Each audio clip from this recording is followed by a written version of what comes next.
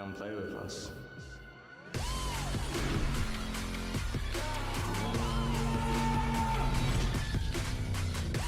He wants to win right here, right now. He's crazy. As he turns it, nice headshot. Oh, clean headshots from Leslie.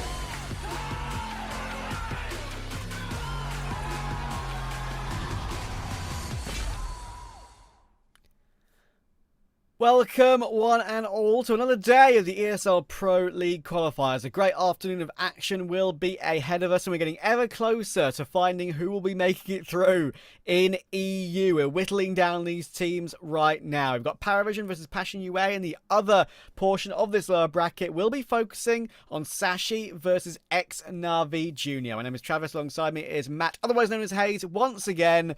And honestly, mate, I'm really looking forward to a couple of these games we've got coming up today. I mean, we've had a few scintillating days of Counter-Strike leading up to this point, and we're now really at the business end of the competition, right? You got to think about how we're down to now 6 teams, making our way through the lower bracket as well. Just one spot up for grabs. It really is cutthroat from here. Absolutely, and I think so far I would say the results are surprising and also not surprising at the same time. So 50% been a bit crazy, 50% been a bit expected, and yeah, I think it's really exciting to see who's going to make it. That upper final, as I was about to mention as well, you know, TNL versus Namiga. I think both those two teams have already proved themselves, especially TNL, is what we've seen from them, of course, in the last couple of days. We saw them against Passion UA. They were brilliant in that matchup, and playing Namiga, of course, with their new signing after moving on from the Zwei era. That's going to be interesting for them. But we need to focus in on the lower bracket coming in here, where, of course, only one team can make it through that consolidation final to get through to the grand final to fight for that one spot at Pro League. It's Sashi versus X-Navi Junior, and Sashi, they've been on a bit of a dream run through this qualifier. They have. It's been incredible from them so far. They've taken down 2 very big names in both Liquid and Fnatic. They even won the first map against TNL yesterday and lost out the decider in overtime. It was hotly contested, and I mean, I'm just very impressed by how Sashi have been able to come into this competition where they were significant underdogs and really make it this far already is a good job from them. I mean, of course, their season started a bit earlier than some other teams, Trav. Obviously, they weren't playing under Sashi. They were playing under the Denmark banner, under the Danish flag. They were at the EEF, European Esports Championship. They made it through to the semis where they lost out to Germany, I think it was. They ended up coming 4th in the competition, or that was the 3rd, 4th playoffs, but that's regardless. It, yeah. The point I'm making is their season started fairly early. They got a good run before they got into this qualifier, and I think that's boded quite well for them. Yeah, I'd agree with that, and I think that's actually something that I'm looking forward to, figuring out how it's going to play out, because that has seemingly warmed them up quite well, because before that, in the early portion of the year, their results were very, very middling in Tier 2. There was nothing really special to talk about at all. No deep runs like we could maybe quote for the likes of a TNL or a Passion UA or a Namiga or a Paravision in Tier 2. There was nothing really to speak of. This form is a surprise. Maybe warming up a little bit earlier, like you say, is the difference.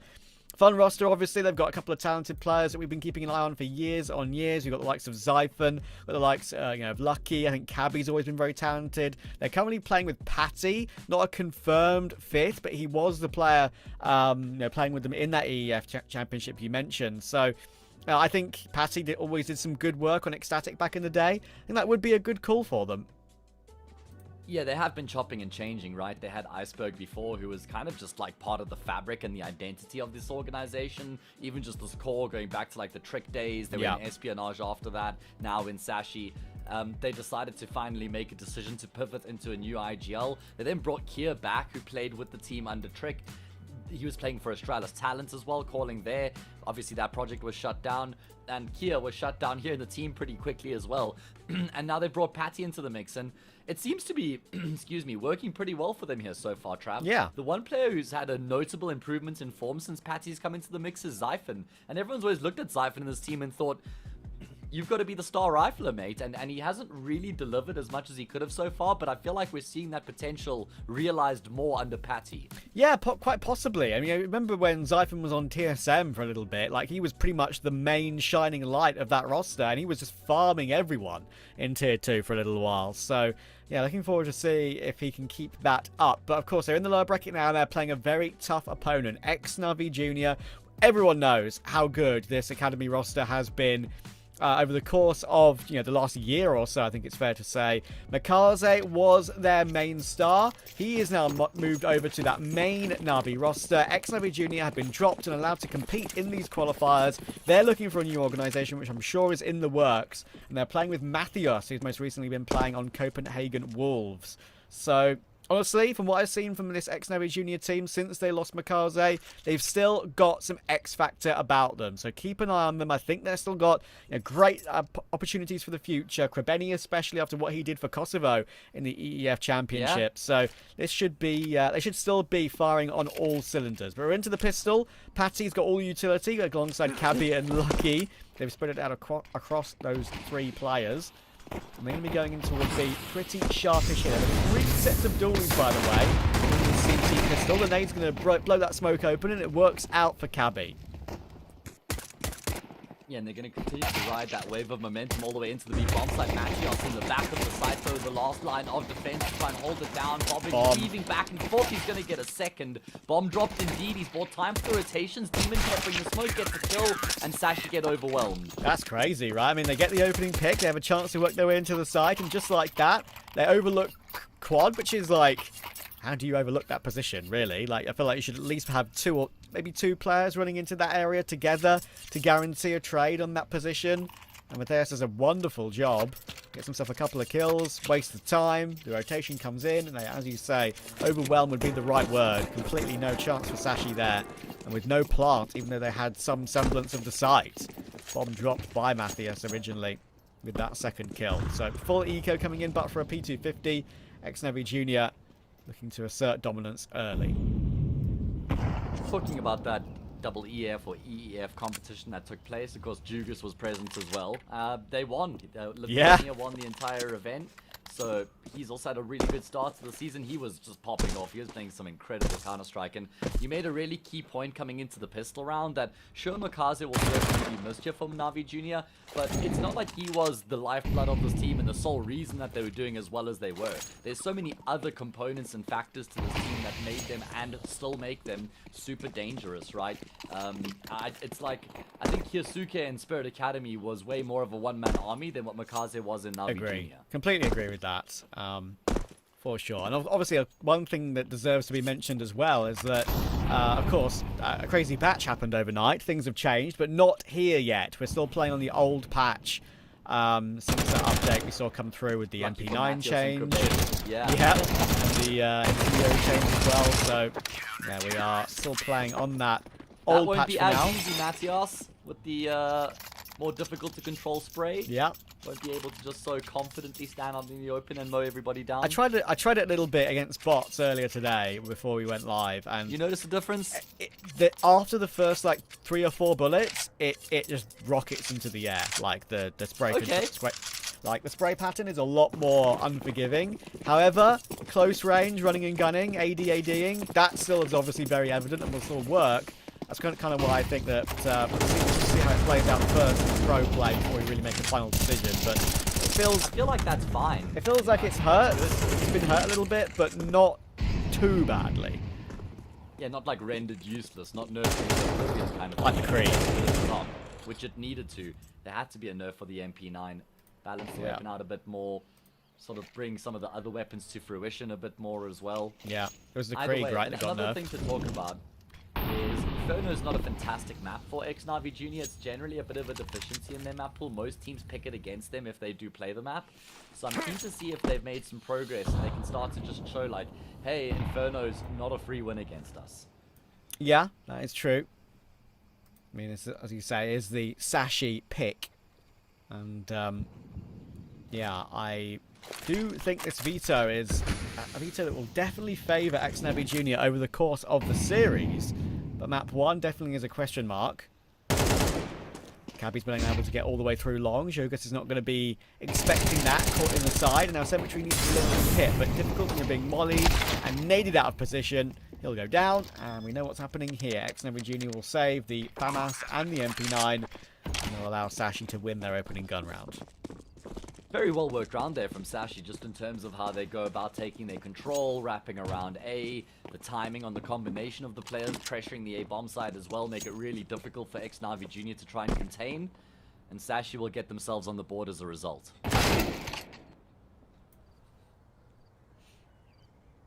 Lucky will manage to get one more as well. That removes that MP9. And Demon might not be long for this world either. Actually, Lucky and Cabby are both pushing in toward his position.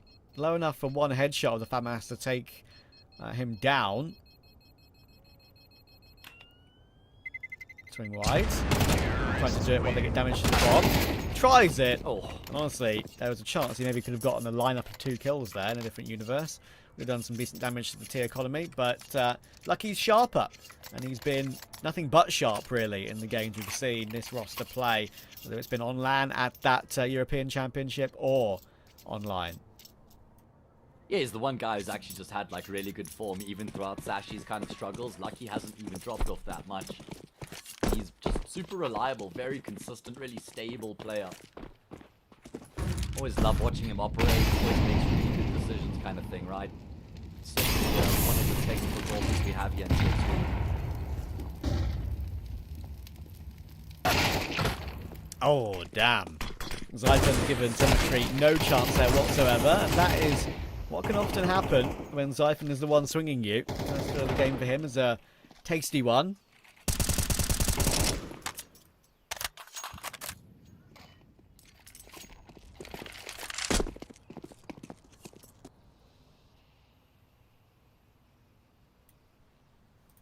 They're going to group up after pressuring Banana, showing some presence there, forcing a rotation off the back of the one kill. They now realize, okay, if there's a player who's rotated off A, they can only be 2 there.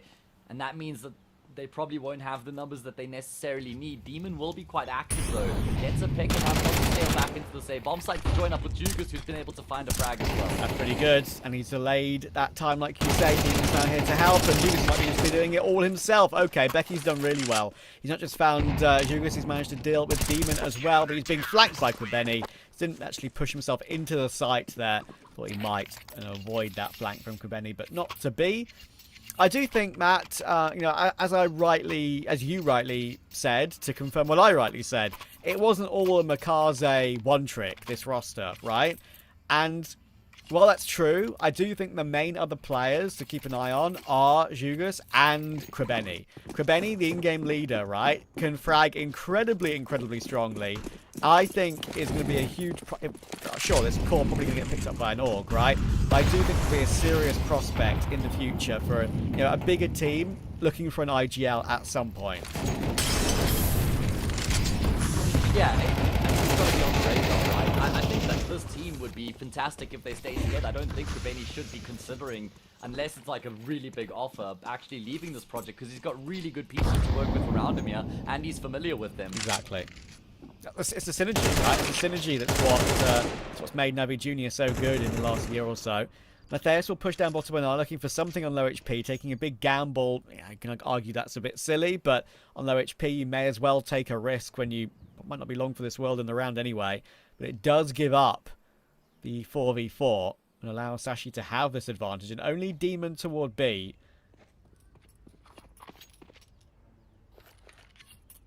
Happy to take their time, something they've shown in the past. And it's difficult for Xnovi Jr. to kind of read into what's going on here, because Sashi have been keen to sort of go back and forth between Banana and Middle quite quickly.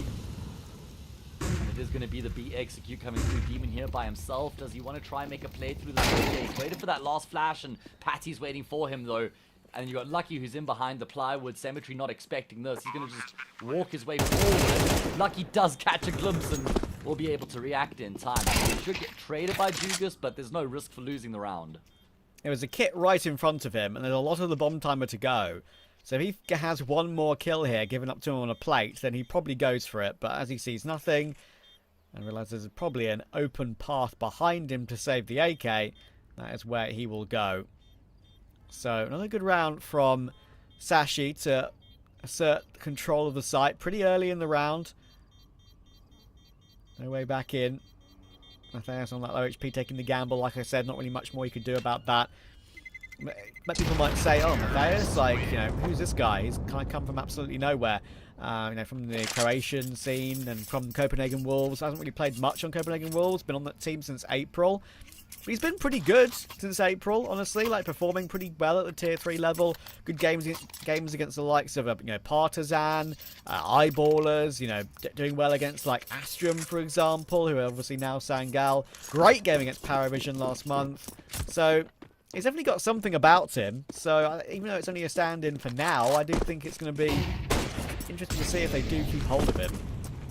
Yeah, I mean, I haven't seen much of him personally, but I've heard really good things from a couple of other casters who have had a lot of praise for Matthias. Kind of rapidly quite risen up the ranks as well, and all of a sudden he's being spoken about by quite a few people. Jugas, he's taken a lot more damage than what he would have liked. There's going to be a move on from Sashi to apartments. Matthias will be good for the first. It's Demon underneath who's going to have to go huge here, because he's lost his team out in the process. Will force the fight with Lucky. Brilliant work from Demon to find follow-up damage on Pat as well. And it results in 2v2 with pretty equal health. It's going to be difficult though still. Even though the health, as you could say, is very even, it's still retaking A on Inferno. Kit available on Jugas. The problem is that he's the low HP player. So that kit kind of needs to go down. He needs to be the one to die so Krebeni can try and clutch and pick up that kit to make it a little bit easier on higher health. But it's not going to work out. Krebeni actually is the one to get taken down first, and Zyphon will eat those up. 3-all early on Inferno. Yeah, and should be a lead here for Sashi as well. Like we've kind of alluded to already in terms of the map pool here, Inferno, a really important map for Sashi in the grand scheme of things because, well, we know ex-Navi, excuse me, we know ex-Navi Junior's pick of Ancient's always going to be a really good map for them, and then Mirage to the decider is like a equally as good almost. So Inferno basically a win condition here for Sashi. Oh, and it's a follow-up force buy, by the way, here, Trav. Yeah, that's surprising. I mean, we know ex-Navi Junior as a very aggressive team, not just when it comes to the positioning and, I guess you could say, team plays when they go for these pushes on maps like, you know, Dust 2 and Mirage. They very often pincer together and go together very aggressively. They're also pretty aggressive on their buy decisions as well. Got some re-smokes here, still 3 available with a minute 15. Good nade. Wow, it's actually hit 4 of them and chunked them pretty significantly. But problem is, Krebeni is still the only one here. It might mean nothing. Yeah, and I don't think ex-Navi Junior are in the business for any rotations here. I think that they're just going to go all in on commit to the stack. Krebeni has been able to hoover up another smoke, so he can try and chain these smoke grenades together. And in the hope, with the time he's bought, funnel them away from this bomb site. But that's not going to happen. He's now been spotted. Oh, how does he get out of dodge? He'll get around the corner, but he's taking so much damage in the process. Cemetery has arrived. There's more rotations in tow, but I thought this could stop it. Oh my word, hang on though. 5-7s are doing damage. Never doubt the 5-7. Cemetery tries to go crazy after picking up the AK, maybe even trying to get through that smoke a little bit. Benny, after his 1 kill, is down to 5 HP, and now Demon is here with the Batman's elevated angle. A little bit awkward from one ledge to the other, but he recovers his crosshair placement. And look where this MP9 is from Matthias. I have no idea he's already here, and it gets himself 1 more kill. Low HP, it's a guaranteed trade for Lucky, but there's no time to win the round. And of course, no bomb possession either. He's out of there. And ex-Navi Junior are going to win that force and pick up 2 AKs. Make that 3 for their troubles. Yeah, the persistence with the force buys works the trick there for Navi Junior. That's a very good round from them. I like the way they cycle the smokes to buy time for those rotations to come through. I like that they even commit to the rotations. I thought it might be a round where they just commit to the gamble stack throughout, but rotations arrive just in time there. And the 5-7s do indeed hold down the line. And also a key detail, Matthias doesn't overplay his hand there. He's the guy, he's like the jail warden. He's the one who's locked the door in behind Sashi. Yeah. But if he overplays his hand and goes down, then they have that path back to the Poor Zyphon trying to be the guy to have control of Banana, trying to compete for it, but naded and Molotov down to 17. There was one back toward Matias to put him on 46 in that early round battle we see all the time on Inferno, but right in the favour of Xnavi Jr. for now. I'm going to be, like, truly fascinated to see what organisation actually, you know, decides to make a call and pick up Xnavi Jr. because I can't really think of many, like, orgs right now who have, like, publicly said they want to pick someone up. Even an org that's not in Counter-Strike right now anyway, right? You see many... Envious, one of them, yeah, I mean, think. you could argue, like, TSM are around, you know. Yeah. Cloud9 always go whispering and looking for teams, but I think Jack from Cloud9 kind of said no to that one, so... It's interesting, right, because we're seeing so many of these orgs that are currently still in Counter-Strike buy cores so often, like Eternal Fire and Sangel have done recently. So I really will be fascinated to see who actually gets their mitts on Xnavi Jr. in the end. Jugas is counter-attacking and tracing one more player here, but I'm not sure it's going to matter. Demon's gone down toward B, 2v4. Sure, a spam works out. That's a lifeline, and Jugas has found that lurk kill that Becky... He's trying to put into practice, all lurking around in mid, taken down. Kit's still available, and it's a 2v2 now. Yeah, and Jugas has gone the entire way back through CT, and Lucky is still sweeping back into Banana to try and clear this out. Patty's taken a big chunk of nade damage, but they don't have any util to actually force him out of position, and Lucky has clear Banana, so now he can confidently focus his attention back in towards the B-bomb side. Cemetery. I was clearing out Patty, and the flash is really good. He's blind and can't put his crosshair in the right position. Now, Lucky is trying to stand tall and go for the frag straight up, but they know that that is the frag that made the difference. If Jugas goes down there, it's round over, because he's the only one with the defuse kit from these two players. So, huge kill, and a big round for Xnavi Jr. to put Sashi's money under pressure. Absolutely, it kind of just stops this back and forth trend in its tracks, right? And, puts Sashi now on the back foot, a round that they probably shouldn't really have lost when you considered how they're able to shut down that aggression in towards the top of Banana. I think it was Krebeni and Matios who combined to try and take that control in the middle of the round. They go 2 for 1, not so convincingly. The first responder goes down as well. But still, like you say, well-worked retake there. Jugas combining with some vital frags, gets on the defuse in time. Navi Jr. go clear by 2.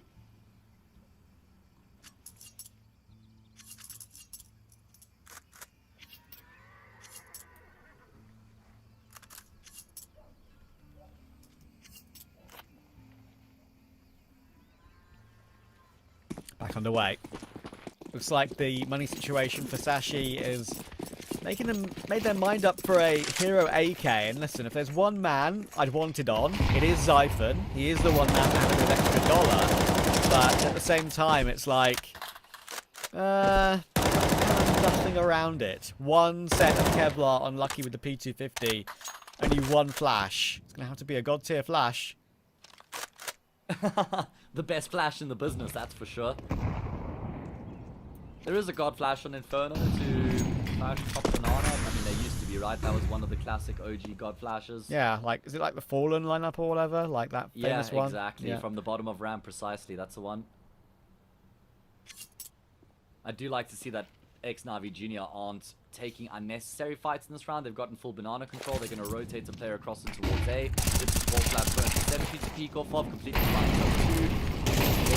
Both those frags support you to the Krebeni arrives, and it's a very good conversion in the anti-eco from the CT side. And that's like, that looks simple, but that takes a lot of gameplay to figure out over time, right? Like, you know, lots of synergy needing to be built up between this sort of roster, and honestly, it looks easy, but it doesn't always go as easy as that. Cemetery does a good job, helped up by Krebeni, and yeah, I don't think it's unfair to say that Cemetery is probably the weakest part of this, like, 4-man core of Xnavi Jr. I don't think he was really setting the world on fire as the AWPer for this team, but he's still very reliable and understands exactly what he's going to do in those sort of situations. Yeah, he is reliable. Good words to use with him, but I think improvement. He's tucked into the corner, forced into the fight right now. He's able to get the first kill. Yes. Support can't help him because the molly. There the we flash go. will come through, but Cemetery will hold it down anyway. All by himself, he gets 3 kills. And there we go. Look at that. Just as I say, I want to see a little bit more from him. He delivers. He can hear us. He can't. We're joking. But, yeah, that was beautifully done. And not very rarely you see that as well, right? I mean, you could probably argue that it's rare that we see that because teams are just good these days, and Sashi made a mistake there. They should have absolutely traded him out. But to get 3 from Sandbags top banana with an AWP is something that very, very rarely, very, very seldom happens. So great work from Cemetery. That's at least a 7-5 confirmed. It could be even a 9-3. And now you start to get quite concerned indeed here for Sashi, because this is their map pick. We had those sort of force wars going back and forth. 7-3, they're going to have to eco. Should be 8-3 pretty easily. And I think X-Navi Jr. might even be more deadly on their T side of this map, where they can just rely on their like individual pop-off prowess, big players having big moments, just working as a group, trading their way forward. So I think they've already done enough here on their CT side. Yeah, completely agree. I think this is a very solid CT side for X-Navi Jr. They have played it 9 times as a team recently. Of course, some with Makaze, some without. But it's their CT side that really struggles. And I understand we're in a team meta. This is a team-sided map. They had a 39% win rate on CT and a 51% win rate on T. It's not a strong suit for them, this map, at all. But they're bucking the trend today. That makes me think, good luck, have fun, Sashi, if that's the case, right? Navi Jr. get anything more out of the first half. It's going to be difficult. They have to try and contain these Tech 9s, which are kind of running rampant right now. Jugas at range will be able to at least find one.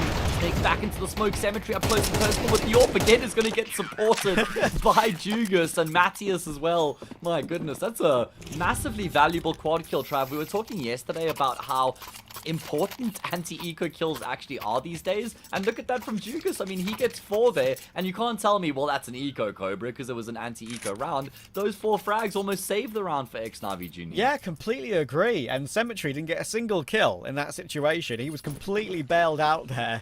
Awkward position to be in with the AWP, I get that. But yeah, that's an incredibly good hold from Jugas to keep in control of this map now. And a chance for a 9-3, like I said, is the complete opposite from what we usually see from X-Navi Jr. Makaze or not on Inferno. Very impressed so far. Sashi picking to this map a hell of a lot. It's their like 3rd or 4th most played, but it's still 26 times in the last 3 months. If they get caught on this one, they're going into a very, very strong X-Navi Jr. Ancient.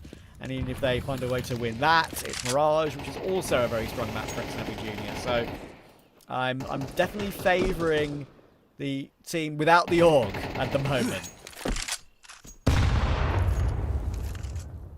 Yeah, I think that's probably pretty fair. That is a sane assessment. I feel like Sashi actually desperately need a 4th round here. It's already going to be really difficult for them, but 3 just feels impossible, like up against X-Navi Jr. Sort of, I almost want to say like star-studded lineup even after Makaze has departed. Yeah. A lot of credit deserves to go to, you know, Coolio as well as the coach behind the scenes. I think the same could be said of how good he's done with this team, with like how good Sotvic did for Spirit Academy over the years as well. Like I said, maybe Coolio's sort of opening into coaching a bit more than Sotvic's, but still, betting to be forced to the open here as they go for this B side play. Toward him, and Becky work out the opening kill. Demon trying to respond, but you can only really expect 1 from that sort of a gamble play. Chance to deny the bomb plant. Oh, close. But Zyphon covers the line. Now, Cemetery is 1 versus 4. Not going to be winning this one with the AWP in particular. Let's see what he can do. A couple of kills would be nice just to pad that stat a little bit. 9 kills in the half. See what exits he can find before we put a pin in the first half of this lower bracket matchup. Whoever loses this one is out of contention for Pro League. And Zyton will put an end to it. So it's 4 on T side for Sashi. I don't think that's going to be enough. We'll see if I'm right after the break.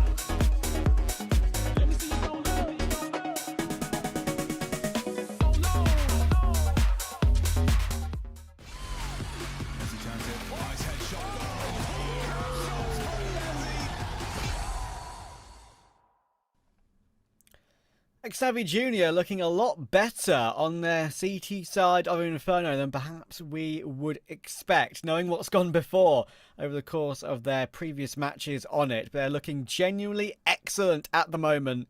And Sashi, only 4 on T side on a map which is their pick, which they kind of have to take. Looking at the rest of the veto, I am concerned about how long they're going to stay alive in these Pro League qualifiers. I mean, it's already been a borderline, like, miraculous run from them coming into this, right? The fact that they were even able to get past Liquid was amazing. I mean, remember, they had beaten OneWin before that as well. That's where their journey had begun in the first round of the first stage. Yeah. Beat OneWin, then beat Liquid. Then they were able to beat Fnatic, and then only narrowly lost out to TNL. So they've played against some of the highest rated and ranked teams in this qualifier so far. And they're still here. They're still alive. They need a pistol round, though, Trav. Yeah, they never said die in this qual at all, and obviously it's a long way back now on CT Inferno, but I've got reason to believe they shouldn't be counted out. Let's see, 3 players for Xavi Jr. on 11 kills from that first half. Very solid across the board, great team play, and look at that, shots like that toward Becky. It's what makes them so difficult to face. Siphon has maybe like, what, 2 seconds to maybe try and hit 2 or 3 shots, but he's going to get jumped on, he's going to get leapt on from the apartments, and the bomb plant will come through toward A as he goes down.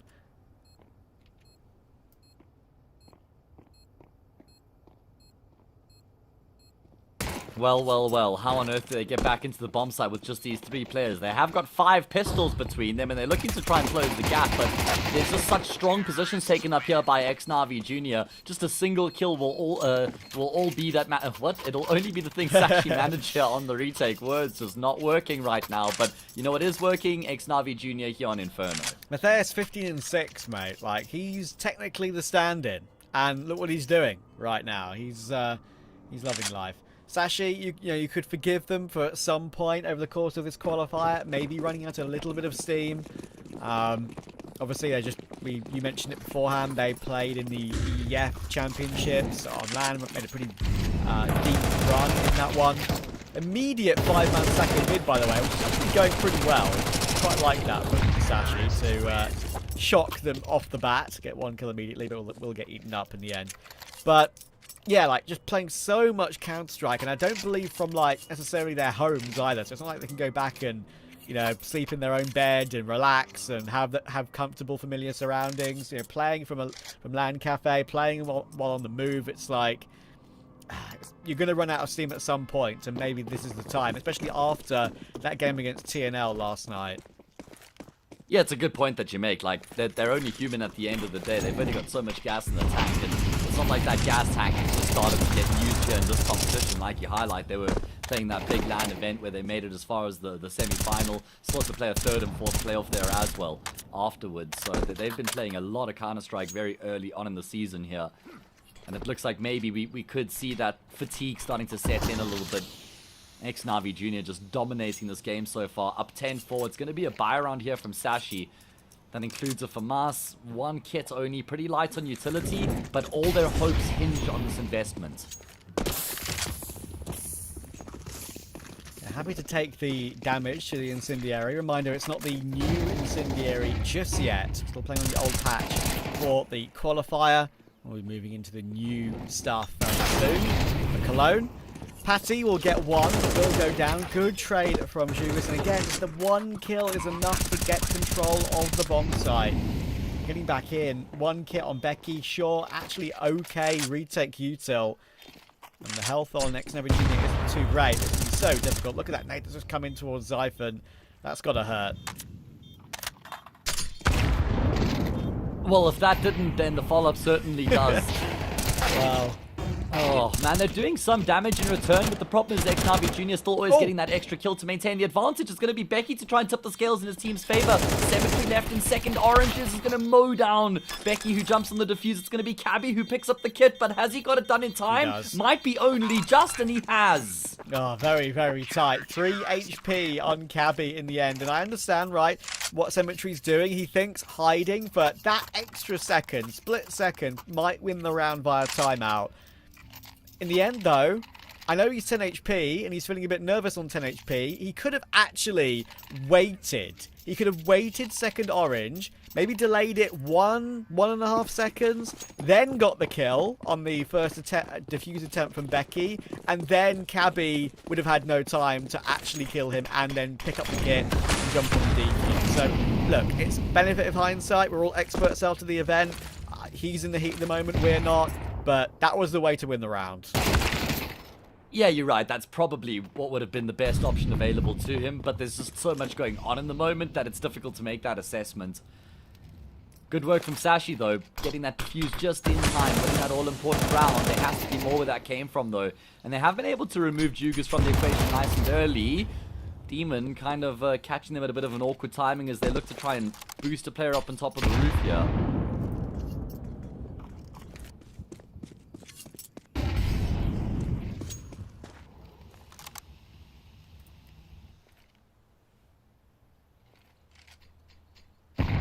Cabby jiggling long. A couple of players looking to come toward him, and he takes a lot of damage for that. Realises that refacing at all is a bad idea. So play with your two teammates on site while they're in pit. That avoids getting taken down for free in any of these situations. At least you're trying to play a crossfire. When you've got a 5v4, giving that up would be ill-advised.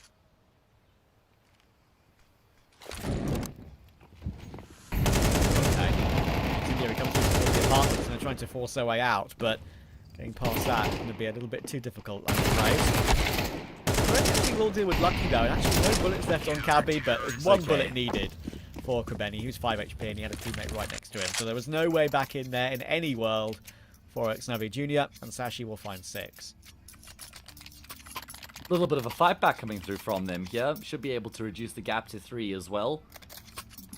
I like that they're having the confidence to go for some setups and reads here as well. They're shifting the defense. They're trying to predict what's going to come their way. Getting control of Banana, rotating the extra player across, cycling the utility, giving themselves the best chance possible.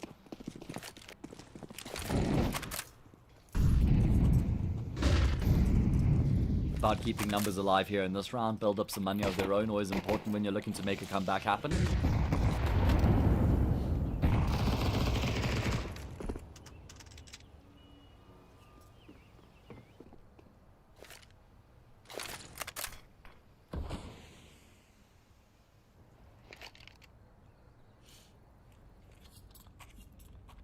Patty flashed in. Sees a thing too. Now he knows what the idea is. Should be all clean and happy here for Sashi. But it's a long way back. Xnavi Junior's buy is coming in next round. Sashi are in a position right now as well where this one qualifier can help out their VRS points quite a lot actually towards the second half of the year. Like almost in a position in a way where it's one of their few events so far this year where they've actually looked pretty good in, other than EEF, but obviously that's unranked as that's a European, national team tournament. So if you look through their events this year that they've played in, they haven't really gone deep in any single one. That's the crazy thing, right? They played Level Up Lund, Galaxy Battle, Y Games, other online cups like Rainbet and CCT, Yellow Compass. They haven't shown anything good at all, other than the 3rd to 4th place at the Gamebox Festival, and that was, Heroic Academy outplaced them. So, not really impressive at all. Yeah, it certainly has been a bit of a rough year so far for Sashi, but perhaps the second season, the second half of the year could be theirs. Look at the shutdown, an emphatic shutdown here. Again, I was talking about their reads so far we've seen on the CT side and how they've had pretty good ideas of what's coming their way. This time, it's 3 players in towards the top of Banana very early on. And it's Xnavi Jr. who send the entire team in that direction and they just get completely mowed down.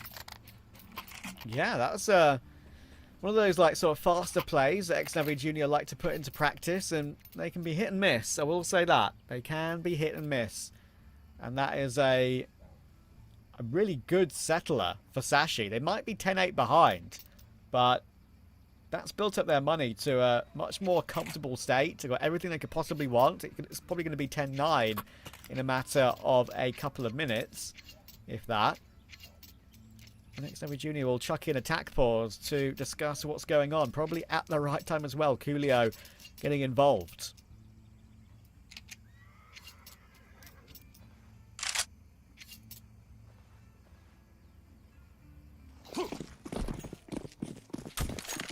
Yeah, good opportunity for Coolio to just relay some thoughts here through to the team. We were talking about how we were actually expecting X-Navi Jr. to have a better time of it on the T side of this map, but that hasn't necessarily proven to be the case just yet. They won the pistol, they converted, but they've lost, what, 4 in a row since then. Gap should be close to 1 here.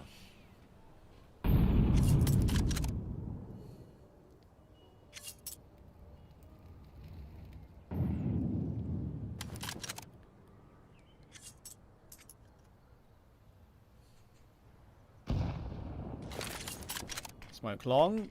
Always a risk with these sort of buys if you're a CT side. Just got to be careful here.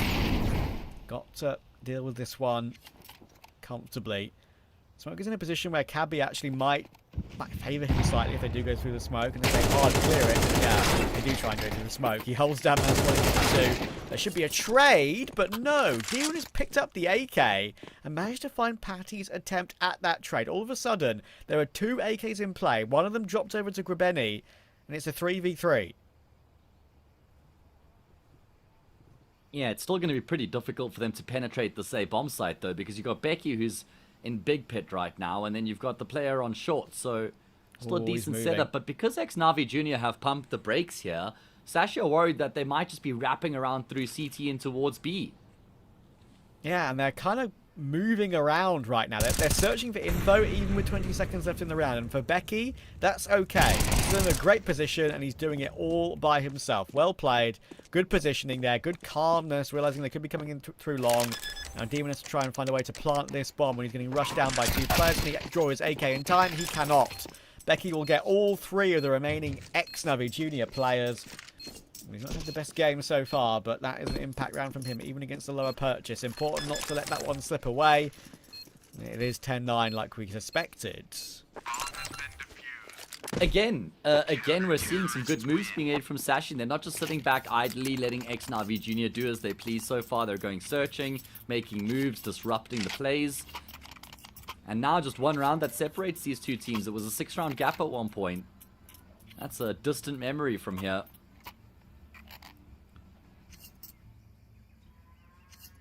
I want to see a proper round here from X-Navi Jr. where they're not just going for like a bit of a cheese play or a gimmicky play where they're just trying to run with 5 players up middle or up banana and expect to be able to brute force the defense. See a little bit more finesse here. See them just massage around a little bit more. That's not a massage. That's an HE grenade to the face for Krabeni. He's taking 58 damage. 68 damage. Yeah, that is painful.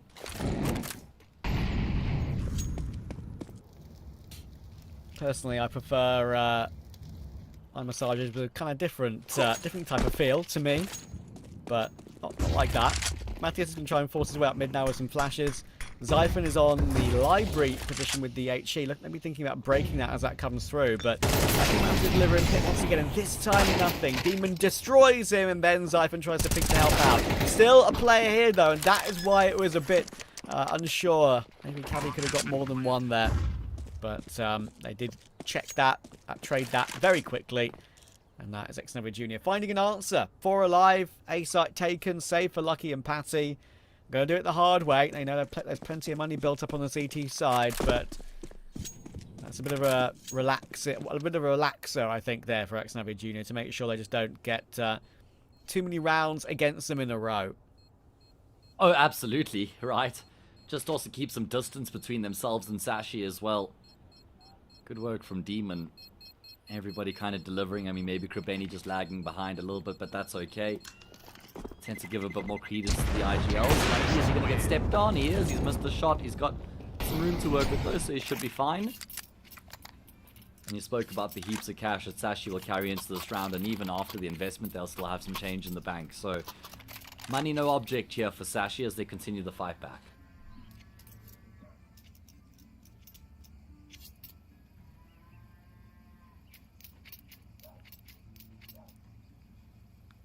Sashi using attack as well.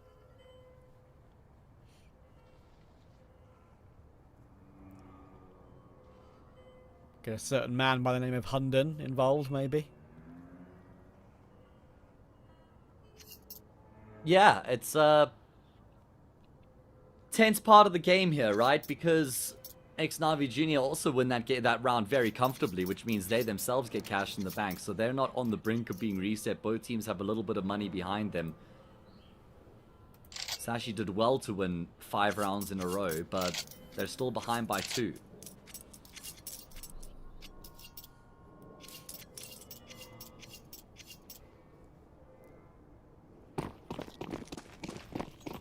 We change up here perhaps for either one of these two. We've seen aggressive top banana takes, we've seen some A plays that Xnavi Jr. have been able to kind of leave till later in the round. Crisp entries next toward long, and oh my god, dude. Lucky thinks he's got a great opportunity to get an opening pick with that nade to break the smoke, and Demon, well, maybe the Demon in the nightmares of Lucky. That nade's gonna hurt. An ambulance, but not for Demon. You're right. The nade does dunk down, do a significant amount of damage combined with the little spray there. So at least they've been able to tenderize a few players on the opposite side of the server, but my goodness, Cemetery just drives over Cabby, and he wants to continue to feel this out as well. He's just trying to apply pressure to focus the resources and the attention towards, say, bomb site. That's exactly what he's done. Look at how he's drawn Patty across, and he continues to find frags. This is incredible work from Cemetery on the fake. He's still not gone down yet. Still not gone down. Finally, Zyphon will remove him, and there is going to be a rotation now back toward B. They were waiting a banana the whole time to see exactly what plan they should have gone for, and I actually really appreciate them not diving in and assuming that, you know, Cemetery's done the work to completely clear out B. They actually delay it a little bit. They know that they can get the smokes down, they can block off any rotating and retaking Sashi players. So they figured it out. Simple as that, really. Sell that fake. Cemetery does all the work. 2 kills. And they can easily take B and win the round. For a moment, they were always almost trying to rotate back into Cemetery because he wasn't finding any further players on the site, and he was thinking, well, they might be on B. But in the end, it all works out for them. Patty is looking for some extra kills here. He doesn't have a kit, so there's nothing that he can actually do about the defuse. He's just hoping that perhaps he draws somebody back in, which will in turn cost him his life. That's fine, though. Plenty money, so that's not a problem. Yeah. But Xnavi Jr. have been able to get their campaign back underway here, Trav. 3 map points. Yeah, actually didn't matter too much, right? Like, just try and chip away at the money a little bit. So, like, if you win, when your money's fine. So if you win this round, suddenly maybe it's a little bit worse for Xnavi Jr. going into the final 2 rounds of regulation. Worth a gamble. I think even if he had a kit, he wouldn't have been able to defuse that, honestly. Just the room, say. Nadal coming towards the Benny. Once again, smack him on the shoulder. Down to half HP. But look at the return nades. Goodness me. Zyphon and Patty eating those. And Xnavi Jr. just 5 kills away now from taking Sashi's map pick. And a map that they aren't great on, Xnavi Jr. as well. So this would be a frustrating loss for Sashi, knowing that map 2 and 3 are both pretty Xnavi Jr. favoured. Lucky needs to deliver, and he will take down his counterpart. Opening pick. Gonna have to more where that came from, but again, Sashi have got the read. They've got the setup here with 4 players rooted on this B bomb site. Cabby holds the perfect position, so difficult to clear that one out. All comes through from the wall bang. It's gonna be Demon who's coming out of Palace, and he's been able to double down, but he's not gonna expect the last player in the corner of the bomb site. It's Patty who's there, and the extra man ultimately makes the difference. Yeah, a little bit whiffy from Patty, but he knew he only needed 1 bullet. Look at Patty's assists. He's got 13 to go along with his 13 kills in this game. So he's done a lot of nade damage and a lot of flash assist work as well. Patty historically is a in-game leader for Ecstatic back in the day. I say back in the day, it wasn't really that long ago. But yeah, it's a chance to stay in. 12-10. Last of the 3 tactical pauses for Xnavi Jr. has been used.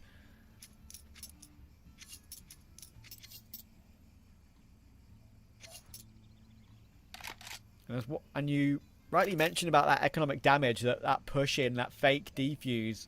at the end of that previous round will have done. Well, if Sashi win this round, the impact, losing one extra player, is that they'd have no money other than what is left on the bank of Krebeni. Yeah, it's a good point, actually. It's got to be essentially here and now for Xnavi Jr. Sashi have done really well to fight back to this point. They'll kind of be kicking themselves, thinking if only we could have gotten a few more rounds out of that first half. A little bit more breathing room could have made a big difference, but they're here now. They're still alive with the chance. I feel like at this point, Xnavi Jr. need to realize that Sashi have been going for quite a few gambles in their rotations. And maybe just throwing a bit of a fake into the mix, recognizing how quickly Sashi have been rotating might be a good option. Patty will re-smoke. Is it too late? I don't think so, because Zyphon's here as well, doing good damage through that smoke, and Patty will find his one. And there are one kill back for Krebeni, but in comes Lucky, a kill through the smoke, and then the push through with the 5-7. Now look at that dollar for Xnavi Jr. Galil available, maybe 1 AK on Krebeni. I think you can maybe get one extra Galil as well, but utility will be limited. We've actually got enough money to give Cemetery the AWP, and I respect that highly for Krebeni, right? He's the in-game leader. He wants his AWPer on that AWP, even on T-side Inferno, to try and get an opening pick and somewhere to work the map. I think it's the first time we're actually seeing the AWP from Cemetery on the T side, though, and I'm kind of surprised that it's taken this long. And it makes sense that, like you said, they'd prioritize the AWP in the situation to just go for something different. Roll the dice on the AWP and see if perhaps that can be what gets them around across the line.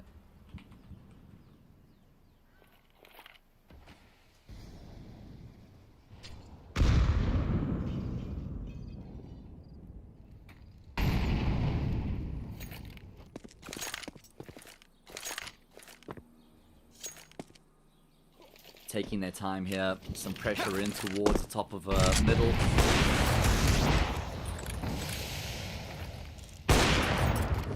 But util starts to dwindle now for the T side. Yeah, that's the issue with limited buy.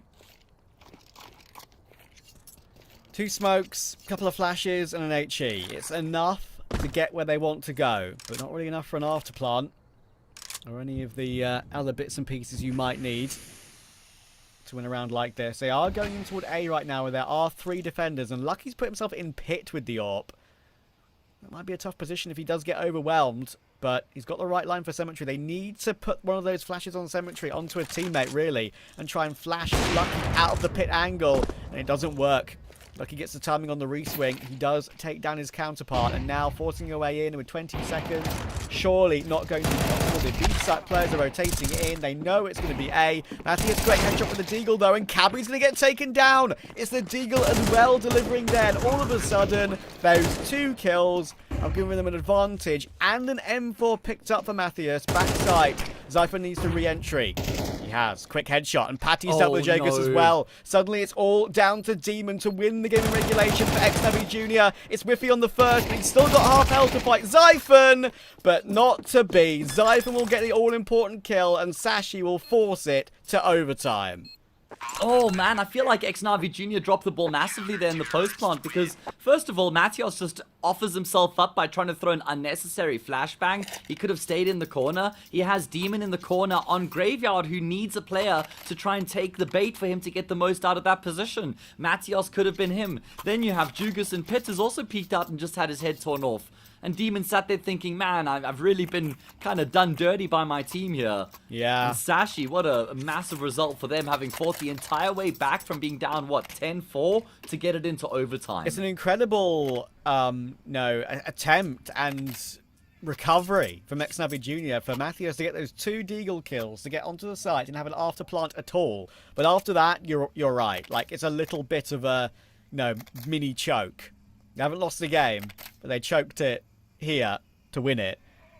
Demon tried his best with what he was given in that situation. Could only really go for a swing and try and hit an immediate double headshot with a Galil against a full health Zyphon. Going to be unlikely.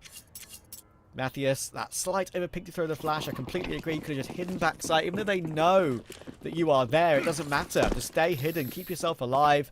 And of course, as we could see, Jugas thought he could just go for it. Go for the swing, take a quick trade, use it an advantage. Look at this, Cabby. He's just pushed down the middle with absolutely no knowledge at all from Xnavi Jr. that he was giving that one a go. That is pretty crazy. 3 kills just like that for Cabby on the first round of OT. What a time to decide to do that. Yeah, what a round to bring it to the table, like you say, here in overtime to take the fight to Xnavi Jr., something we haven't seen from him yet throughout the entirety of regulation. First round in OT, catches the T side completely off guard, and Sashi now in pursuit of a lead. We spoke about how fatigue could potentially be a problem, but that's not the case any longer. They've been revitalized here on Inferno. Becky on top of the roof, going to go completely unchecked, uncleared. He finds a frag, he doubles down, and Sashi indeed have the lead.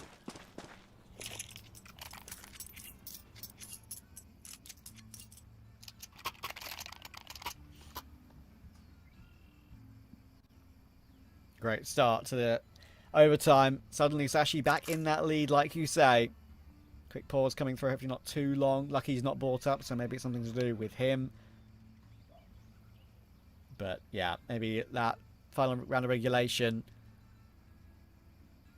has been in their mind a little bit, even though Sashi did call attack pause before we kind of got underway in OT. Give it a little bit of a break, but Xnavi Jr. might think they should have got this one done here and now. And as I said, right, if they did get the map done, map 2 and 3 was just so heavily feels like would be in their favour. Got a little bit of an extra break coming through here, though. I believe Lucky's headset battery has run out. That's the problem with wireless in the modern day of technology, guys. Just use wired, for goodness sake. I'm joking! It's great. See you after the break when he's ready.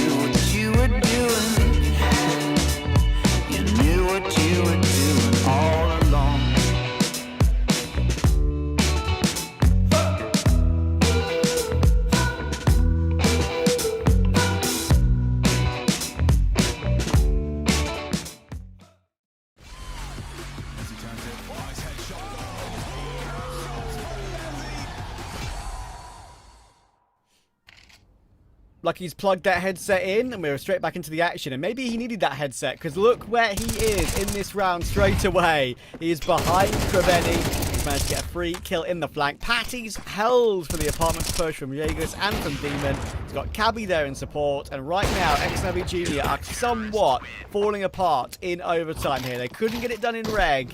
And now Sashi are up 14-12. I mean, from being down 10-4, Sashi have now gotten themselves a 2-round lead. That's incredible. They've won, what, 10 out of the past 12 rounds have Sashi.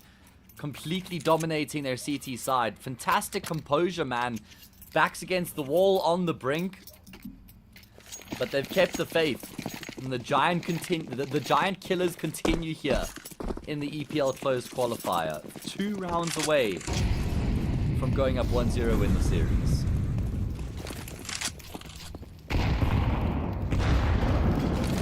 Sashi doing it the hard way in this qualifier. Probably the hardest draw out of everyone. But hang on. They've got a hard duel in the apartments. And they weren't able to win either. Instant double tap from Jugas. Now Cabby the chance to ask straight back though. Oh, he gets 2. That's fair enough, but he was always going to be traded, and he would have needed 3 somehow to make this round properly doable. Of course, Sashi, there's no reason not to go for it. It's overtime after all. So they're going to give it a go. Nades trying to be banked off the corner there. They have lost one 3v2 already on the A-bomb site, ex-Navi Junior, and it would have won them the game in reg. Patty gave forward to the apartments. Could be a kill on toward Demon. Same position Demon was in earlier, and did in the end not work out for him. Patty, important kill, and they know he's there though. Sight and Pit are the last 2 players. The Cemetery's waiting for that smoke walk, and Patty is forced to drop into the arms of Matthias. Nothing you can do about that. Zyphon will walk also into the headshot of Cemetery. So X-Navi Junior will stop the rot somewhat there, and at least get themselves 1 in OT. A round like that from Jugas as well, I was so confident that Navi Junior were going to be able to finish off the job on the T side.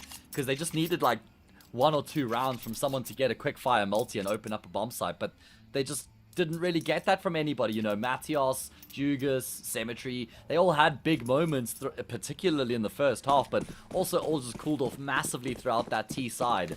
They have kept themselves in it by at least winning 1 round out of that first half of OT though. Sanchez in the lead as they go back to that unfavored half.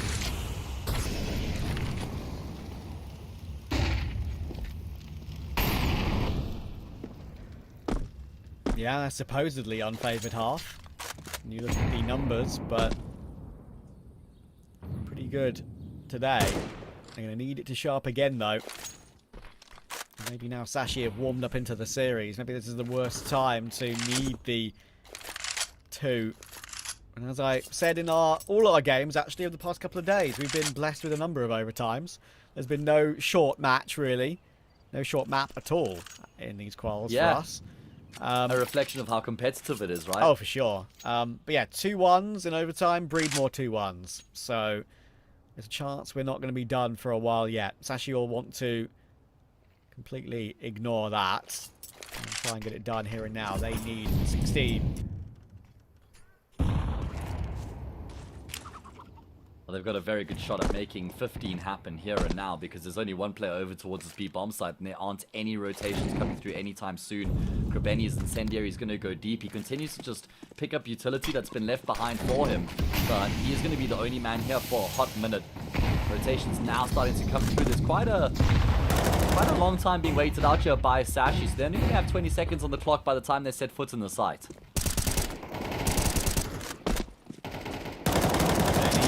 Off. Bomb plant will come through. Cemetery can maybe afford to go for a wall bang on that planter, but as that smoke faded, I think he decided it was better to not do that. So a full 5v5 retake on B. This is usually almost impossible to get through, and there we go. Just like that, click of a finger, 2 kills for Sashi. And they're kind of repositioned to good areas as well. Kind of double pull. You can't kill both out of position. Demon and Jugas will actually do a good job at responding. It's a 1v2 now for Jugas. No kit picked up in overtime. That's a bit of an oversight. He's going to have to pick one up off the ground to win this clutch. It's on the right there, and he's found it. And look how far back Becky was playing from. And because of that, Jugas is totally confused. He's like, wait, he's not on the site? He's not facing me? Surely I can have a chance to kill him and defuse the bomb? Nope, he was nowhere. And that will secure Sashi some map points. Yeah, very good work here. Sashi getting themselves up to 15-13. A fantastic round from them. Very simple. It was quite a risk because they leave that one very late, but everything goes according to plan. And they also know that ex-Navi Junior don't know for a fact that they are going to be executing into that B-bomb site very late. That's why they can, with confidence, know they're at least not going into a stack, because they did have one player who's still kind of feeling things out A and pressuring that side of the map.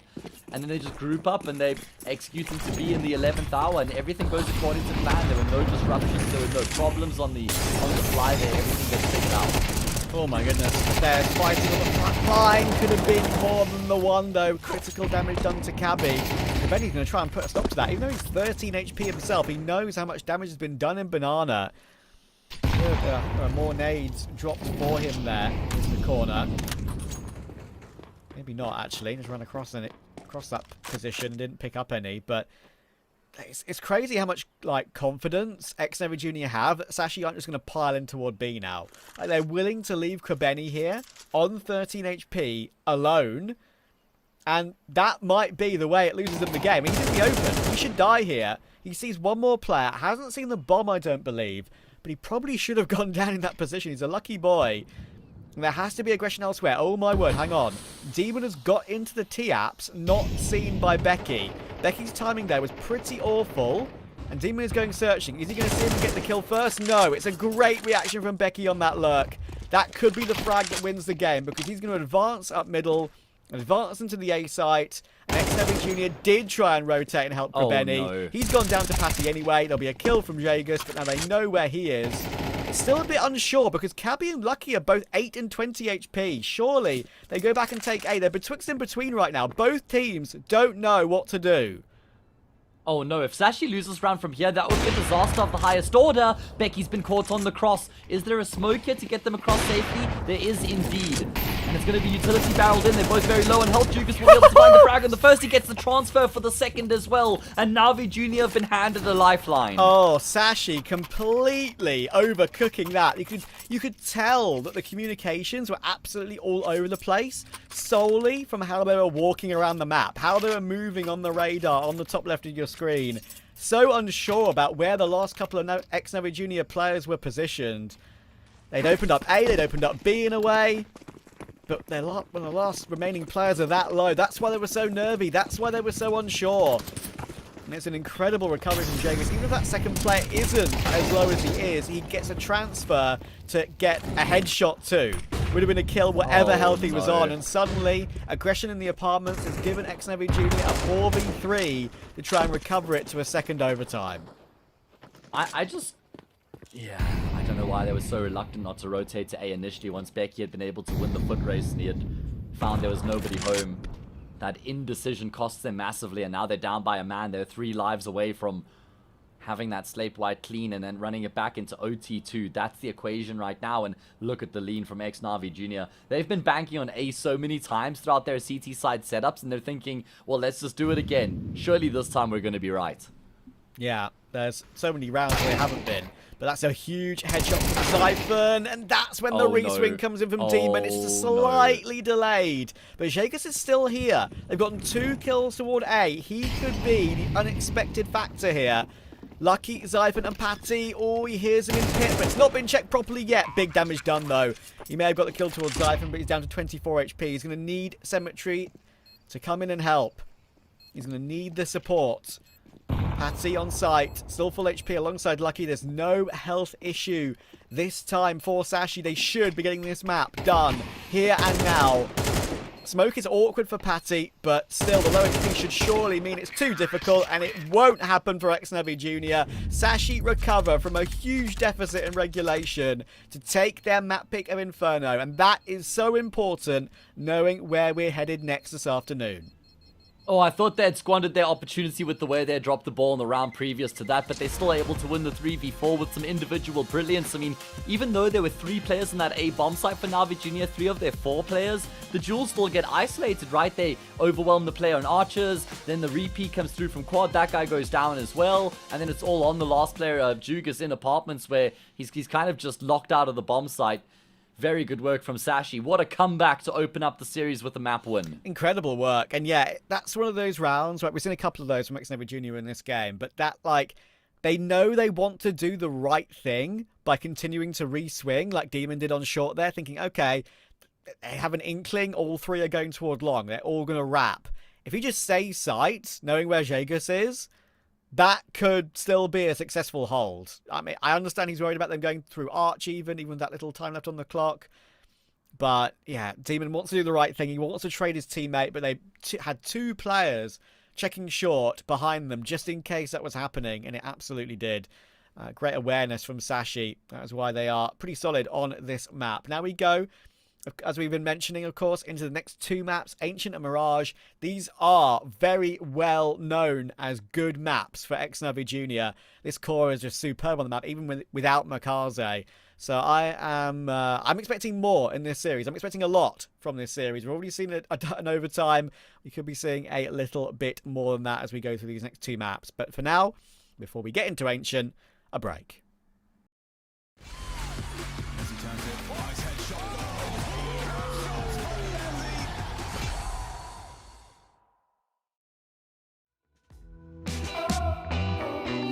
Tried to disappear. You can't find me. You can't find me here. Soon the world will be far behind. I tried to get away, but you keep sending me a sign. Oh, baby, there's nothing I can do.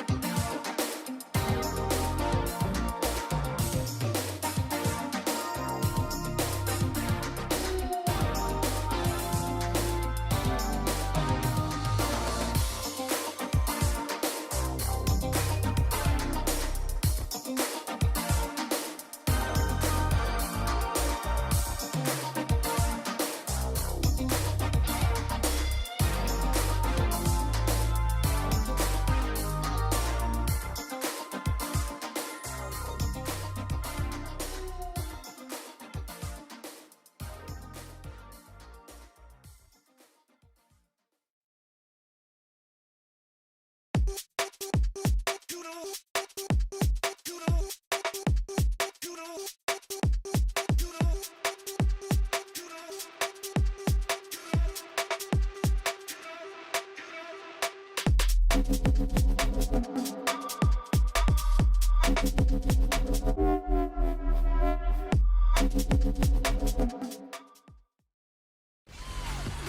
turns it, nice headshot goal.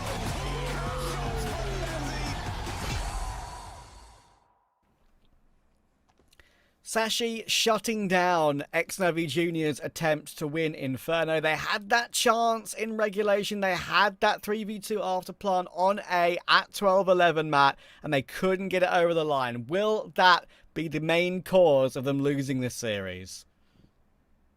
Well, it's certainly a good question to ask if they do go on to lose one of the two following maps, right? Because it feels like they had the game right there in the palm of their hands and they weren't able to get the job done, get it across the line. Now, it means they're going to have to win on Ancient and Mirage, which isn't like an impossible ask out of this Xnavi Junior team at all. I mean, there was always a decent chance, I'd say, that they were going to go down 1-0 in the series with the map being Inferno. It's just the way they lost the map, right? Exactly, and now you have to look back at their previous results on Ancient and Mirage that we're going to be seeing maybe if they win this one. And you say, okay, well, they've got a great record recently. They should be still beating Sashi. Xnavi Junior have won so many of their Ancient games, whether they're with Makaze or now without Makaze. They beat OG on it 13-3 yesterday, and that's not even an OG that it's a poor map for them. They love going into Ancient. We saw them play it a lot at the major, of course. So to beat them 13-3 shows what they're still capable of on this map. Can they show it again today? We shall see. We're underway on the pistol round.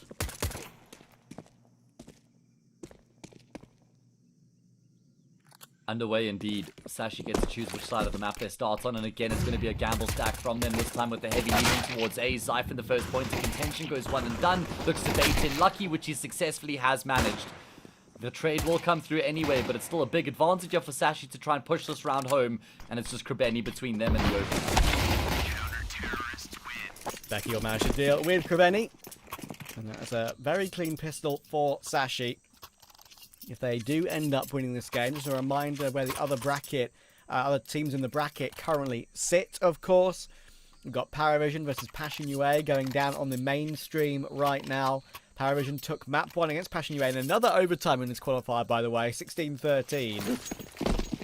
And, of course, our first map here was 16-14, so very similar, and shows how competitive this qualifier is. Winner of that plays winner of this, with TNL versus Naviga waiting tonight in the upper final to see who gets through to that grand final qualification match. I would definitely say that one's a bit of a 50-50, that's for sure.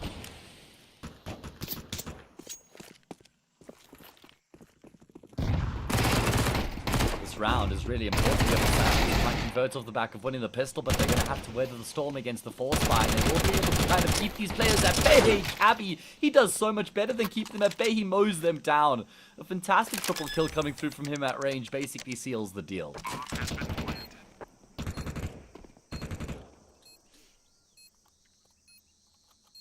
Krebeni is dead. There we go. It took a lot longer than I thought. Patty will take him down. Sashi will manage to win that second round, win against the force spy with 3 players alive. That's going to be very handy for them.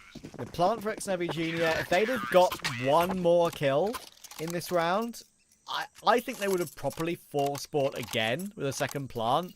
But I think, yeah, when you've got a little bit of money built up on Sashi now and they're going to have rifles, just play it safe, go for the half buy again here, which could still net you a plant and some good damage, and get the AKs out when you're 3-0 behind. I've got one though. Yeah, Hero AK on Krebeni. See if he's going to be able to put it to some good use here. How does he go about his business here with that lone rifle? Maybe the Tech 9s for now and take some space in the middle. Krebeni's kind of lurking with that Hero AK. So not going to be a position for someone to recover, not in a position for somebody to aid him either. And he might just be the last man left alive all of a sudden. He's just going to get the one and then go down. Yeah, and they know it's an AK. It's not like it's completely unknown that he managed to get taken down there. So I'll be able to find it, I believe. There we go. Lucky's got it. So a freebie for Sashi in this round. One of the things that does characterize the X-Navi Junior style on Ancient is very, very pacey. That does lend itself to how this map does play, with these amount of fast speed ramp plays you can go. You can rush toward A at the beginning of the round and usually get a good amount of progress. But very interested to see how... There we go, they're going for it straight away. Look, straight up ramp. As I say it, they go for something a bit quicker, but it's not working. The MP9 Patty still manages to find two. Against that full purchase, good flash comes through. Matthias will be able to take down Becky. Not sure if that was a team flash or a opponent flash. You can see it in the kill feed. So they've got a 3v3 with the bomb down. Yeah, they're just going to look to completely try and reposition here on the retake. You've got Cabby who's on a massive flank, but he's going to have to just wait a little bit here for his two teammates who have rotated the entire way around through CT, or should I say rather through middle, in towards Jag. One of them spotted. Cabby will be able to get the kill on Krebeni. It's not the cleanest, but he finds the frag anyway. It's now on Matthias and Symmetry, and Matthias takes a big chunk of damage to the nade, but still holds his ground anyway, and then he gets the fadeaway frag there on Lucky. Zyphon shell-shocked remains in position, but there's no way to win the round by virtue of the time, or is there? He's going to find the first, but Symmetry will duck down for the second and get his team on the board. Matthias is one of the most, probably the most unknown player on the server. Out of everyone here playing today, if you've been keeping up with Tier 2, Matthias has probably been playing only in Tier 3. That might have been, and I've watched him play a little bit for Copenhagen Wolves, actually. I had the chance to cast him a couple of times. That is the best shot he's hit I've ever seen. Especially in an important situation like that. That was crazy. Quad kill. First 4 kills of the game gets Navi Junior. It's Navi Junior, the first round of Ancient.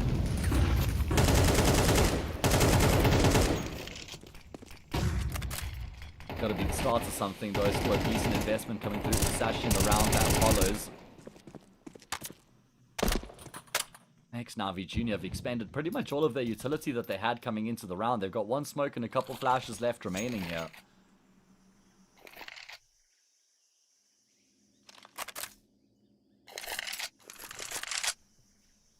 What's the setup going to look like for Sashi? Start to move some pieces across the board as the round goes on. In fact, it's 3 players in towards red room, so they're going to venture back into middle, realize there's nobody there, and it's all about the timing when they actually start to pad up the defense on the, say, bomb side. And I think Navi Junior, they might just go for contact here because they don't really have the util for an exec. Yeah, they're going to hear it and see it.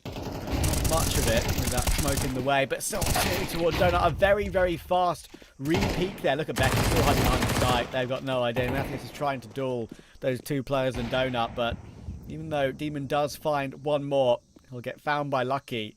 Means Krebeni, the in-game leader, needs to win a 1v3. Can he isolate this duel? Bombs up on the front of Donut. All we know where Becky is. The stink came through.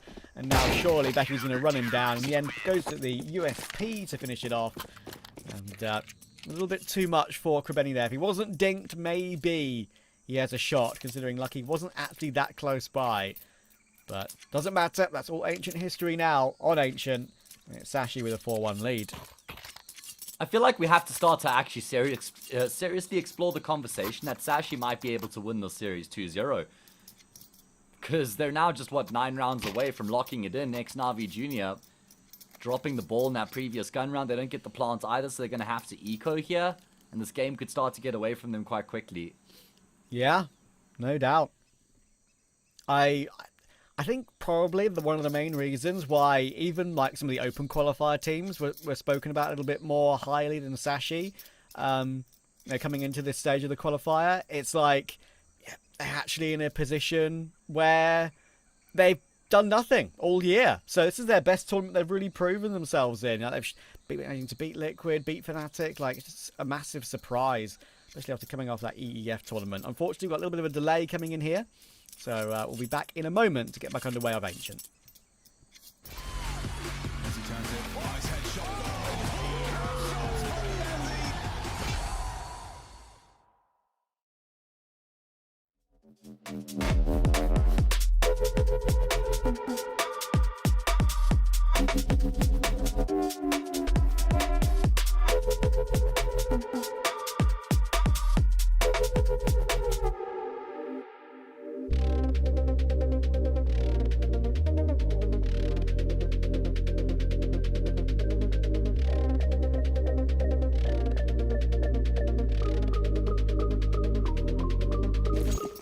said it would be quick.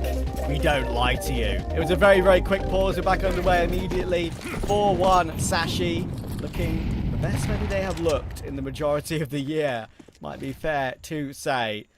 Xnavi Jr. on the ropes at the moment with a force spy coming in here with their singular AK, but that's all they have forced into. It's pistols around it, and Patty has blocked them off.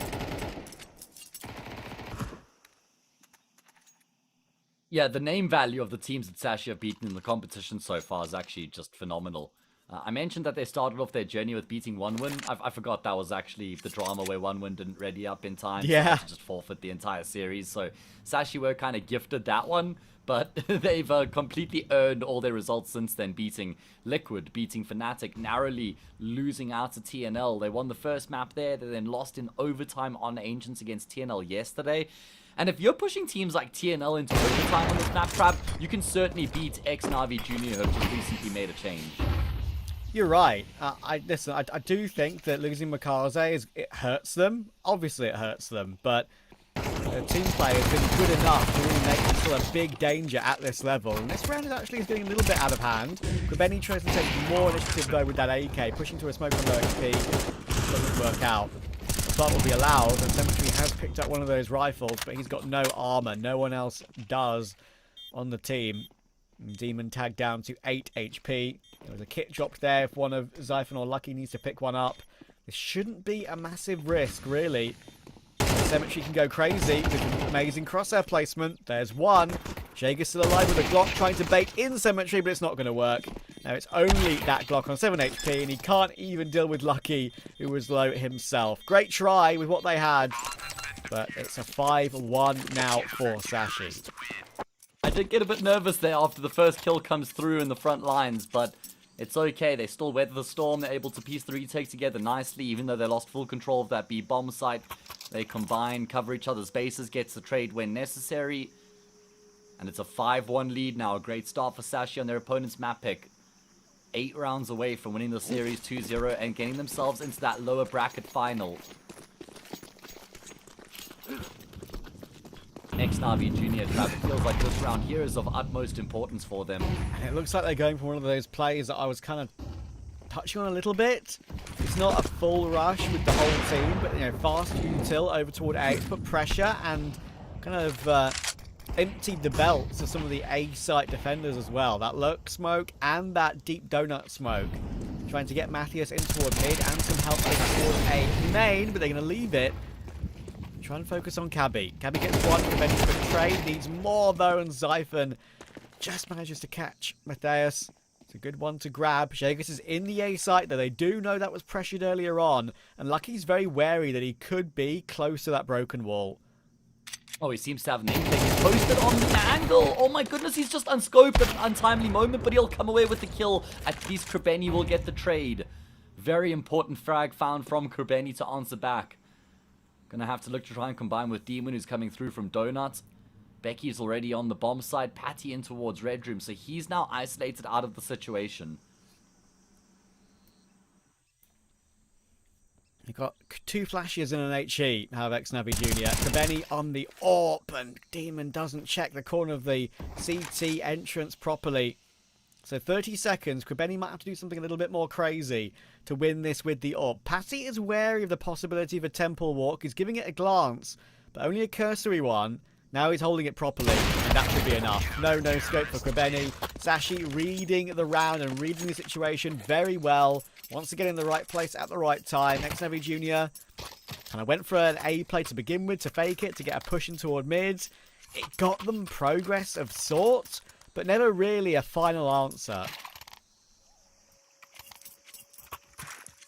Yeah, I mean, the problem is that they're just not really getting any favorable starts in these rounds. They're not getting, like, opening kills that go untraded, where they can then take control and set themselves up for an execute. They kind of going for some of these executes in towards A without much going for them. They haven't really had much success in middle either.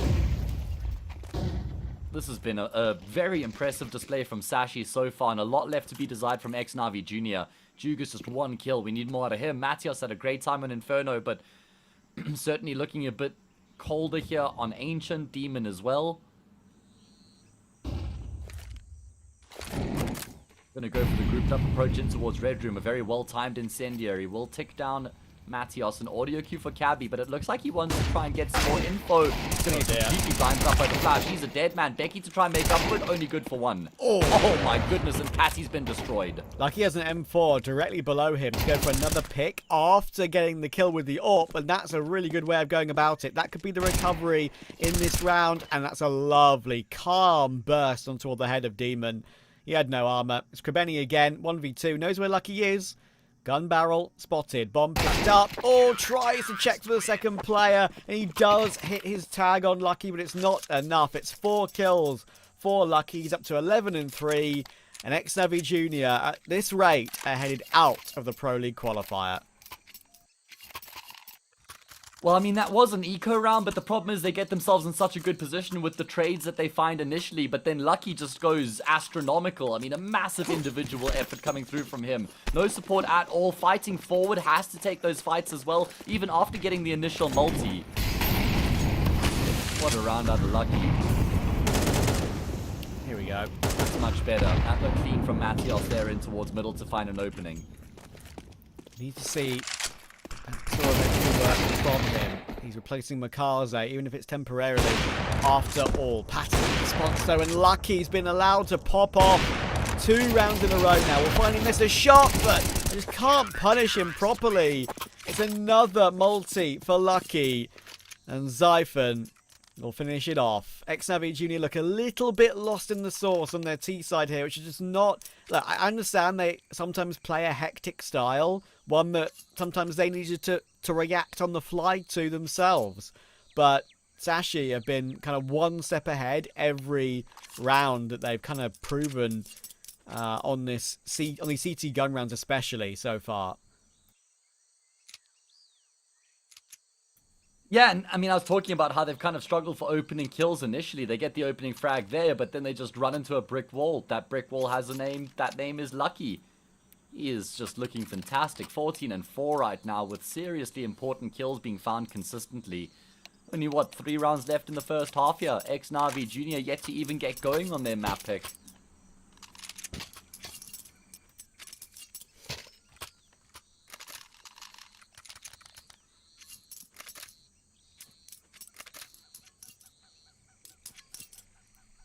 Great work from Sashi to not get caught in any of these very dangerous half-buy rounds with the Tech 9s and the Solitary AK. So many of these were so losable, I think it's fair to say, honestly. And they found a way to get past all of them. Lucky doing quite a lot of the work, fair to say. But it's what you expect out of him, because he's the best player on the team, and he's been the most reliable player for a long time. It's going to be Matios in towards middle to draw first blood once again, this time on Zyphon. They have to convert this opening kill this time now. No 2 ways about it, no ifs, ands, or buts. And Krebeni will extend it by 1 after he gets the better of Patty. He could be a multi. Does get 2. Cabby's still here as well, and that is unexpected for Demon, just simply unsure of a couple of these extra positions, and a great timed incendiary. Cemetery takes extra damage as he tries to duel up against Cabby. Too reliable, all these Sashi members in this game so far. They should really have lost map 1. Xnavi Jr. maybe still thinking about that, so a little bit cooked by that. And it's Sashi whose run might just be continuing. Mateus is in a 1v2 here. He's got 46 health. Still decent util, but the crossfire with the bomb dropped on the B side is way too much to get past, you would think. It's a good spray on the first, though. And he's managed to isolate that fight. Like he's going to go for the peak, and finally a mistake. The first mistake, possibly of the entire game from Lucky. He'll miss his shot, and it allows Mateus a critical clutch. And it's the one guy who's kind of come alive in these past couple rounds for Xnavi Jr. who's going to be able to get it across the line in a difficult 1 versus 2. A 1v2 where he really had nothing going for him. Coming through with the standing start, able to isolate the jewels. Very good awareness as to where the AWP would have been positioned as well. Perfect crosshair placement. Surgical precision from Matios in these past few rounds with the kills that he's gotten. And hey, 8-4. It's still doable right now for Xnavi Jr. And they're going to go for the brute force approach into this B bomb site. Setting up Cemetery. Oh, but it's a great shot. That's the kind of shot he desperately needs to hit till the end of this half. Jagus managed to deal with Becky as well, and Cemetery has found Patty to the corner. That smoke hasn't been blown open, I believe. So they're just breaking their way through at the end of this half. Whether it's enough remains to be seen. I would hazard a doubt that it will be. But Sashi are going to be left with no money going into this final round of this half. So Lucky's M4, it's actually a pretty important save.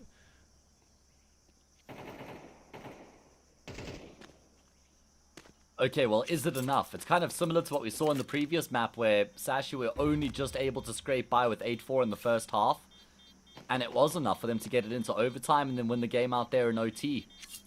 Ex-Na'Vi Jr. going to be hoping for something similar here. Terrorists win.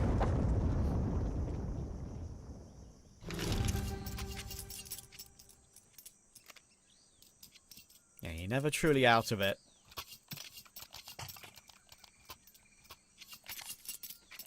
So they've been able to scramble together something with that M4 from Lucky.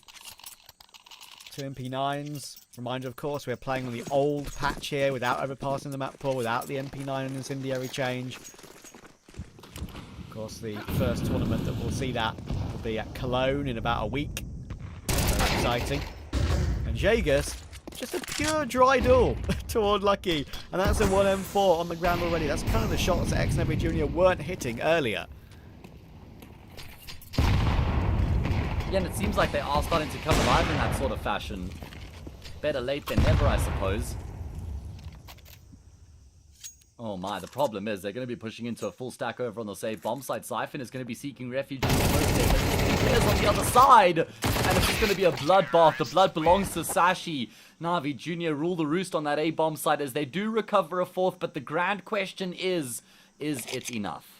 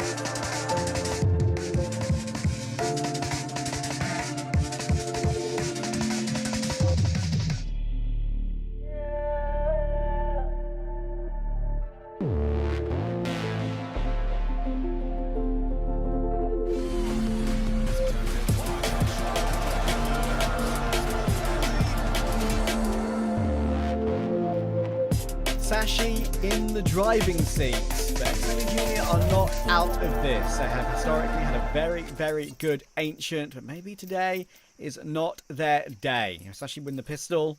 One big step for that next round of the lower bracket. Oh, I mean, it would be monumental if Sashi were able to get the job done here against Navi Junior, especially if they got it done in 2. 5 rounds away, but it's still going to be a tall order for them here on the T side of a map that they generally do tend to struggle on.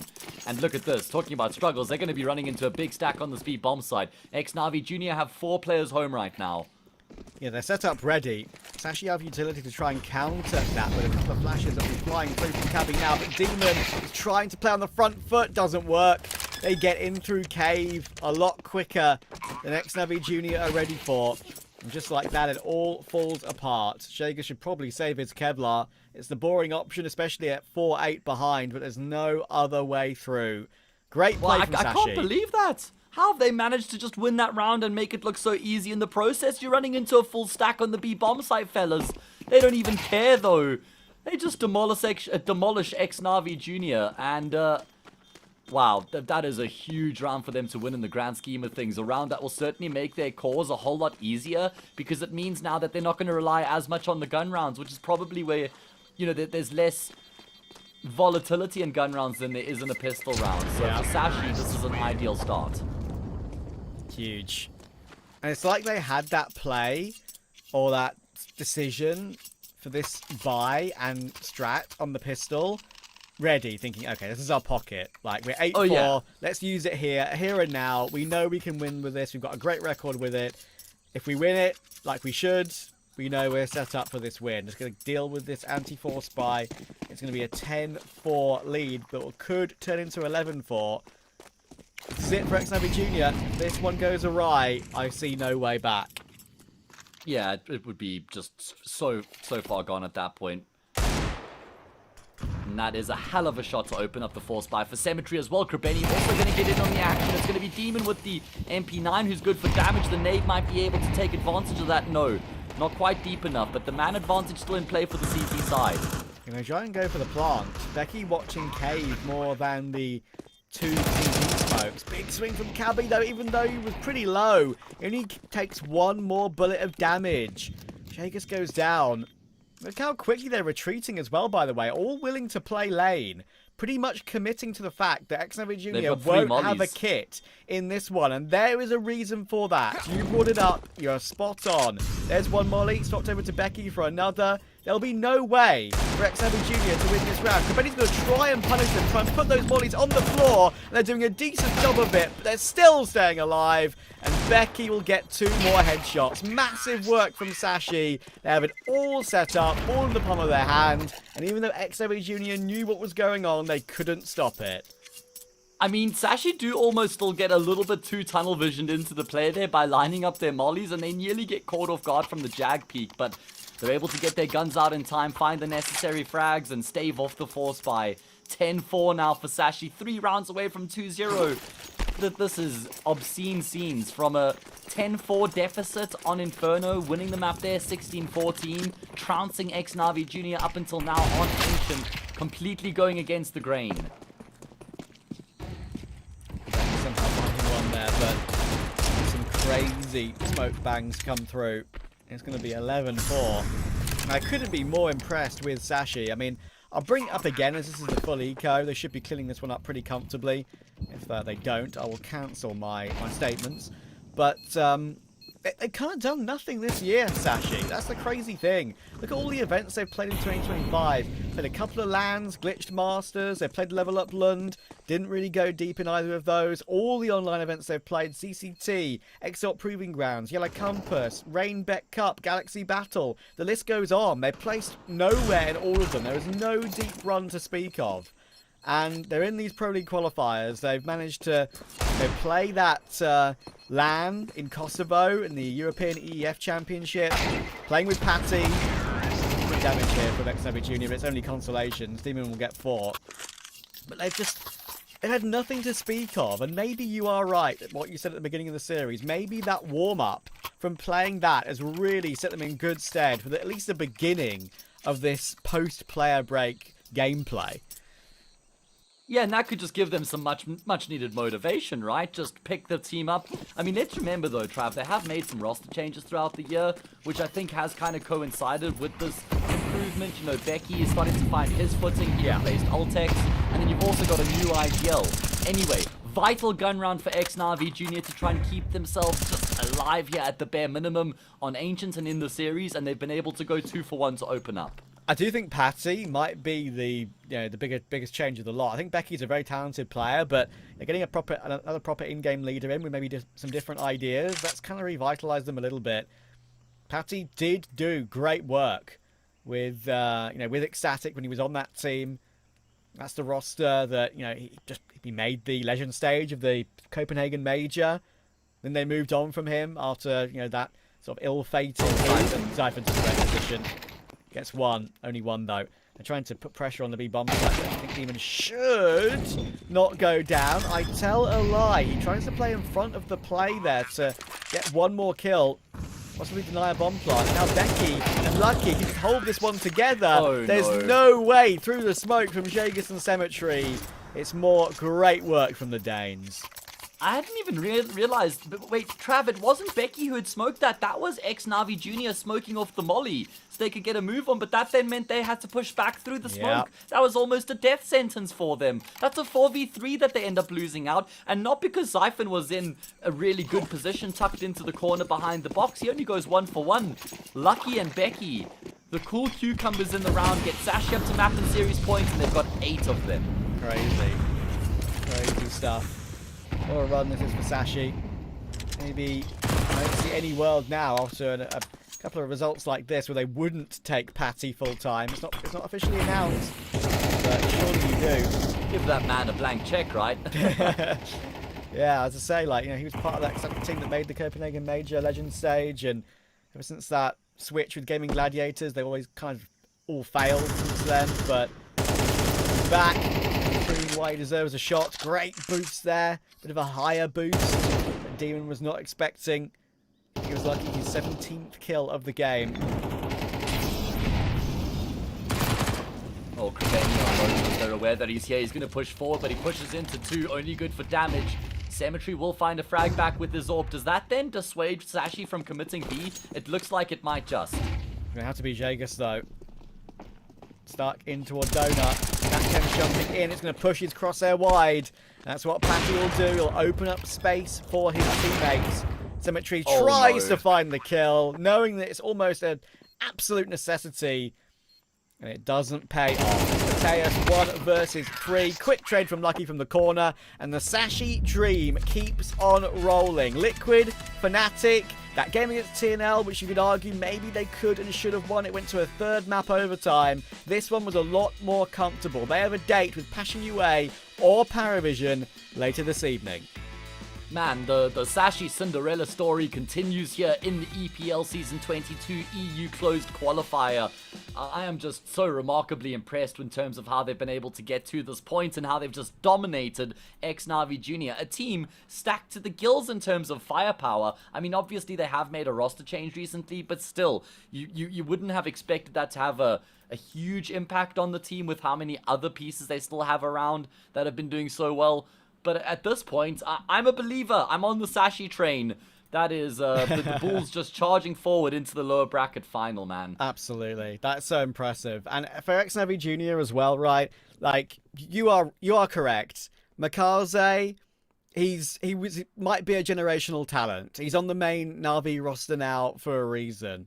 But it was the whole team. It wasn't a bit more one-dimensional like you pointed out that Kiyosuke was on Spirit Academy. There's a few good pieces over there, but it was a full squad of great synergized players, which still is getting wins in high-tier qualifiers like this, right? They didn't look too terrible, I think, over the course of the few days they've been playing in this qual. But, it is a shame that they will get eliminated here. They did beat OG yesterday. But Sashi will put them out of this one. No chance for a big land for the X-Navi Junior boys. And the stand-in for Mateus will have to be put to one side for now. Don't know if he's going to be the full-time player or not as we move on. The main stream is still running. Make sure to hop over to that one to watch Paravision versus Passion UA. Winner of that will play Sashi. And of course, later on tonight, they'll have TNL versus Namiga in the upper bracket final. Their battle for Pro League is getting serious. I'm going to hop off now, but Matt will be back with you later for that lower bracket final. Make sure to keep in touch. But for now, we'll see you later and have a good afternoon. Cheers. As he turns it, nice headshot goal.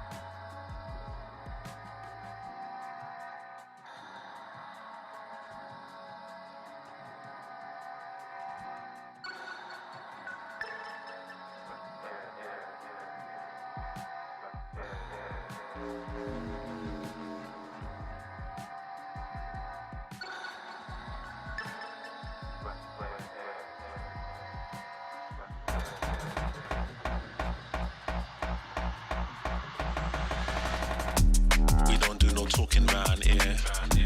We don't play no games round here. We ain't never slipping round here.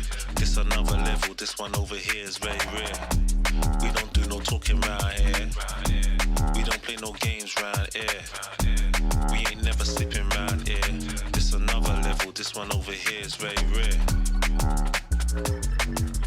Rhythm got me skanking, had me feeling like I'm Fred Astaire. Bread was kinda short, but I was smelling like a millionaire. Claimed their opposition when we stepped in, they were running scared. Man, we're louding up the atmosphere. Too much chatty chatty, too much catty catty. I just lit a fatty and it came from Cali. I'm not really here. I was in the clouds, I don't ever take the stairs. We don't do no talking round here. We don't play no games round here. We ain't never slipping round here. This another level, this one over here is very rare. We don't do no talking round here. We don't play no games round here. We ain't never slipping round here. This another level, this one over here is very rare. This another level, this one over here is very rare.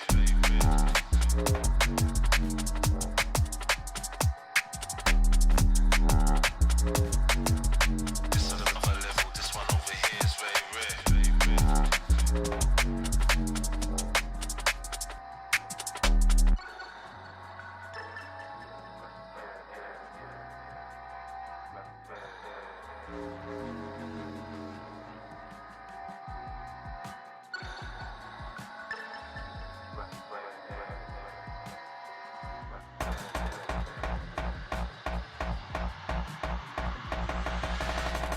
I was in the corner sweating till the lights came. Man, don't ever sleep, step out on this night train. Right brain, man will blow your mind like a migraine. I was busting up these spots, pulling something out my socks. Man was shuffling out of blocks, phone and vibrate. I don't need to talk to Frank, I did it my way. Never slipping, never tripping, never violate. We don't gas around here, we on a higher rate. We don't do no talking round here. We don't play no games round here. We ain't never slipping round here. This another level, this one over here is very rare. We don't do no talking round here. We don't play no games round here. We ain't never slipping round here. This another level, this one over here is very rare.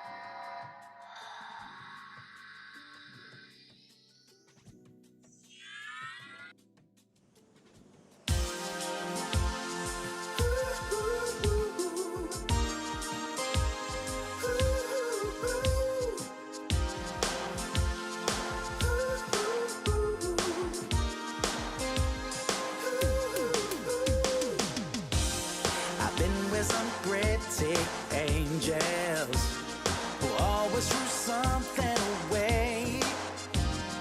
Could I be desperate, crazy, or is it that they never see things my way? Around the world keeps turning, waking up day after day, hoping to change my story, or maybe see things in a different way. Maybe if I took a chance and got out of my way, a different point of view would make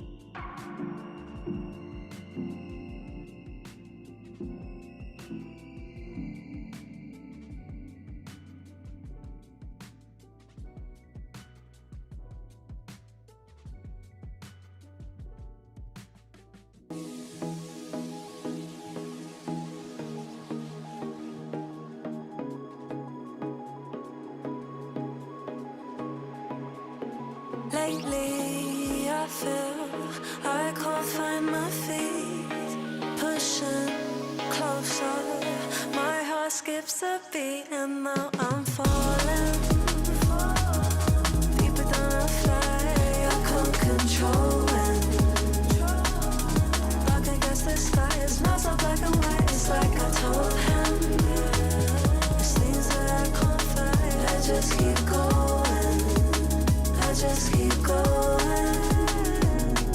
In my time, I've been dreaming of a space to really fill my place. I wish he'd seen what I had dreamed. Before these darker days, I thought I found my way.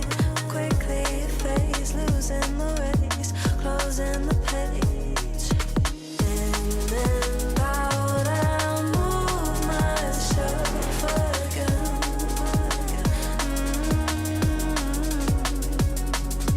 Time moves fast, I feel my heart beating.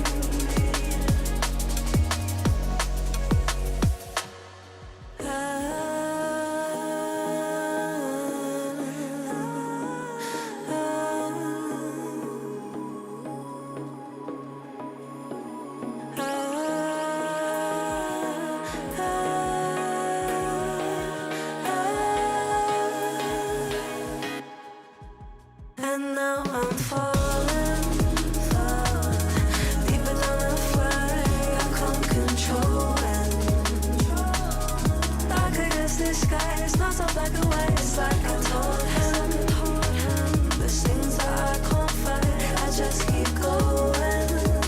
I just keep going. I just keep going.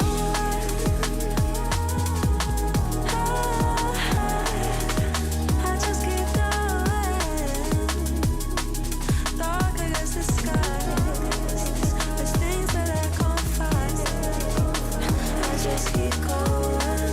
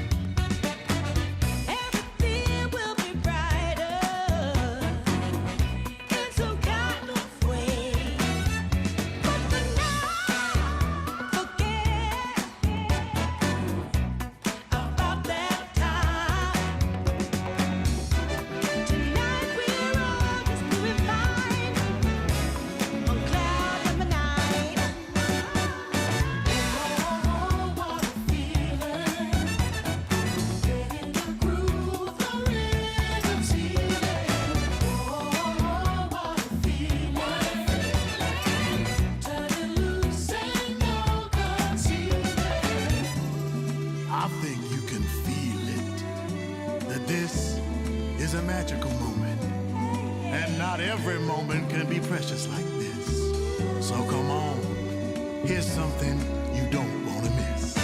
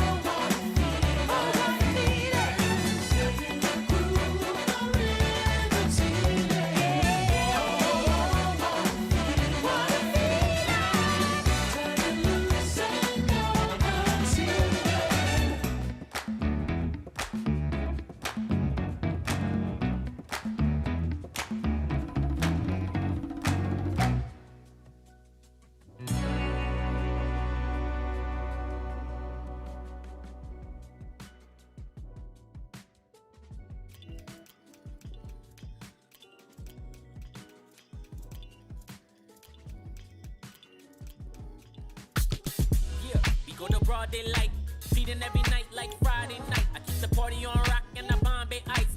Gotta see stars like Broadway lights. I told a baby girl, you don't gotta kick it with the daydreamers. You can skip the line, I'm the gatekeeper. Plus I got the crowd going crazy, dance floor blazing up, going. When they see me show up, I be feeling glowed up. When they see me show up, I be feeling so. When they see me show up, I be feeling glowed up. When they see me show up, I be feeling so. With the VIPs in your city, getting litty as a BIC, huh? Yeah, screaming life's a gift, so we live to the fullest till we DIE. DJ, put it back on, keep it hype, we don't wanna hear no sad songs. Everybody up in here just wanna celebrate. Sip a little drink, get the dance on. That's all, listen, everything good over here. We don't want no problems, we just want cheers. Toast to the good life, wine, liquor, beer. Haters getting blocked if they trying to interfere. Swag on 100 and my drink too fresh. Certified stunner, need a big blue check. I don't got no time for no BS or no negative ideas in my vibe, cause I'm just too blessed. Run it back. When they see me show up, I be feeling glowed up. When they see me show up, I be feeling so. When they see me show up, I be feeling glowed up. When they see me show up, I be feeling so.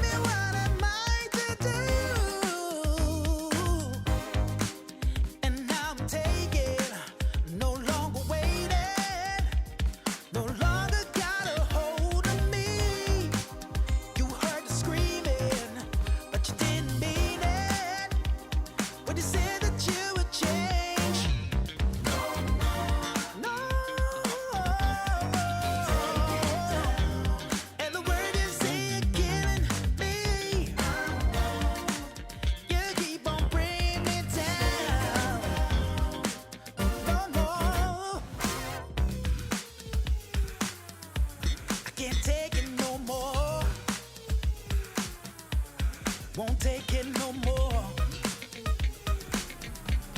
Can't take it no more.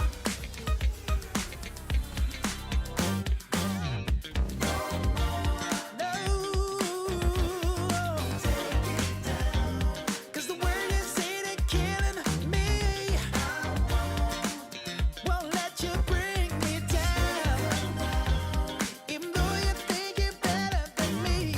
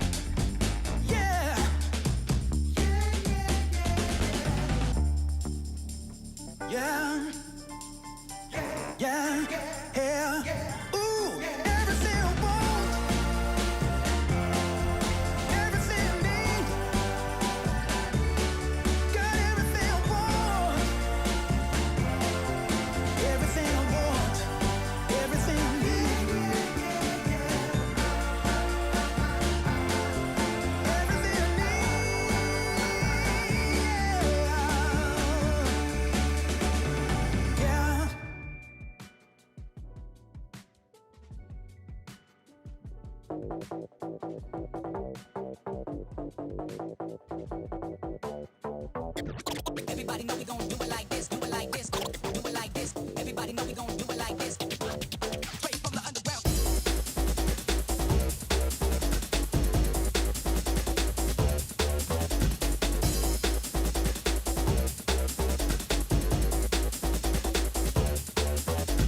Everybody know we gon' do it like this, do it like this, do it like this. Everybody know we gon' do it like this, do it like this.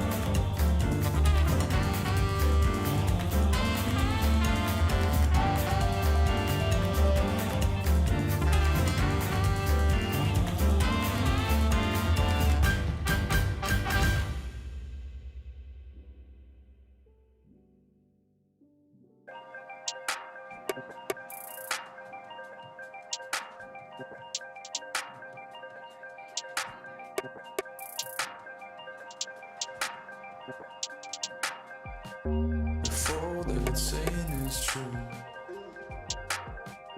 there's a wall before your eyes. Tell me, can you see right through? Right through, right through. Down through the wires and the pipelines. We go disconnecting from the city and the skyline. This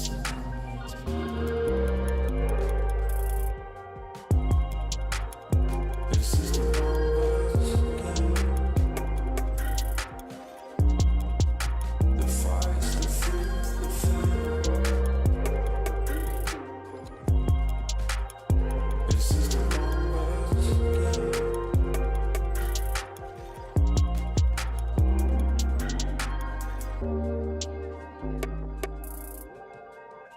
Counting up coins for a soda can. And there's nothing going on, no game plan, no plans. So I'm jumping out the fire, back into the frying pan. I'm trying to disconnect from the stats and the spray tan. Just a piece of data.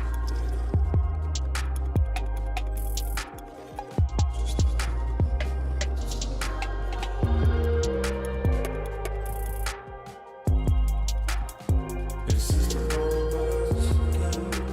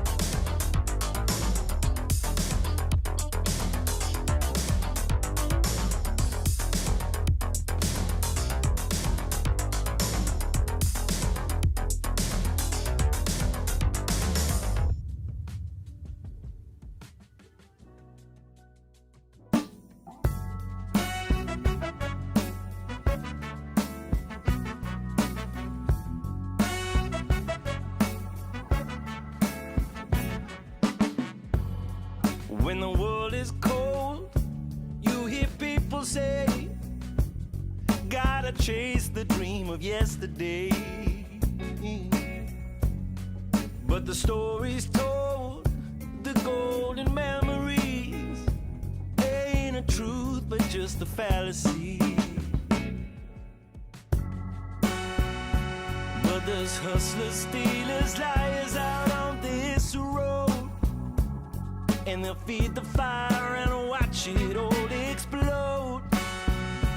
Gotta put those flames out before we burn it down. Gotta plant new seeds in this ground. Don't let yourself be troubled or think on yesterday. Keep on moving, come on, don't stand in my way. Some people wanna pull you under. Some people wanna make you cry. Some people rolling in like thunder. We gotta fight the feeling, we gotta do it right. If the hustle and grind breaks your stride, do your turn and blame the other side. If the hustle in your mind makes you decide, it will crack and strip you of your pride. Oh, but there's hustlers, stealers, liars out on this road, and they'll feed the fire and watch it all explode. Gotta put those flames out before we burn it down. Gotta plant new seeds in this ground. Don't let yourself be troubled or think on yesterday. Keep on moving, come on, don't stand in my way. Some people wanna pull you under. Some people wanna make you cry. Some people rolling in like thunder. We gotta fight the feeling, we gotta do it right.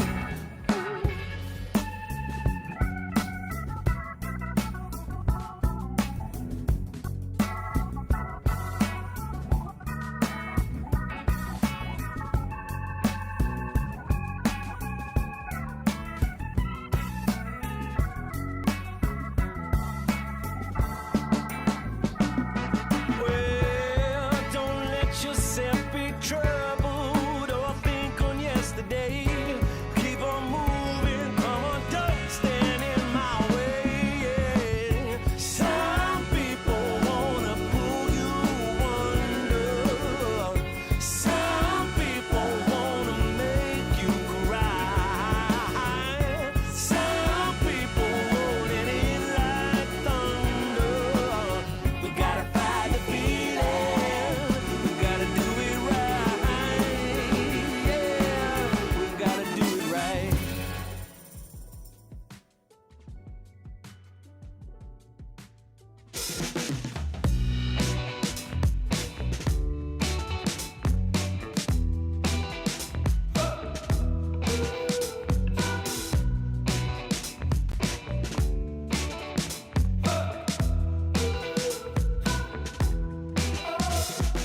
My ears are ringing and my eyes are blurred. It feels so absurd. Lost all control and my speech is slurred. I can't find the words, the ones that make you turn around and tell me it's alright. A little bit more to keep me going. Feels like my feet have left the ground. Oh, nothing can hold me down. There's nothing I can do.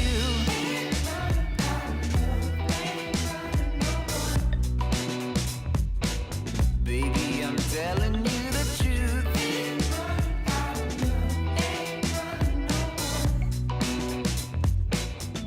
And if I can't be with you, take my heart, take your hand.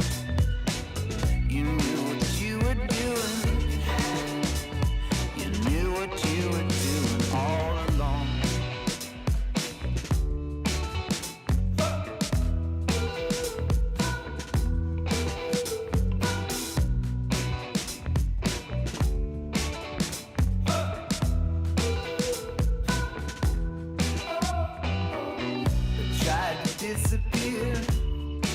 You can't find me, you can't find me here. Soon the world will be far behind.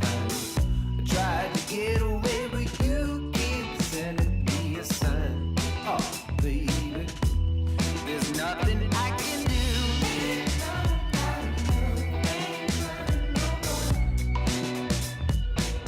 Baby, I'm telling you the truth.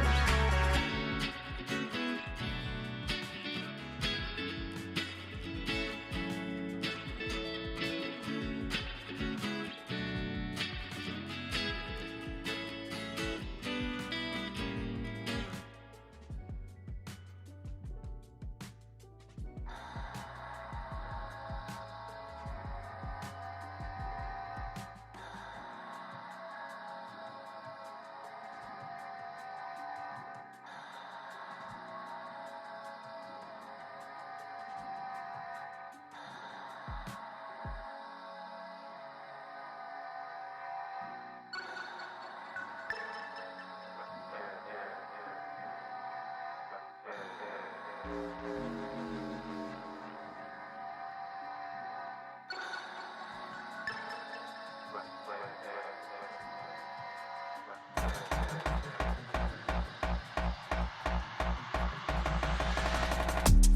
don't do no talking round here. We don't play no games round here. We ain't never slipping round here. This another level, this one over here is very rare. We don't do no talking round here. We don't play no games round here. We ain't never slipping round here. This another level, this one over here is very rare.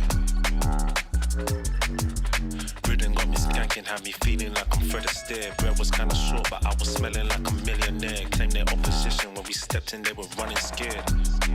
Man, we're louding up the atmosphere. Too much chatty, too much catty.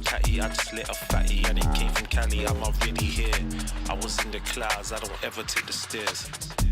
We don't do no talking round here. We don't play no games round here. We ain't never slipping round here. This another level, this one over here is very rare. We don't do no talking round here. We don't play no games round here. We ain't never slipping round here. This another level, this one over here is very rare. This another level, this one over here is very rare.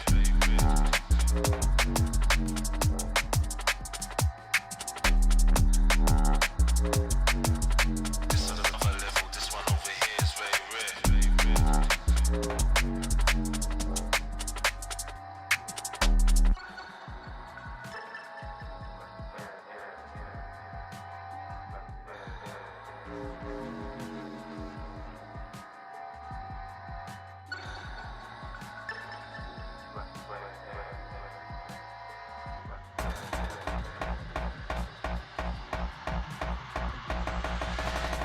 I was in the corner sweating till the lights came. Man, don't ever sleep, step out on this night train. Right brain, man will blow your mind like a migraine. I was busting up these spots, pulling something out my socks. Man was shuffling out of blocks, phone and vibrate. I don't need to talk to Frank, I did it my way. Never slipping, never tripping, never violate. We don't gas around here, we on a higher rate. We don't do no talking round here. We don't play no games round here. We ain't never slipping round here. This another level, this one over here is very rare. We don't do no talking round here. We don't play no games round here. We ain't never slipping round here. This another level, this one over here is very rare.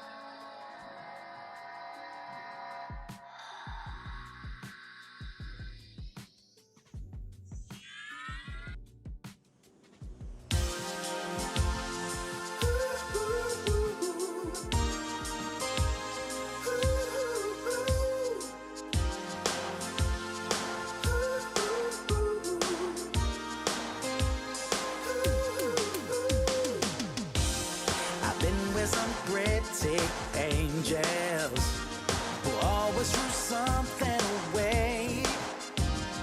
Could I be desperate, crazy, or is it that they never see things my way? Around the world keeps turning, waking up day after day, hoping to change my story, or maybe see things in a different way. Maybe if I took a chance and got out of my way, a different point of view would make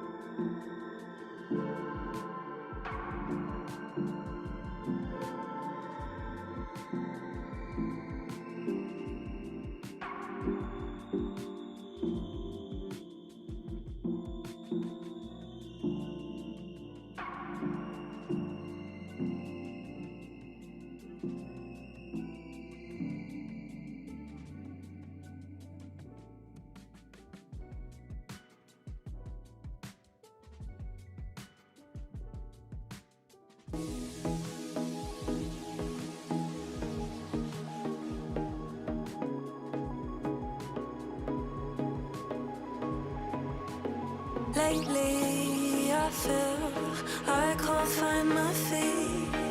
Pushing closer, my heart skips a beat, and now I'm falling. Deeper than I fly, I can't control it. Dark against the sky, it's not so black and white. It's like I told him.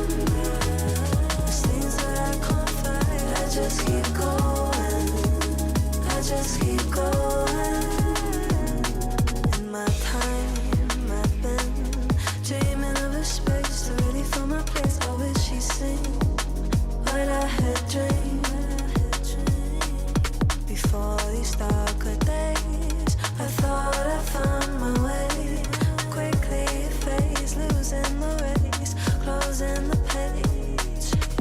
In and out, I'll move myself again.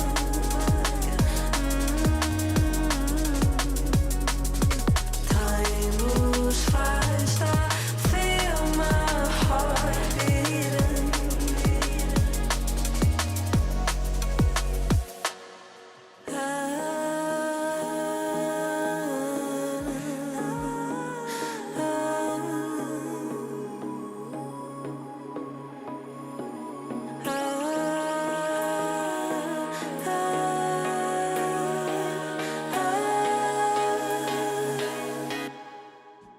And now I'm falling,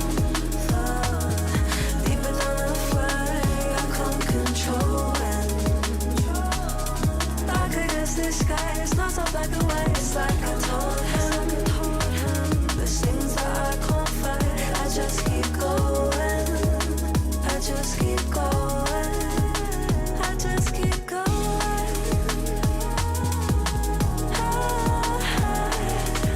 I just keep going.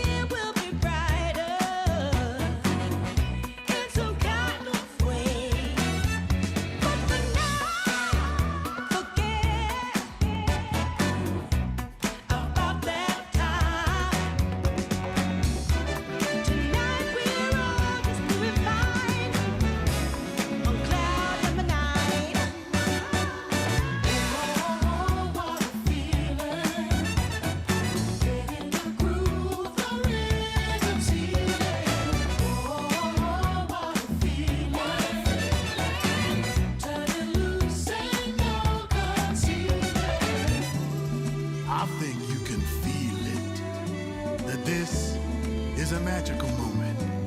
And not every moment can be precious like this. So come on, here's something you don't want to miss.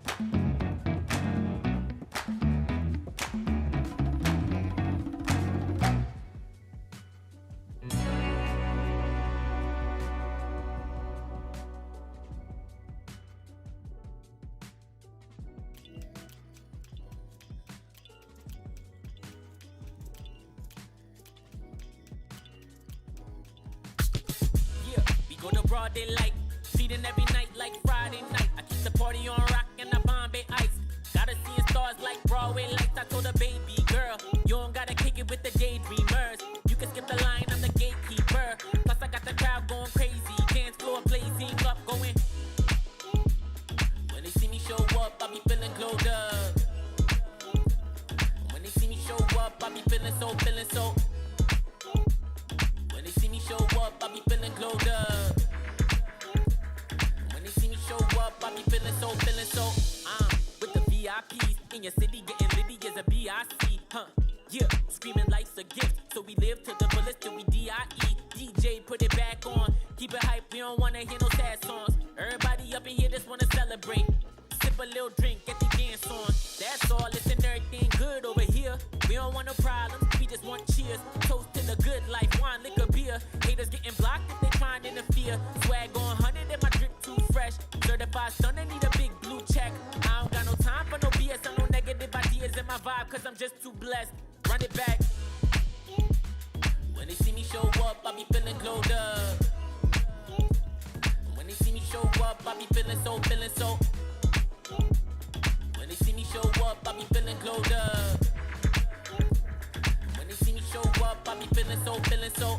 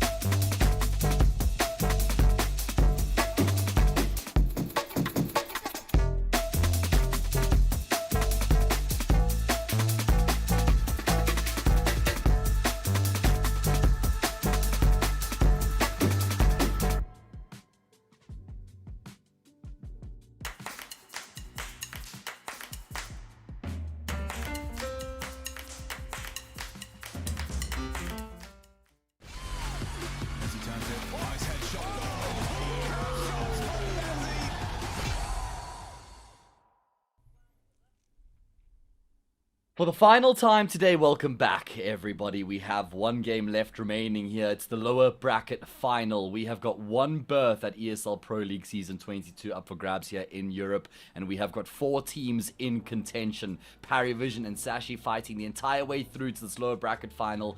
Myself, Hayes, and Freddy have the pleasure of casting this game. And boy, am I looking forward to this one.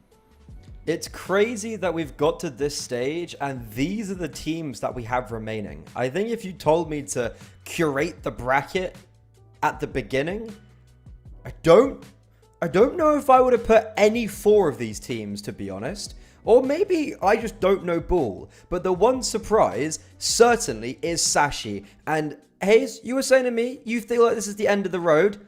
I'm all behind them.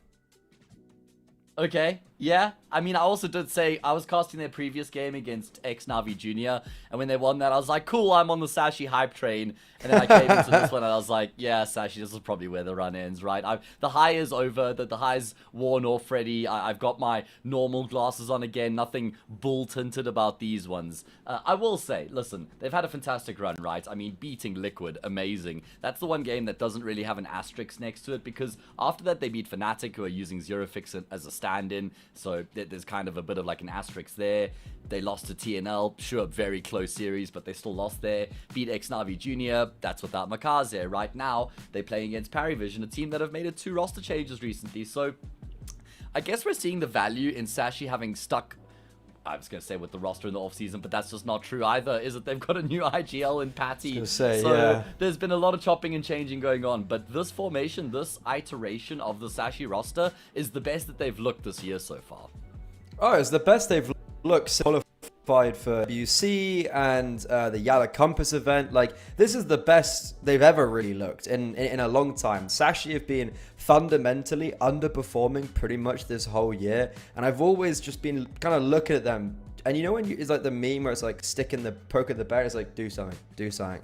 That's how I feel with Sashi, alongside obviously quite a lot of other teams. But I'm always just thinking, like, make a run, do something. Like, you guys can be a team of high quality. And of course it comes in when they're using an IGL, their 3rd IGL within the space of 1.5 months. And they're still acclimatizing Becky as well to this tier of Counter-Strike, because the jump up for him is actually quite severe. Like, even when he got jumped up to his previous rosters and he was playing in kind of like the more tier 2, that in itself, like, he went from Preezy Rising in like ESEA main at the kind of midpoint of last year to now here playing for the contention of ESL Pro League. Yeah, it's been a massive step up from Becky. Of course, another player I feel like's benefited quite a lot from the IGL change is Zyphon as well. I feel like he's also playing improved Counter-Strike. I mean, he was always looked at as the guy that was supposed to be the star rifler here on Sashi, and he just hasn't really delivered in that fashion yet. But we still know there's more juice to the squeeze, and I feel like Patty is getting more out of Zyphon recently.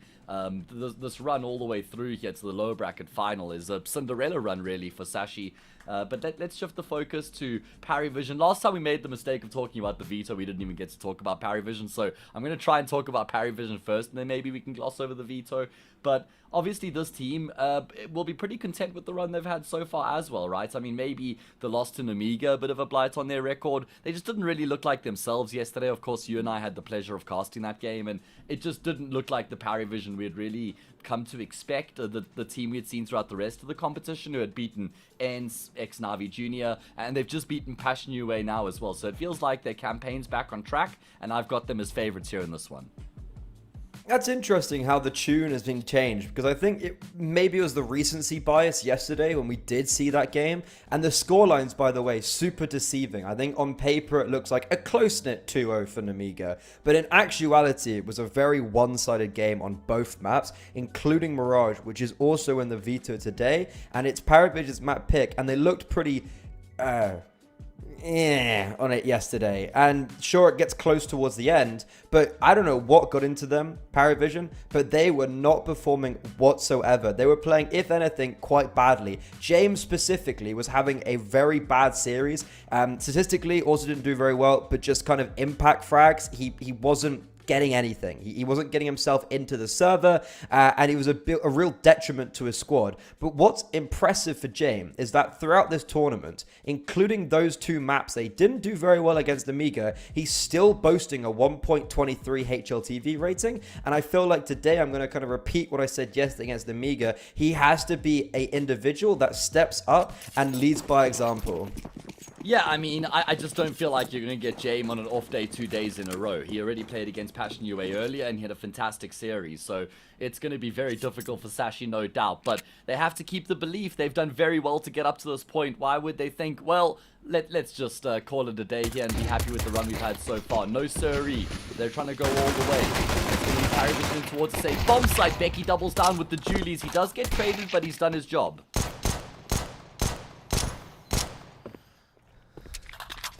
I've already mentioned James. At P250 singing. Bomb tapped. And they're out of here. Okay.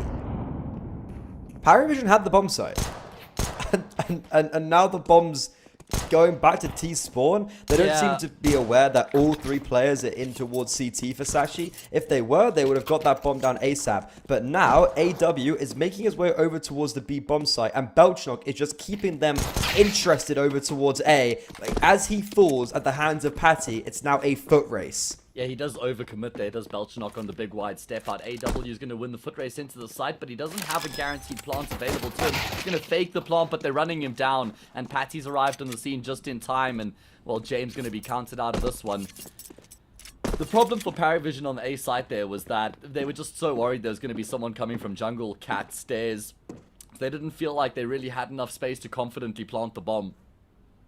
Almost got caught in 2 minds there. Should have just committed to the full swap back into the B bomb side. Impossible for James now to try and reach back into B. Fantastic crossfire setup. Cabby will land the shot, and Sashi open up their account first.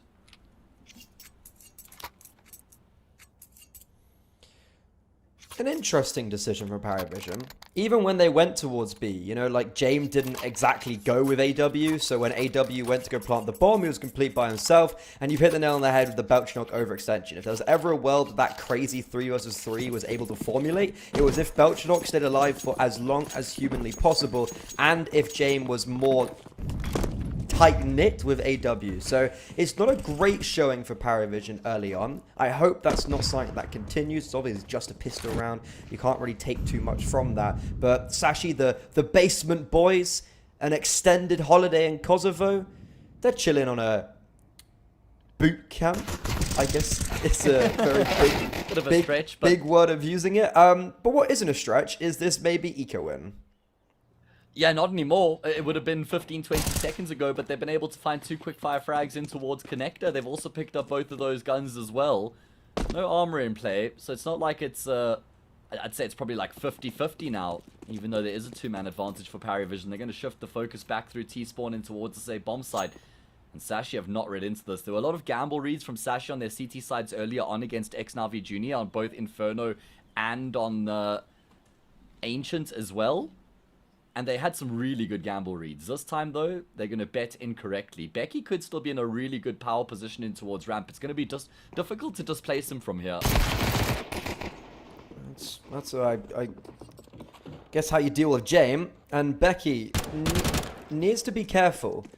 Bomb's going to get planted, and there's an A1S on Belchnok on the other side. He just needs to kind of get one of these kills, and I really feel like he was giving Nota way too much respect there. He just had to take the duel and just take the space, but instead gives Belchnok that kill, keeps the advantage for Parry Vision, but Patty has a kit. It's a 2 versus 3, no armor, and AW snatched out the side. Patty needs to get a move on because he needs to get towards that bomb. Issue is, Ziello is currently on it with his knife out, and as it gets tapped, Ziello spam through, now being held. Patty 15 HP. It's Belchnok's time for to get the knife out, and the dagger connects in the back as Parry Vision win a full eco round.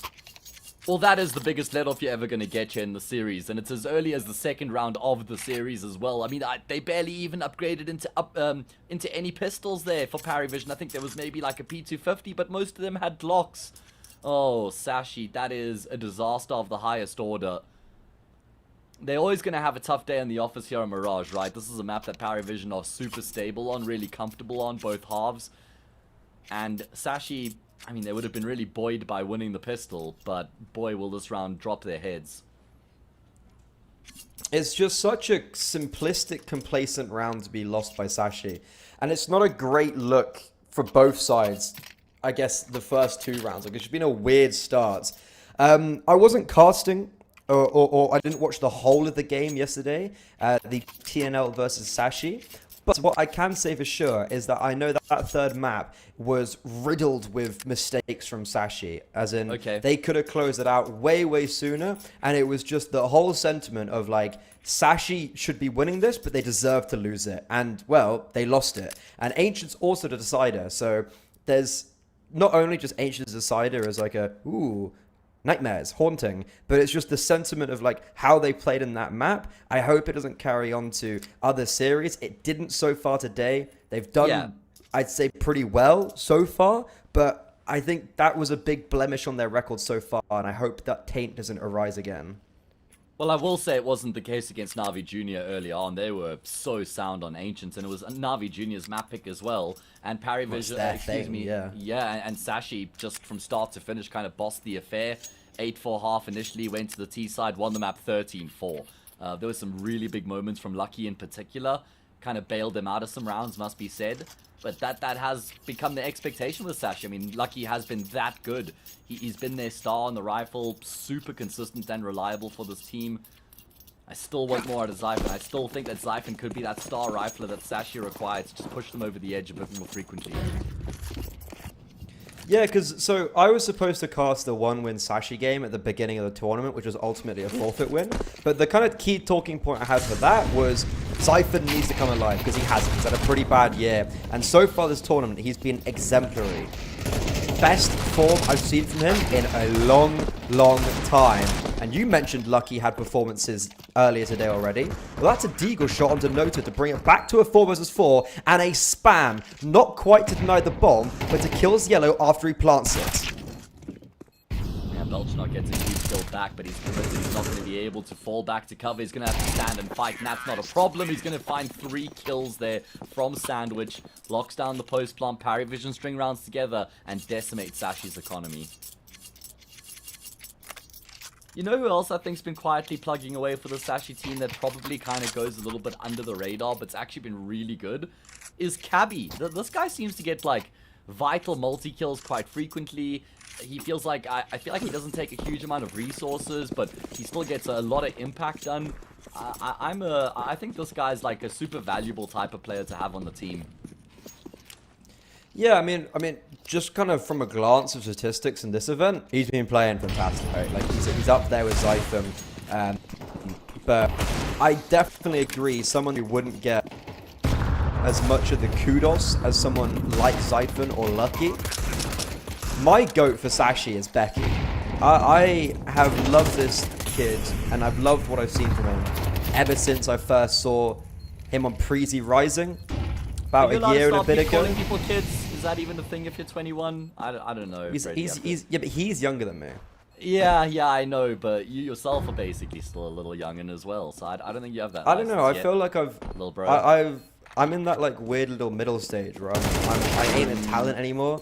I'm just like I feel like when you're kind of like 16, when you're like 16 to 20, 21, you're like, you kind of still get that like talent thing, like kind of flair. Now I'm just 22. I mean, continue. You were saying about him and Preezy was where you were kind of picking up on him already?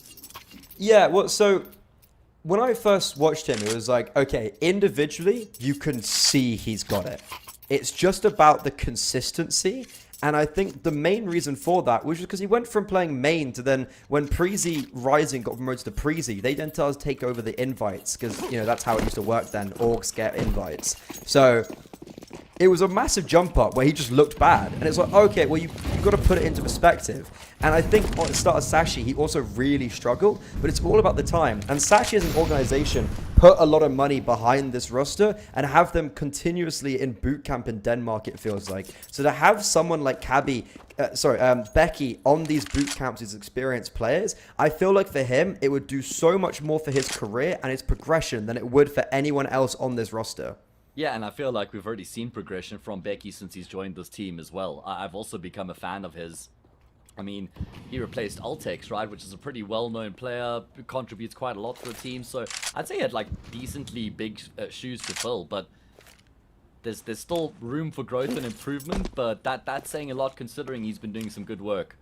Anyway, big gun round here for Sashi to just try and put a stop to the momentum that Paravision finds quite early here off the back of the eco round they won. Been able to work a couple players to the middle into connector, and now they look to split onto A. No real utility for Sashi. Becky's nade was the penultimate piece of utility. Lucky's got the smoke.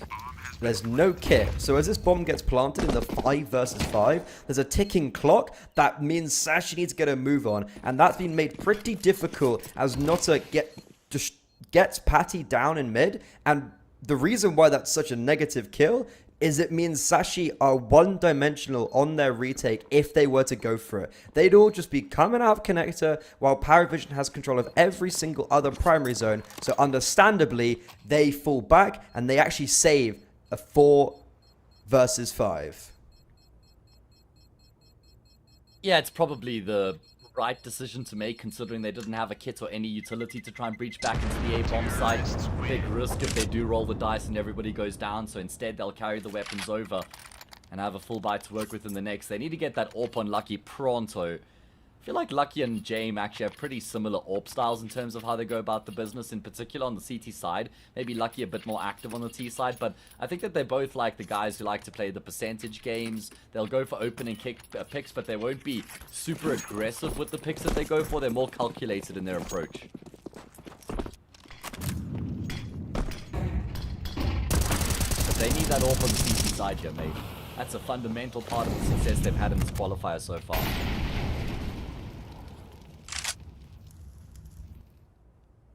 Yeah, money hasn't been too pretty for them so far. At least they got some more util, actually.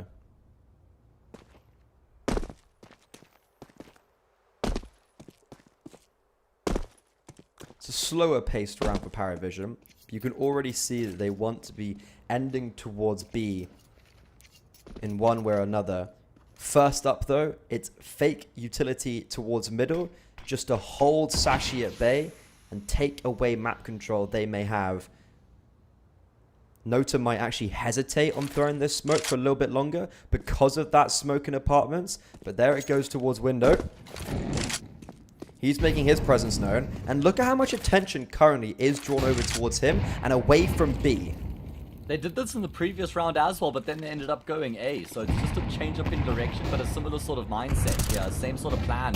First player able to get across the window successfully. Second player as well, but Patty is on the scene. He's got support there towards Broken Wall as well. And Paravision is just getting cut down here as they look to enter into this B-bomb site. Lucky's rotation was exactly what was needed. I think Sashi would have had it dusted anyways, but Lucky rotating instantly over towards B is massive. He reads that round like a textbook. And it's ever so much more accentuated by the fact that Sashi were playing double short. They needed that third player to come over, and Lucky was quick as anything. And you were talking about the CT side AWP. Well, Lucky gets it done with the rifle, but now has the luxury of having the big green. And I was just highlighting how important I thought that would be here for Sashi in the CT side to find some success, get themselves enough rounds to feel competitive. And he now has that weapon at his disposal. Did feel a little bit... It was still always going to be difficult for Paravision to get back into the bomb site there. They were kind of relying on most of the eyeballs to be in towards middle, and Sashi had read into exactly what was going on there.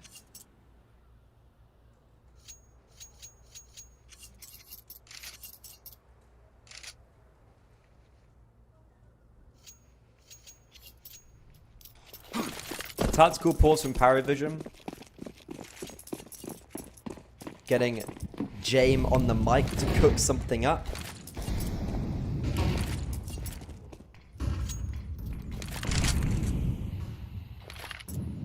They're going for another gimmicky play here. It's going to be a waterfall out of Palace. Again, same sort of util in towards mid, top mid snipers, a smoking connector as well. Looking to try and draw the focus in towards middle, but there's a timer on this when this can still find success, because that connector fail will soon turn away from middle. Oh, Notus goes down the ladder. He catches Becky off guard, and he gets himself a second kill somehow as well. Timing's really class there. Power Vision, you were saying they do a similar sort of setup round. Yes, but it's way quicker. About 40 seconds quicker. Those smokes get sent directly at the beginning of the round. And Power Vision walk out, as you mentioned, they had a ticking timer clock. They had to go before that util faded because Becky, for instance, Cabby, was just fixated on staring towards connector at that smoke because there was no information whatsoever. So a really class timing from Power Vision, and their execute is perfect.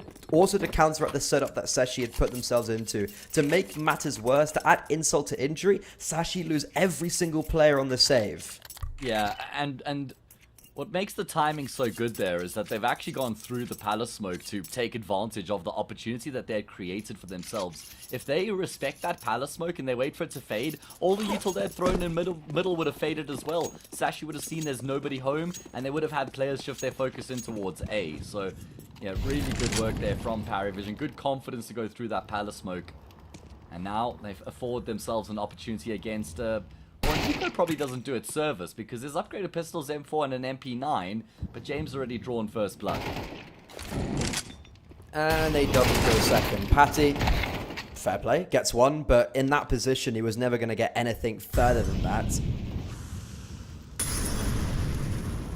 Cabby and Lucky, it's all about damage right now, I suppose. Or I guess for Lucky, saving the A1S.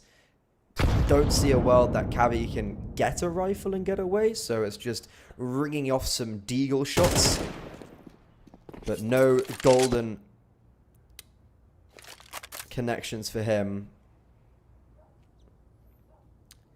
And hopefully Lucky can save this time. Well, James got 10 kills throughout the entirety of Mirage against Namiga yesterday, and that was in 23 rounds. He's gotten 10 kills inside H this time. I said at the top of the game, I said, you don't get James on back-to-back off days. So, Sashi going to have to do this against Paravision in good form. Namiga kind of caught Paravision on a bit of an off day, and you'll get that when you've made roster changes, right? Especially in the early stages, in the infancy of this team. AW and Casella have been added quite recently. Good work from Lucky. Should be able to salvage an AK. Or the bomb explosion. Is it going to catch him? No, he'll be fine. Terrorists win. Only just. But Namiga did kind of catch Paravision on a bit of an off day yesterday. It doesn't look like that's happening again here. It looks like Paravision have pitched up in the way we know them to. Yeah, I was really shocked by Paravision yesterday because the whole shape of that series was that Namiga have kind of just about scraped through, right? Like, they didn't really do... Like, it was very touch and go up to that stage in this qualifier, whereas on the duality of things, Paravision had looked really sincerely dominant, and James spearheading that effort. And then yesterday, it was just abysmal, and it was really actually quite annoying to watch. And especially on Train, it's like, okay, they end Train and lose Train because they try to run out A, which had not worked ever before. So the calls were off, the individuals were off, Ziello was missing some absolute sitters, and then I don't think Nota and AW or Belchok, no one really came to play. So already this is just a big difference from Paravision, and Sashi haven't been able to quite grasp it just yet. Wrangle it, that's the right word. This is also a massive change of pace. And this is the round that we need to see Sashi stand tall and show that they still have it in them to try and keep Paravision contained. Lucky has been forced back towards Empty Pillar. He has got support on the way, but it's going to be a while until it arrives. He's dancing around with the open. He does find another kill. It's on Belchanok, and it's going to be an attempted plant coming through from James. Very good timing there from Becky. He catches Nota on the cross and leaves James in what should be an unwinnable clutch, and he didn't notice Patty in towards Market, so he steps up with his knife out, and Sashi will get the job done. Massive round once again from Lucky on the rotation towards that B-bomb site. Not only is it 2 kills, but it's just survival. He stays alive for way too long. But alongside his success, if I'm not mistaken, as Paravision were running up short, they were just being peppered in the side through the connector smoke. It's a small little factor, but it really lowers their HP and hindered their progression, which then also allowed for Lucky to stay alive for a little bit longer. So a fast round for Paravision, where they get the opening kills, but they're not able to thread the needle. But once again, fast play, but to other bomb side. And it's going to be a good initial entry coming through from them. Yeah, Belchnok has decided he's seen enough in the round. Casello on the front lines has been able to find himself a second to kind of cancel out that mistake there from Belchnok, regain the man advantage, and then put Sashi on the back foot. Now they're going to consider the retake. We've seen them save in most instances so far. And, well, that's not really an option as we can tell, because James already closing the door in on them. If they do try save, they ain't getting away. And Zyphon, he's... Oh! I can't tell if that was a nice shot or a pre-aim. Either way, I guess we're wrong. They do get away. But that's the second time Sashi have saved in a position where you're like, probably could have gone for it. Big part of it, no kit. And that's Paravision going to 7. And with only 2 rounds left in the half, Sashi got to stop saving and start winning rounds. Yeah. I mean, they've just won rounds in isolation, right? They haven't been able to string consecutive rounds together yet here on the CT side, so it's very spotty for them. Gonna drop some guns here to try and plug the gaps of FAMAS and an MP9 purchased up to support the weapons that have been carried over. But Paravision have already done well to get themselves 7 inside 10. Anything on top of this is gonna be gravy.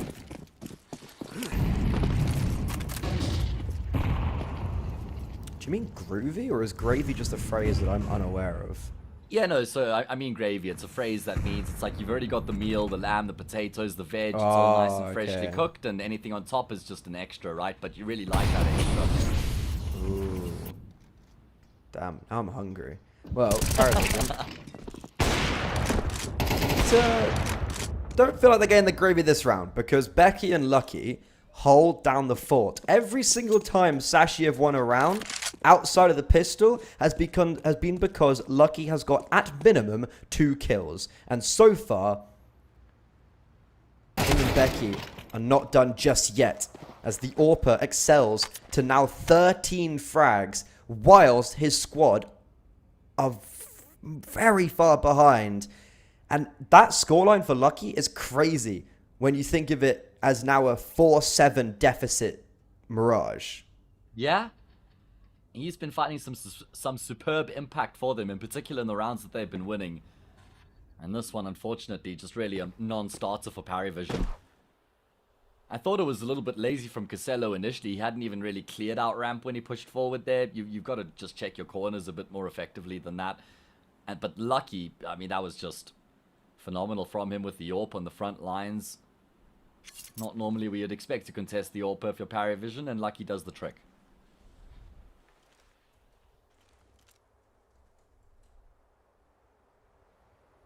Still feel like they need 7-5 out of this first half. I think anything less than 7-5 is probably going to be too difficult to come back from on the T side.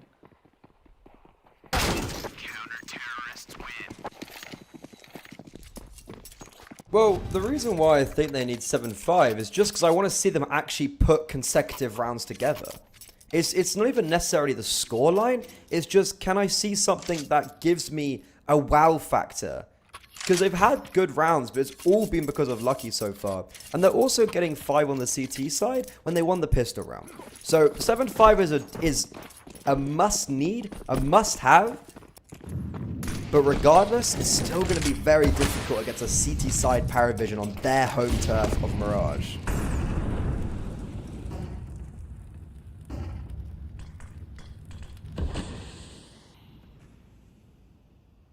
Yeah, I'm thinking if they can make 7-5 happen, win the pistol, convert, then the game would be very much alive at that point. Well, Patty not far away from actually connecting 2 more shots into James there at range. Has no idea that there are 4 players waiting to breach into this B-bomb site where he currently resides on his lonesome. I guess he's got some support on Catwalk from Cabby. Very deep though. And where's Lucky? In CT. So the one man who has got 7 kills in the rounds they've won, Is dead. is dead. So can they do it without Lucky? That's the main question. And so far, Patty and Cabby are holding down superbly. 3 kills for them so far. James is able to trade out one with the AWP. This Molotov makes life difficult for Patty. Deals further damage to James, and AW, a madman, possessed, leaps out of market window. Doesn't expect Zyphon to have got so close, but it doesn't matter because neither does Zyphon apparently. He doesn't clear his corner, and it's the young gun Becky who has no attempt in the 1 versus 2 as Parivision find 8 on their map pick.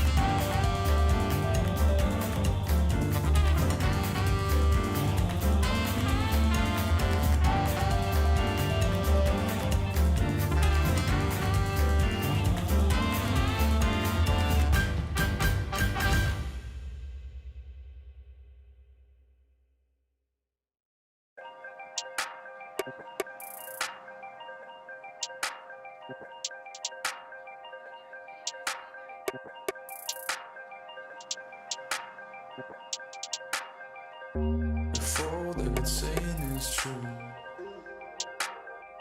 there's a war before your eyes. Tell me, can you see right through? Right through, right through.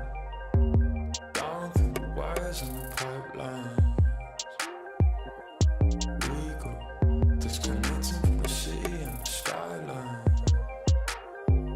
It's just a numbers game.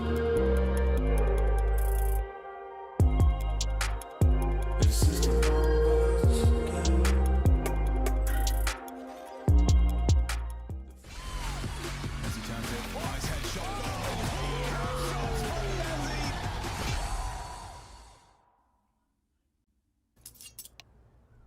We're back, and we're getting into the second half of the first map here in the lower bracket final. Parivision and Sashi locking horns here on Parivision's pick of Mirage, and boy did they deliver the goods in the first half. A much more convincing performance.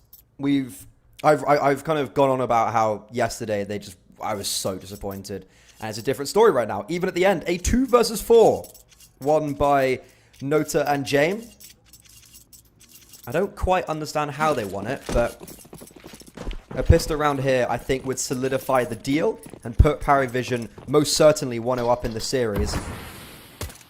If Sashi win this, that means they've won both pistol rounds, and yet they trail by 3. Yeah, that would be peculiar indeed. I mean, of course, they won the pistol to start off the map, but then they lost to a full eco immediately afterwards, and that played a big role in the way that half had kind of played out, and Certainly could have gotten more out of it if they were able to convert, but that's a fantastic way to start off in this pistol round here. Becky just destroys Nota. Casella not able to do anything as they now make their way through Connect up into the same bomb site, which currently has nobody home. Bomb plant at a minimum, and it looks like it's going to be a round 1. Cabby at range with the P250. We were hyping him up, saying he has big impact, maybe he goes under the radar, and especially this tournament has had great stats, but he's sitting on 4 kills. Zyphon, the other one, on 1. So some shots to be connected would be, I think, unnecessary. There's a smoke on the bomb, and AW's got a kit. This was a 4 versus 5 retake. Sashi, they just let it slip through their fingers. That was so meek. That was so easy. What am I watching? I mean, it was, but let's not forget the impact James is finding in and around that smoke grenade, because he gets 2 very quick frags there that just kind of throws the cat amongst the pigeons for Sashi. At that point, they're starting to panic. Smoke's been dropped on the bomb. They probably can't even hear if anybody's jumped on the defuse or not. And that was the plan for Parivision all along when that smoke kit combo was brought up by AW and they leave the A site. They know the plan is, okay, if we retake, we go back through CT with numbers, we just smoke off the bomb, we meat shield up the diffuser, we try and cover him and take as many fights as we can, and we stick the diffuse in the smoke and it works the trick. Smoke and defuse is kind of overpowered, to be honest, on pistol rounds. In the pistol, yeah, of course, yeah. And to be honest, especially when it was like the opening kill, Parivision needed that 1 kill, and that's what they got. But Belchnok and Jame, they've been stars of the show on Mirage. 27 kills combined. That is more than impressive. Bomb down does mean Sashi get a purchase up. Losing this spells disaster, as the Cinderella run could be coming to an end. But I don't want to count my chickens too early. I feel like people are counting their chickens against Liquid already. And they have to recount and then recount again a number of times since then. Maybe Zyphon in towards middle to find an opening frag. Good work from him. He's got twice as many kills on the T side as he did on the CT side. As he got on the CT side. Fantastic. It was a low bar.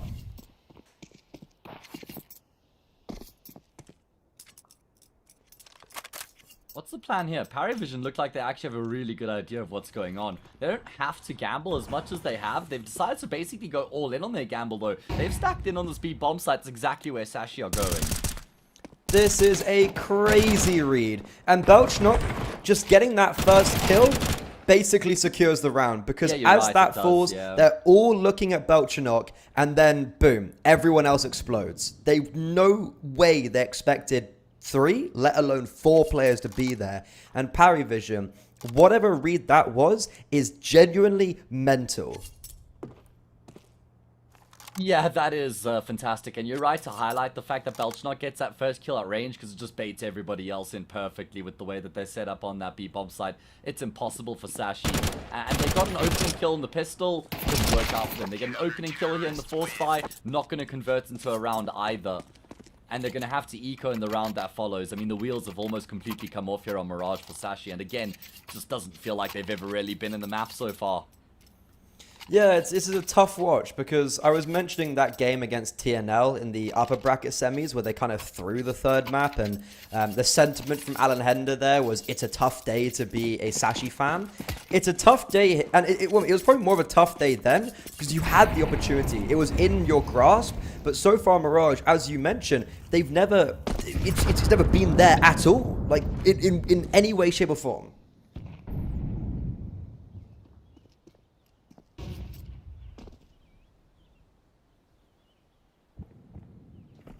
Yeah, it's quite brutal for Sashi that the game has gone down the way it has so far. They're going to go for some upgraded pistols here. Bit of a deagle spread. Player apartments, lowers, 1 top mid, 1 connector, 1 ramp, 1 palace. And the plan is, this is what I like to call, hey guys, let's all get a deag. If we all get 1 kill, we win the round. It's that simple, Freddy. I don't know why more people haven't figured it out. This is how it goes. Spread up and search for clues. There we go. I mean, so far, someone needs to get 2. That's the issue. Paz didn't get his one.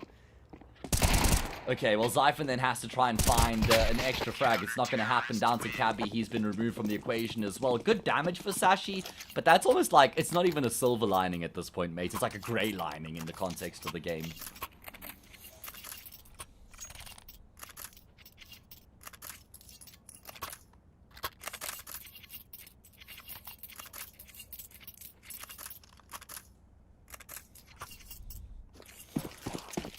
What magic can they conjure up? Jame on his AWP as well. Crazy. Yeah. Yeah, just like seeing Jame on the AWP as well, it's just like, oh, rough. And then not even flashing mids. Yellow, short jump, able to get 1 to 3, not quite 2. Jame actually misses a pretty sitting shot. That was, that should have been a guarantee. And now, he's in a bit of a pickle, because he knows Patty's towards middle. He's exited towards underpass. He's going to be trying to play late and see if he can play off a sound cue from Patty while both of his riflers now transverse towards CT. They also knew the AWP was around stairs, so probably confused where he's gone, but there he's spotted and Patty nails him. Nota and AW, they've got a kit. It's a 2 versus 3. They've been given a lot of space to work with, especially because Lucky almost was just going to go around the world for a second. Doesn't even look like Paravision are going to attempt this, which I'm kind of shocked to see. I guess that's a financial decision being made, but they had a smoke and a kit, and that was enough for them to find success in the pistol round. I will say, I really like James' decision making. I mean, it was a pretty rough shot for him to miss there from stairs into Palace, but then to just push into lowers like that and set himself up on the angle is pretty smart. I'm surprised he doesn't actually just have a little bit more patience there and just remain posted on the angle. Instead, he goes searching. He then missed another shot onto Patty as well. More difficult one, to be fair to him, but I still liked the decision making there from Jame. I thought that was quite smart. Yeah, I mean, it's just one of those things where it's like if he connected both of those shots in that round, Paravision would probably won it, right? Because also him dying in connector, or sorry, in middle, opened up all of that primary zone for Sashi, which then meant the retake was near impossible. If he'd stayed alive, his presence would have been so much more as well. But it's a tactical pause. The first tactical pause for Paravision. They're going to try and purchase back up. They've got an AWP. They've got 2 primary rifles. Belch not going to FAMAS. Oh, he also gets an A1S out. And it's Yellow on the 5.7. So it's... Wait, Yellow has no armor. He's dropped over an AWP and has no armor, Hayes. Ugh. I mean, I used the term yesterday. It's probably relevant here as well, but he's got the Sanji treatment. He's got the Sanji treatment here under James' leadership. This is what's going to happen occasionally. And he's all by himself on this B-bomb side as well. This couldn't be worse for Ziello. Just jump spotting with the smoke grenade. Oh, and they're so heavily lenten towards A right now.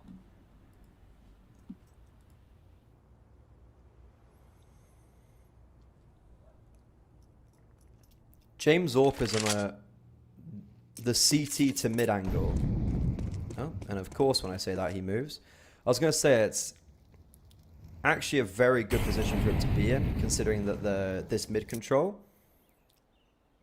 But James struggling to figure out. Yeah, he's struggling to figure out exactly where to go.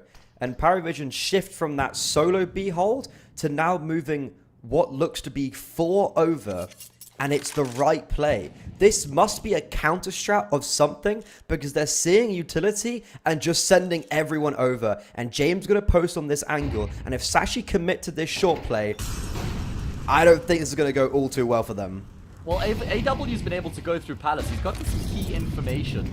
But it's actually going to be a late pivot here from Sashi away from the B-bomb site back in towards A. Okay, so now AW, he's in towards ramp. It's a pretty good position to have right now, but the problem is it's impossible for his teammates to join up with him, and in fact, Paravision are just going to call for the save immediately here with all 10 players still alive on the server. It was a great read from Paravision and then a great read from Sashi.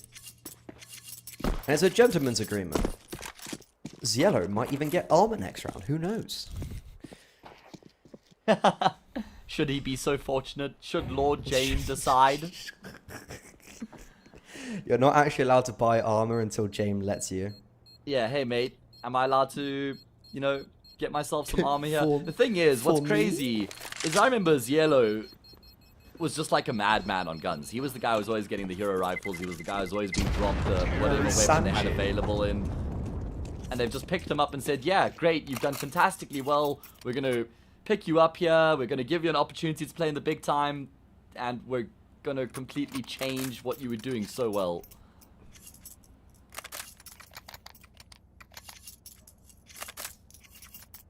It's going to be tough, but yeah, it's what you get, I guess, when you play in the James team, right?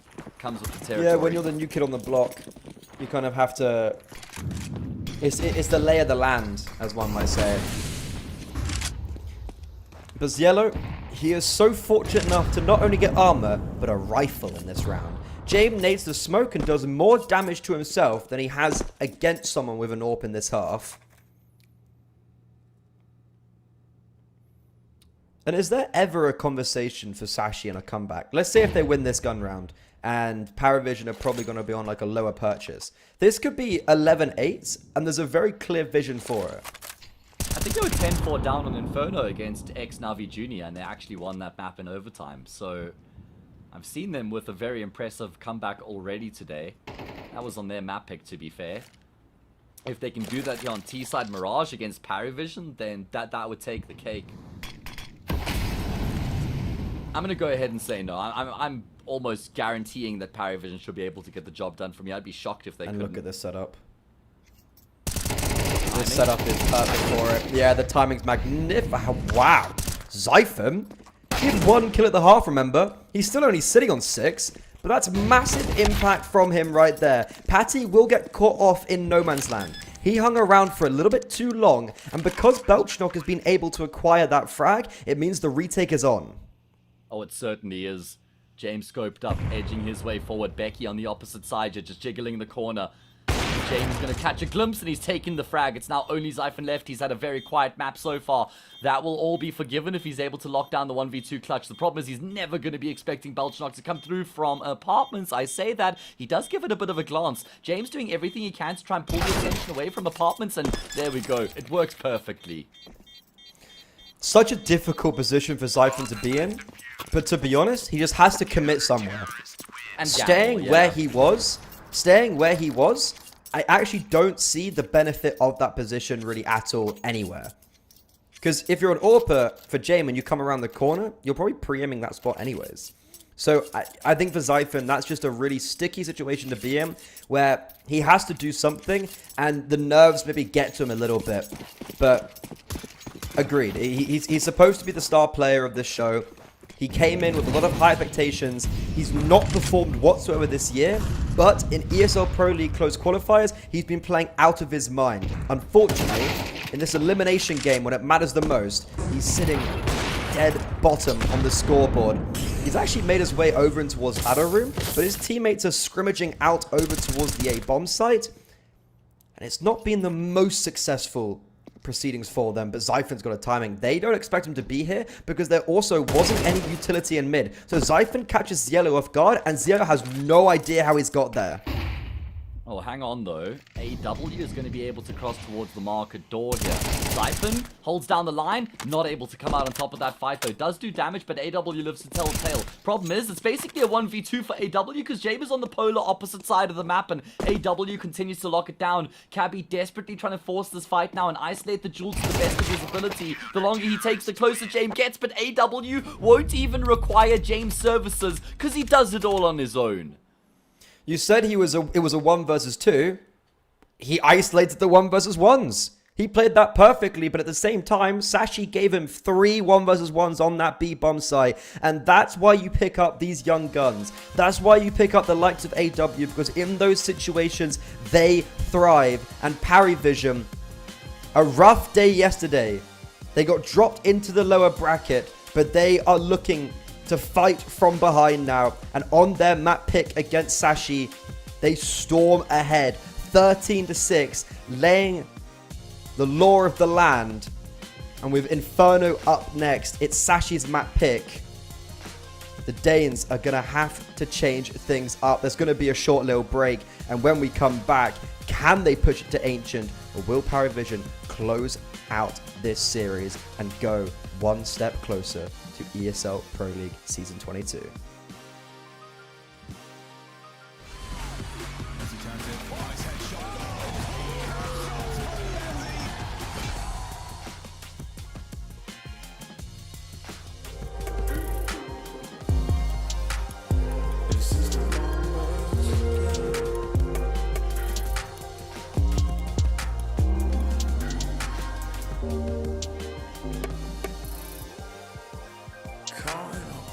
and you say we can.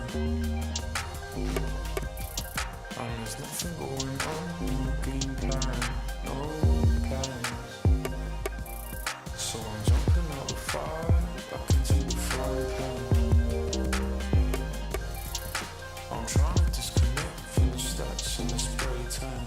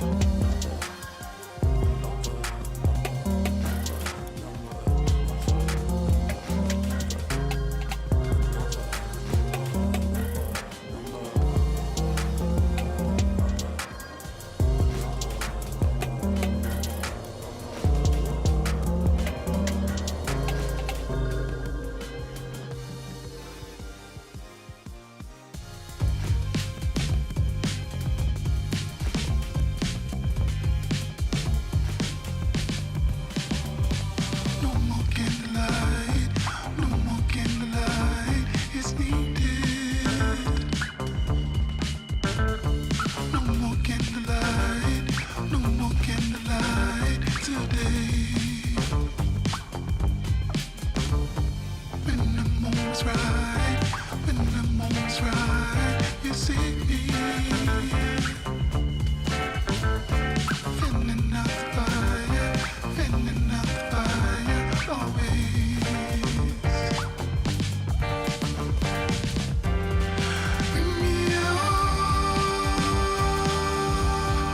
then I can be whole now. Bring me on, just your candlelight, just your candlelight, just your candlelight.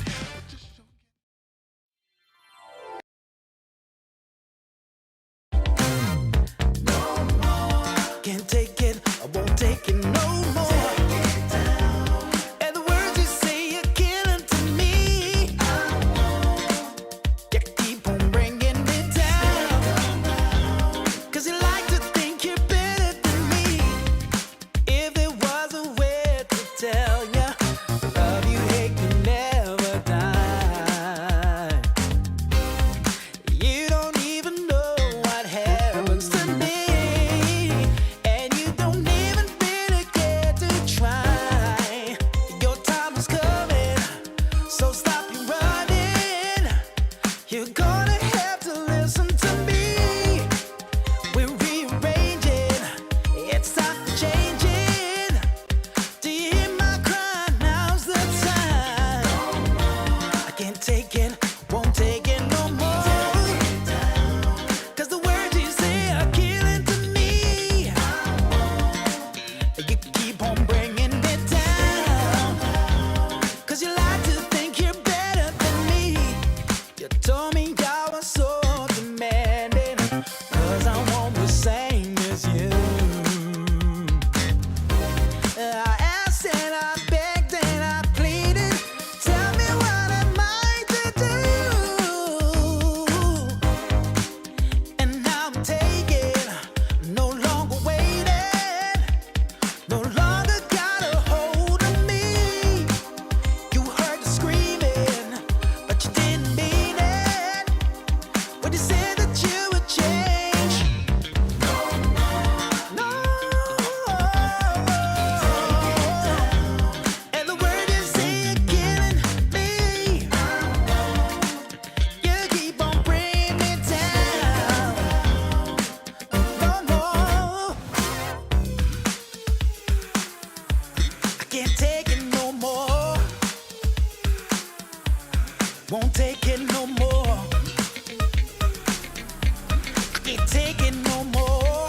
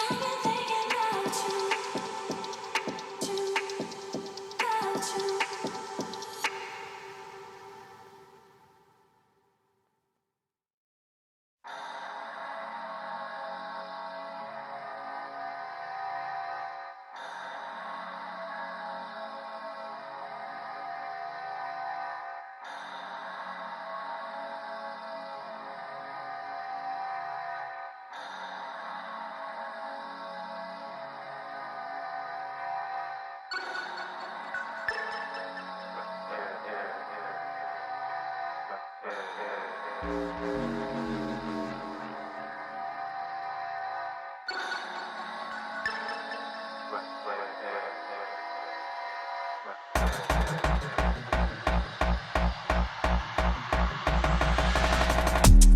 don't do no talking round here. We don't play no games round here. We ain't never slipping round here. This another level, this one over here is very rare. We don't do no talking round here. We don't play no games round here. We ain't never slipping round here. This another level, this one over here is very rare. Rhythm got me skanking, had me feeling like I'm Fred Astaire. Bread was kinda short, but I was smelling like a millionaire. Claimed their opposition when we stepped in, they were running scared. Man, we're louding up the atmosphere. Too much chatty, too much catty. I just lit a fatty, and it came from Cali. I'm not really here. I was in the clouds, I don't ever take the stairs. We don't do no talking round here. We don't play no games round here. We ain't never slipping round here. This another level, this one over here is very rare. We don't do no talking round here. We don't play no games round here. We ain't never slipping round here. This another level, this one over here is very rare. This another level, this one over here is very rare.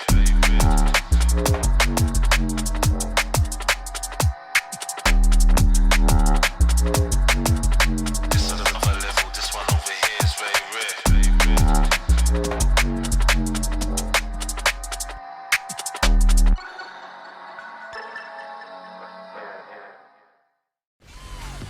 As he turns it, nice headshot.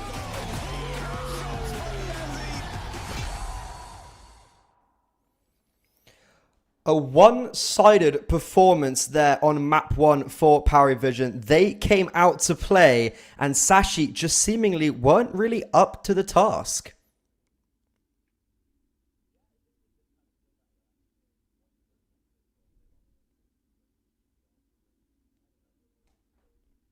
Yeah, it's a good point, Fredwood. I mean, they won the first pistol to start off on Mirage, and then they lost to the full eco immediately afterwards. And that almost just like set the tone for what happened throughout the rest of the map there for Sashi, I'm afraid. They got a good couple opening kills in the early stages of the second half, but they weren't able to convert them into round wins themselves. And James had a very good day in the office. I mean, he was just all over the map, finding impact across the board. And Parivision are now, one map away from the consolidation final, where they'll play against the loser between TNL and Namiga. So they're looking pretty good right now. Yeah, Sashi, if anyone's been following closely enough, they've been having a bit of a Cinderella run recently. I think that's fair to say. They have been causing quite the ruckus, and it would be a shame to see it go out with a whimper. So I'm coming into Ancient, and I'm just hoping for a little bit more something. Like, they've beaten Liquid. They've beaten Fnatic. They held their own significantly against TNL. They should have won that series. They beat Xnavi Jr. And in map 1, it was just very disappointing, all things considered. And Ancient, they have done well already today, but Parivision so far in this qualifier have played it 3 times and have won it every single time they've played it. Sorry, it's a move. It's Inferno. What am I on about? Well, it is Inferno indeed, and it's going to be a big push down middle coming through from Sashi, looking to try and assert themselves early on. Belchanok wants to punish, and he does find a kill, but that's a phenomenal trade from Beck in the fadeaway. Now the focus shifts in towards the B-bomb side. Cabby wants to take the fight on his terms. He steps on in, and then steps on out of the round. It's not great seeing Sashi already be on the back foot from this pistol round, because if you cast your mind all the way back to the beginning of Mirage, they won the pistol round, and they got 5 rounds in the half because they lost the decider, the conversion, straight away. So I'm looking at this start, and it's just already from bad to worse for the Danish side. They're going for the retics. There is a kit, but as soon as it gets picked up, it gets dropped right back down again.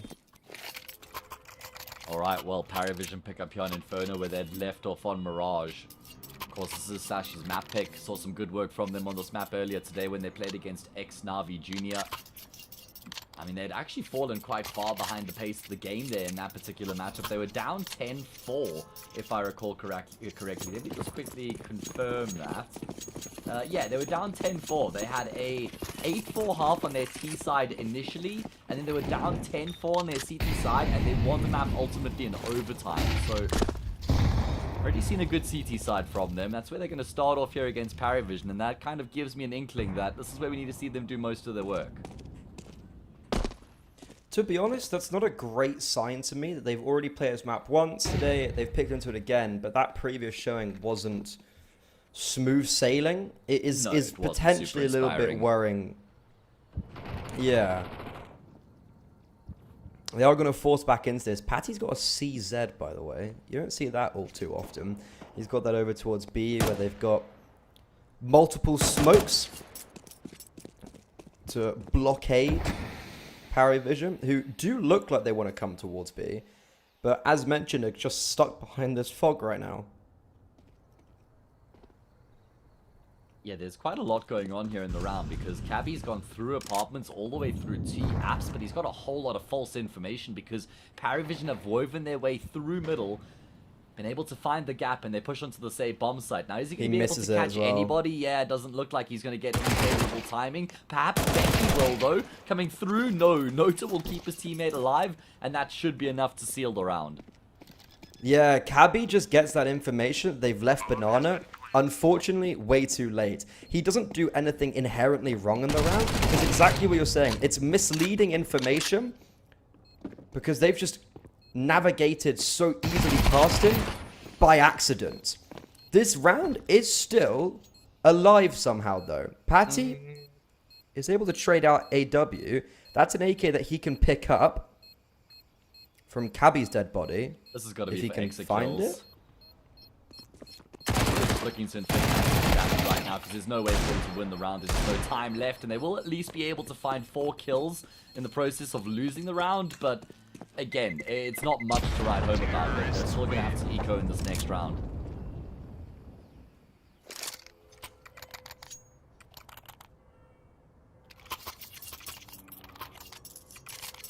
I'm quite perplexed at where that AK went because Cabby picked up an AK. So only God knows where it ended up. Damage was at least inflicted. So if you're looking at silver linings, if you look at the value of the round, MP9's got quite a few kills. That's $600 a pop. And you forced a lot of reinvestment onto 4 players. So if you are able to maintain that damage into this low by eco round, then at least in the next gun round, if you do win that, theoretically, Paravision will be set to square one. There's currently a 4-man lean over towards Banana with Lucky solo towards A, and they're just swinging for the fences. I mean, there's a lot of information gained in the process there for AW because he sees so many players pushing forward, so he can relay that through to his teammates and say, get a move on over into A, fellas. It's exactly what they do, but they push into the deagle of Lucky, which comes away with the kill.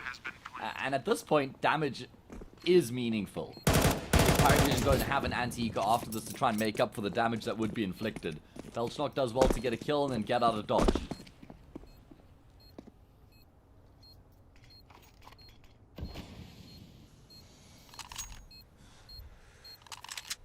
Seems like it's going to be a gentleman's agreement. Patty's going to be in the exact same position he was last round, looking for damage. MP9 just be a bit of a nuisance at range, make life uneasy for them. He could bring down... Yeah, so Nota's dead here. And so is James. You know what? That's a hell of a result. Patty doesn't get either of the kills, but he brings 2 down with him. So that's Paravision only keeping 1 player alive in back-to-back rounds. So sure, Sashi haven't won a round, but they've set themselves up in a very good position for the long run. Problem is, it only means anything if they can win this gun round here. Yeah, that's... yeah. That is the sort of asterisk, that's required here. Let's see if they're going to be able to make it happen. They've got the AWP on Lucky.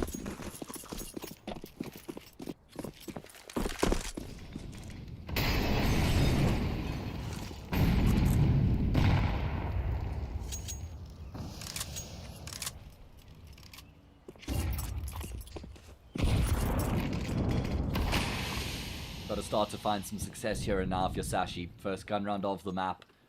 Didn't really ever get going on Mirage.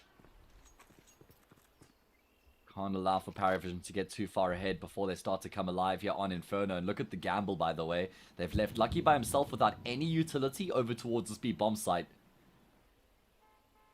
And AW's crossed. It's going to be Zello who pays the price, but Lucky will still get chased down anyway. That's ruthless from AW. Yeah, massive trade frag. And it's so important because Lucky was the only defender here. So as soon as he falls now, the B bomb site opens up for the taking. The rotations are very swift. Look, there's 3 players here from Sashi, rearing to go. They're gagging it a bit, but unfortunately, yeah, what can you do? You're stuck behind a smoke, nades are landing on your noggin. This is unfortunately a round where I feel very difficult for Sashi to make their way in.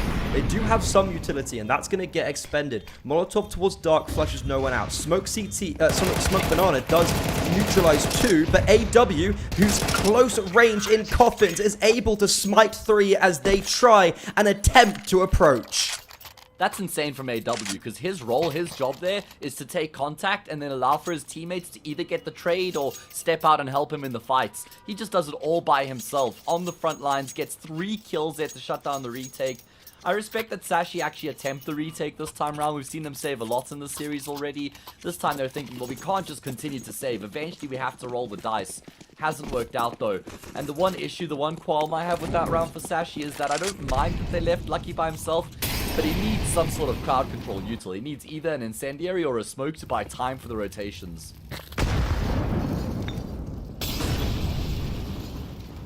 You're back out at least, and Lucky, he hit the shot last time, but this one occasion, not so lucky. And it's AW. He's a bloodhound.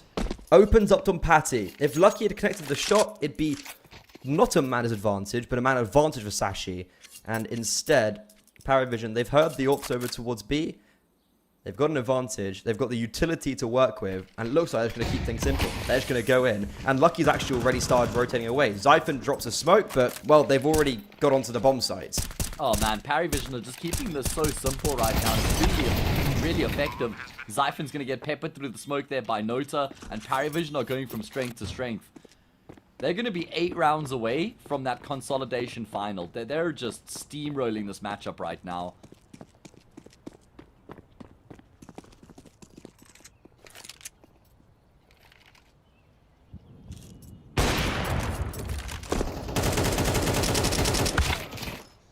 Mission save AWP. So far, so good.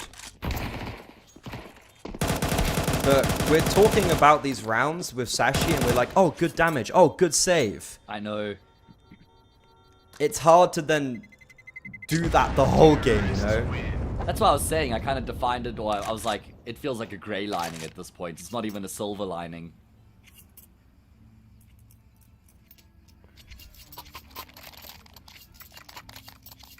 Yeah, it's just kind of like a, yeah. 5-0. This gun round carries so much weight for Sashi, so it makes sense that they'd call for a pause here, give Hunden an opportunity to potentially relay some thoughts and feelings. Maybe we see a bit more of a contest in towards Banana. Paravision have been keen to contest Banana every single round so far, so maybe we see 3 players head that direction for Sashi. It's something they did a few times against Na'Vi Jr. They were very good at disrupting Banana control, and we yet to really see that here against Paravision. Yeah, I was going to say, they have had people there, and they have had Lucky posted up. Have they actually ever taken Banana? Like, you know, properly drop the deep smoke, drop the molos, drop the nades, had that dance of utility. It's felt like they've given a lot of respect, but still, we are early on. We've only seen, like, 2 gun rounds max. But we're back on it. And it's going to be that 3B play you were calling for. The question is, how hard did they go for this take? First off, it's just going to be nades. But I'm looking at Cabby. He seems like he wants to be setting up his teammates. But instead, they actually just smoke off top Banana for now.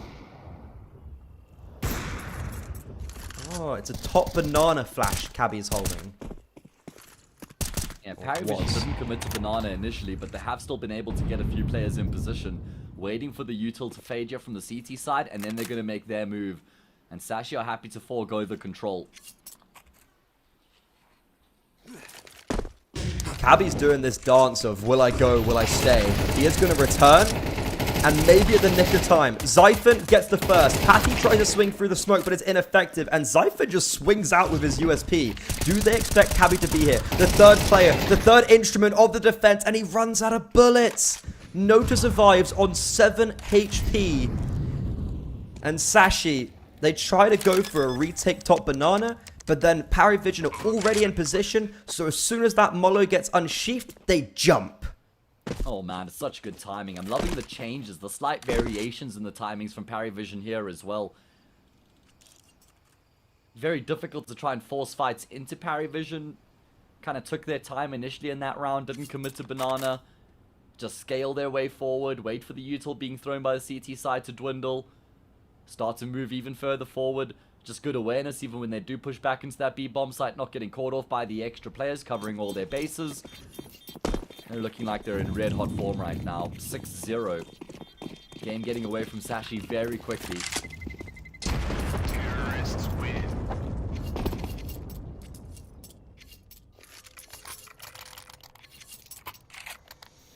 It's just another gun run where you sit back and you're like,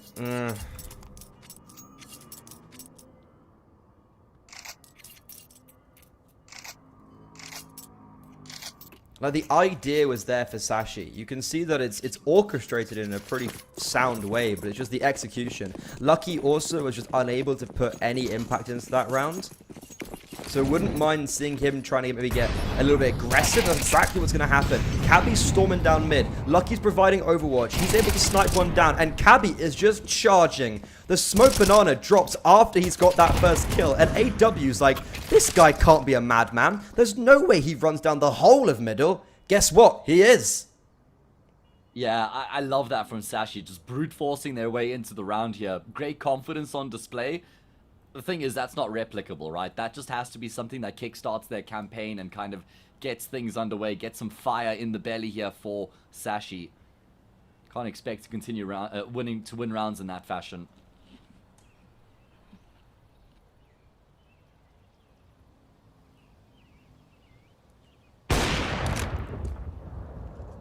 We used to call that Captain Jack Sparrow.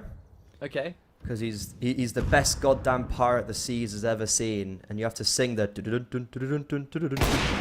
as you're running down mid.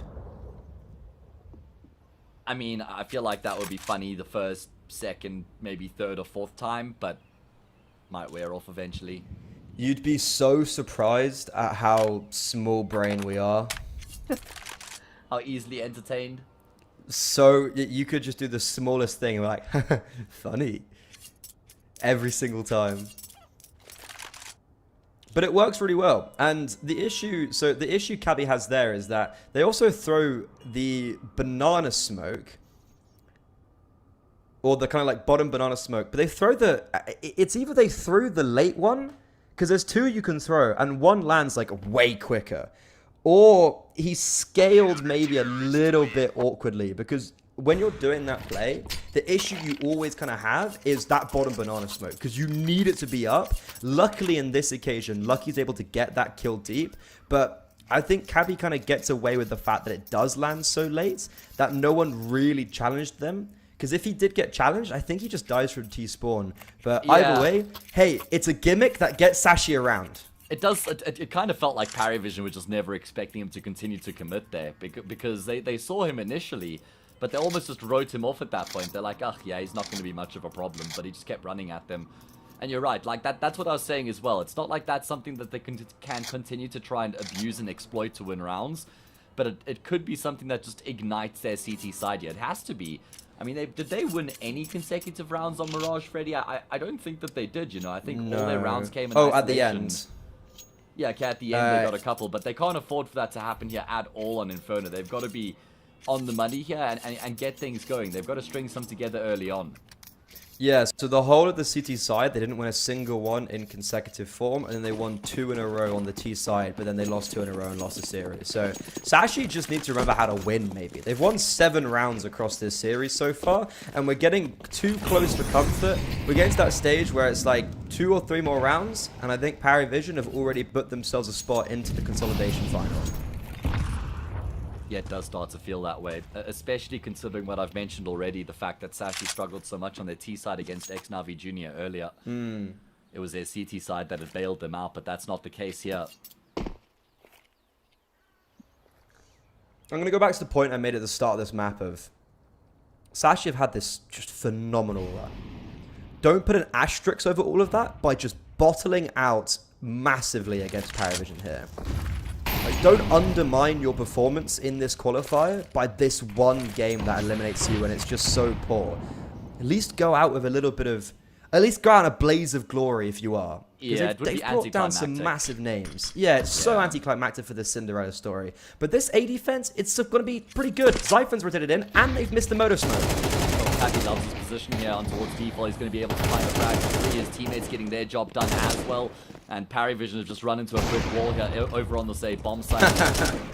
Yeah, it's going to be lucky to wall bang Belchnock. It's only Jame left remaining, and he's only got one thing on his mind. Yeah, no motor smoke is a bit of a sticky one. Obviously, Zypher doesn't get any of the kills. It's all down to Cabby and Lucky. But if there was a little bit of congestion, it meant that Zyphon's rotation into that bomb site, because he came kind of around the corner of arches as the flashes were being thrown. So if there was a need for him, he would have been there. But they didn't even need that, actually. So the motor smoke didn't even really matter. That angle you said Cabby loves, he holds a really nice spray transfer. And when they knew Belchnock was in mini pit, Lucky was like, screw it, let me deal with him. Yeah, it's something that Sashi actually did very well against Navi Jr. Notice how they had 4 players on that A bomb site. It's not like they had deep Banana control and it was like guaranteed that Paravision were going A. It was a bit of a read. It was a good stack from them.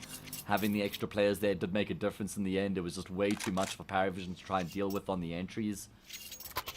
And I think that Paravision will realize, okay, we can't afford to just not have any Banana control before we try go A. That's too easy for Sashi. Consecutive rounds, baby. Ooh, that's a big nade on the patty. AW he's been here before and he's just thrived. Send him in around the corner. He doesn't see anyone, but his presence alone puts Patty on to 25 HP. And immediately the change up, exactly as I was talking about in the previous round. They didn't have this little soiree into Banana, and Sasashi was just super confident to rotate that extra player into A. And it looks like they might do just that again. They've left Zyphon with a full belt of utility, all by his own over on B. And he, by the way, has just self-flashed himself top Banana while solo B with a full belt of utility. Love that. He'd previously thrown the retake smokes, but yeah, Zyphon, who's got like less than 10 kills this whole series, is playing the smoke and molly combo there though. Is the retake? Yeah, the mollo seems a little bit unnecessary. But Zyphon, again, is what I mean. Only defender, doesn't even reload as well. He turns that corner with 15 bullets, gets a kill, drops AW to now 3 HP, and gets away with one singular hit point, and they're being sent into Lucky. Yeah, that is a ridiculous round from Zyphon. There's so much that could have gone wrong there, but it all works out for him. So I guess if it worked, it had to have been the right thing to do, and Paravision are going to just have to call it a day here. Save with these 3 remaining players left alive. And Sashi start to claw their way back here. They start to make this one look a whole lot more competitive as they win 3 rounds in a row.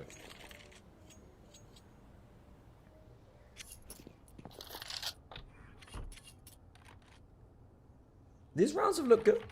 They look very good. Counter-terrorists win. There must be some sort of read for Sashi, where when they get top Banana control, it just sends Paravision to A. Because they've been very, like, oh, we don't have Banana control, but because we put down this utility, 4A. So there must be some sort of read there, I'd assume, from Hunden. So it does seem a little bit unorthodox to put that retake util down at like a minute 10 and go, okay, 4A. Yeah, it does seem to be a bit of a tendency right now. It's quite fearless from Sashi as well. It's not like there's no pressure or presence in towards Banana, and that's the reason they rotate the extra player. Lucky is here right now as well. Molly's going to be forcing Packy to remain committed, but that's not a problem for him. First frag found, great support flash comes through from Zyphon. Yeah, that enables Patty to get both and stifles the round single-handedly. That's the first time that I think Sashi have actually thought top banana and won. Normally, AW just rockets around the corner and gets 1 or 2. Even in the previous, when they won the round, AW still got all the control of top banana and he won the damage contest. So this is certainly a step in the right direction for Sashi. By the way, what a crazy flick from James there, but unfortunately it's just a leg shot onto Cabby. And Sashi are building their way back into this first half. Yeah, evidently, man. This is going to be 6-4. Next round should be an anti-intro. 6-5 right for the taking. And it's not like these rounds have been particularly close either. And we were highlighting how that very aggressive push down middle at 6-0 might have been enough to just try and kickstart this game for Sashi, and that's exactly what it's done. Round after that, they have a big stack on the A bomb site. They find success there. Then they're able to funnel Parry Vision back into A after they defend top banana. This round here, they win the top banana fight out quite early, so very nice improved signs coming through from Sashi here on their CT side. I like how they're hunting Belchnock as well. Don't let him survive. Make sure he falls, and they do so very cleanly as well. Becky, he's had a very tough game. He's really impressed me with his performance so far in this tournament, especially against Liquid. Maybe the best opponent he's ever played in official, and he's like a duck to water, which is crazy for someone who seriously struggled when they first joined Sashi. I've got such high hopes for him. It's all about just finding his groove.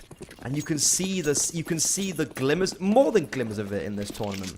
But performances like this, not only on Inferno, but also Mirage, it's unfortunate to see, because he's still, you can tell, got a little bit more to learn.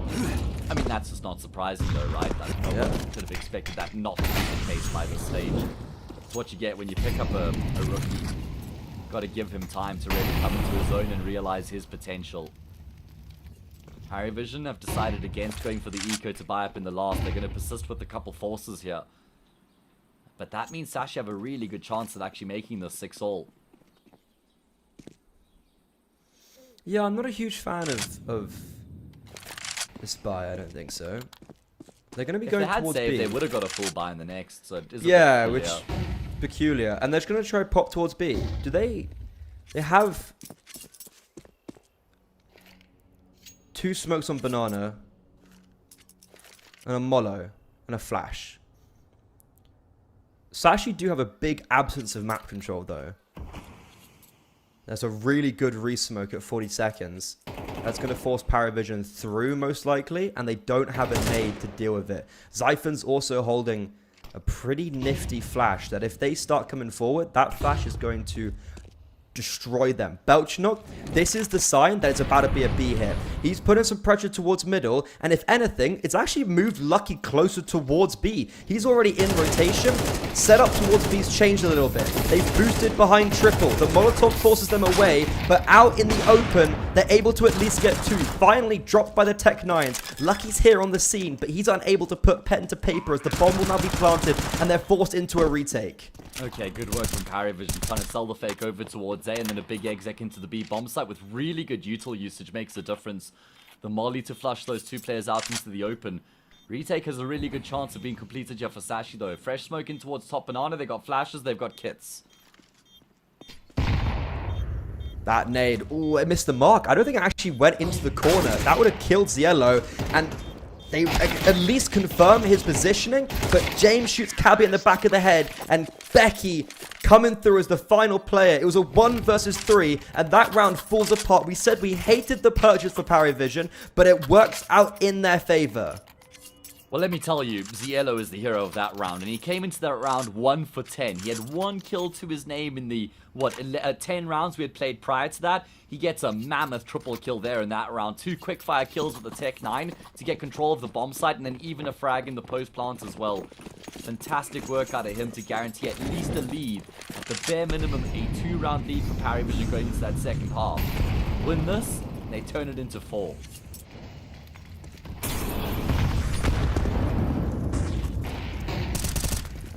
It's rough because Sashi have been looking pretty good, and especially that B defense, but it's that one singular Molotov towards triple in the previous round, and the reposition from Sashi to go from a coffin site setup to a double triple that ultimately is their downfall. One Molo is all Paravision had, and okay, speaking about Util and Molotov, AW is pushing through one. He thought he had a timing, but Zyphon and Patty, I don't know how, but are able to man the ship. That's ridiculous. I mean, that could have gone either way, and I reckon the entire round, the outcome of the round here, is dictated and determined by that skirmish. That 2v2 in towards the top of Banana. Patty gets both the kills. Turns around into a 5v3, gives Sashi every chance here to close the gap going into the second half.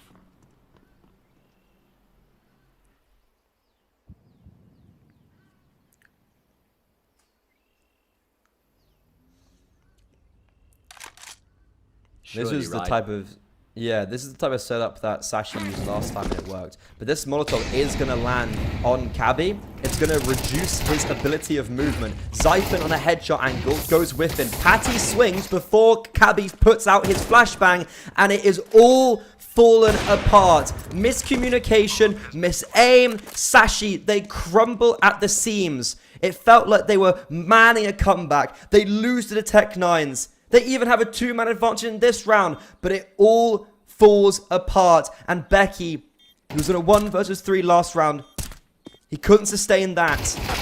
There's no way he gets himself into it, and Belchnock denies any worry as Parry Vision, they are surging towards a 2-0 victory and eliminating Sashi.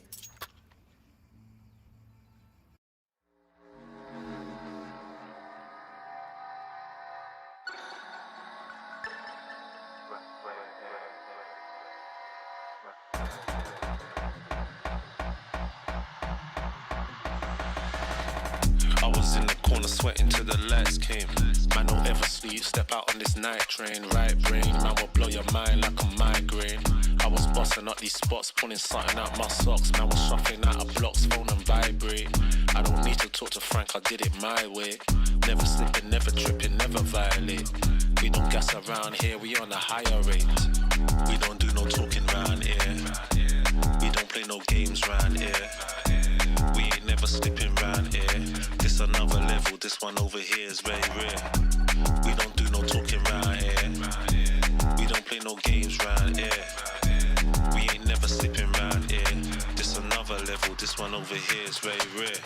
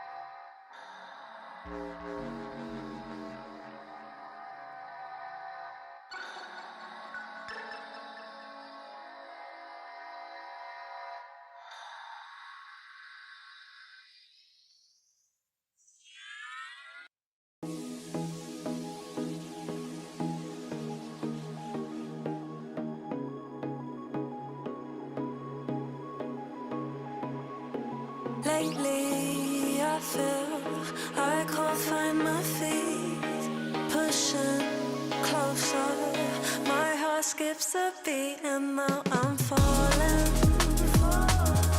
Deeper down I fly, I can't control it. Dark against the sky, it's not so black and white. It's like I told him. There's things that I can't fight. I just keep going. I just keep going.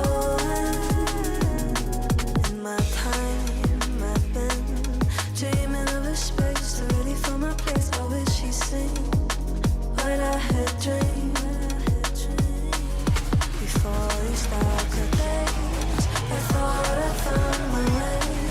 Quickly it fades, losing the race, closing the page. Off the back of a ridiculous Belchnok quad kill, Paravision do indeed get 8-4 out of the first half. It was looking like Sashi might have been on course to recover 6-all at one point, but some Paravision heroics do get 2 extra rounds at the end of the half, and they're now just 5 rounds away from it. 5 rounds away, and they're in red hot form. The fact that they're able to end off that half with 2 rounds on the trot, also 2 rounds they had no right in winning either of them. Confidence is going to be sky high for Paravision, and Sashi in their basement in Kosovo in a unexpected boot camp. We're going to do something special. This pistol round's a good start. Becky opening kill onto James. He's been put in some very difficult situations on the CT side, but he will also get instantly dropped afterwards. But he did his job. He did his work.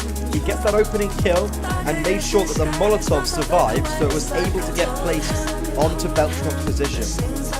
Paravision, in classic fashion, could you guess who's at IGL? They're saving on the pistol round. Yeah, I mean, you got Kevlar, Note, and AW, you're going to do something as well. Yellow literally has nothing to save. Take, you've got nothing in the game. Taking his way falling back. He's going to be looking to try and see if he can take 2 hits with a great focus. There we go, we'll be able to find 1 frag, tapping away. Zyphon will come out on top of the stool. Sashi will win this pistol round as was required. Okay, this is the mandatory, if there's ever hope and dream of Sashi coming back into Inferno, it starts right here, right now. It would have certainly been a lot nicer to end off that first half a little bit hotter, because they set themselves up for success, but then couldn't build upon those foundations. It was like a tower of cards that just all came crashing down in front of them. But an 8-5 scoreline, if they're able to counteract this force buy, that's 7-8, most likely. That's a 1-round game. Win that gun round, boom, you got the lead. Yeah, that is the equation, but it's a difficult equation to try and balance out for Sashi, and the first step is against the force buy. It is and it isn't, because I've seen it so often, right? I know, but when you look at what's happened in the series so far, it is. True. They've just given me a little bit more to hope at the end of that second half, but that's why I said they end it so poorly.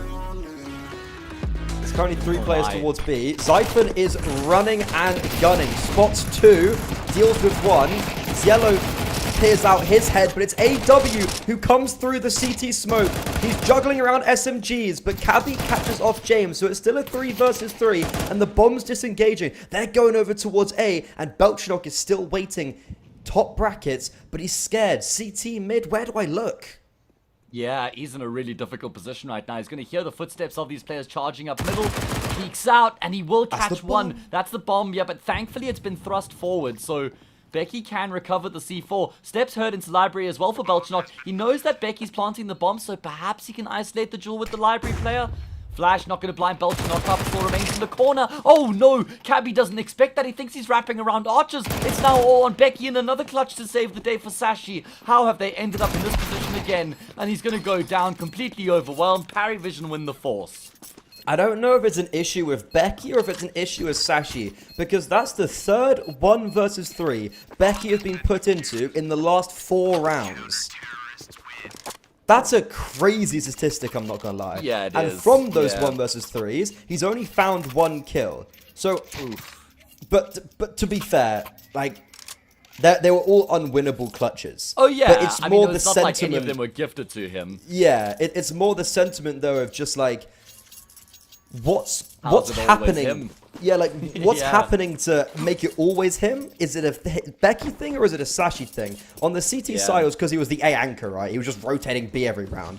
And I think that was an unlucky coincidence. But I don't know what was it. Cabby coming out of library there? Like, what's he doing? Yeah. What's he doing? I mean, I think he's just misread the situation. He's thinking that Belchnok's wrapping around archers, I suppose.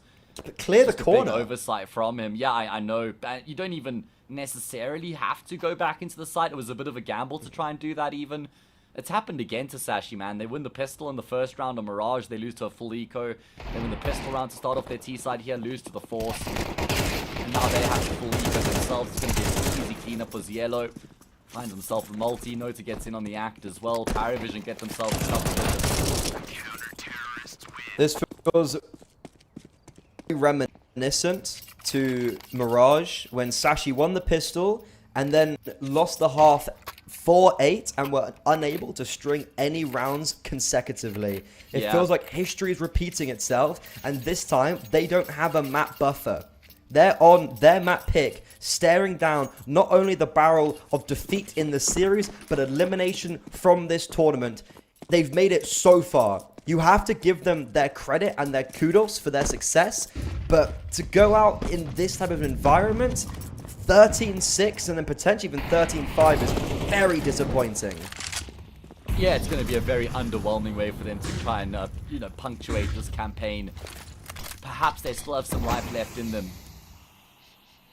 They have got AKs to work with here, sprinkling of utility as well. Everything relying on this round. All of their hopes of remaining in the contest rest on this round here.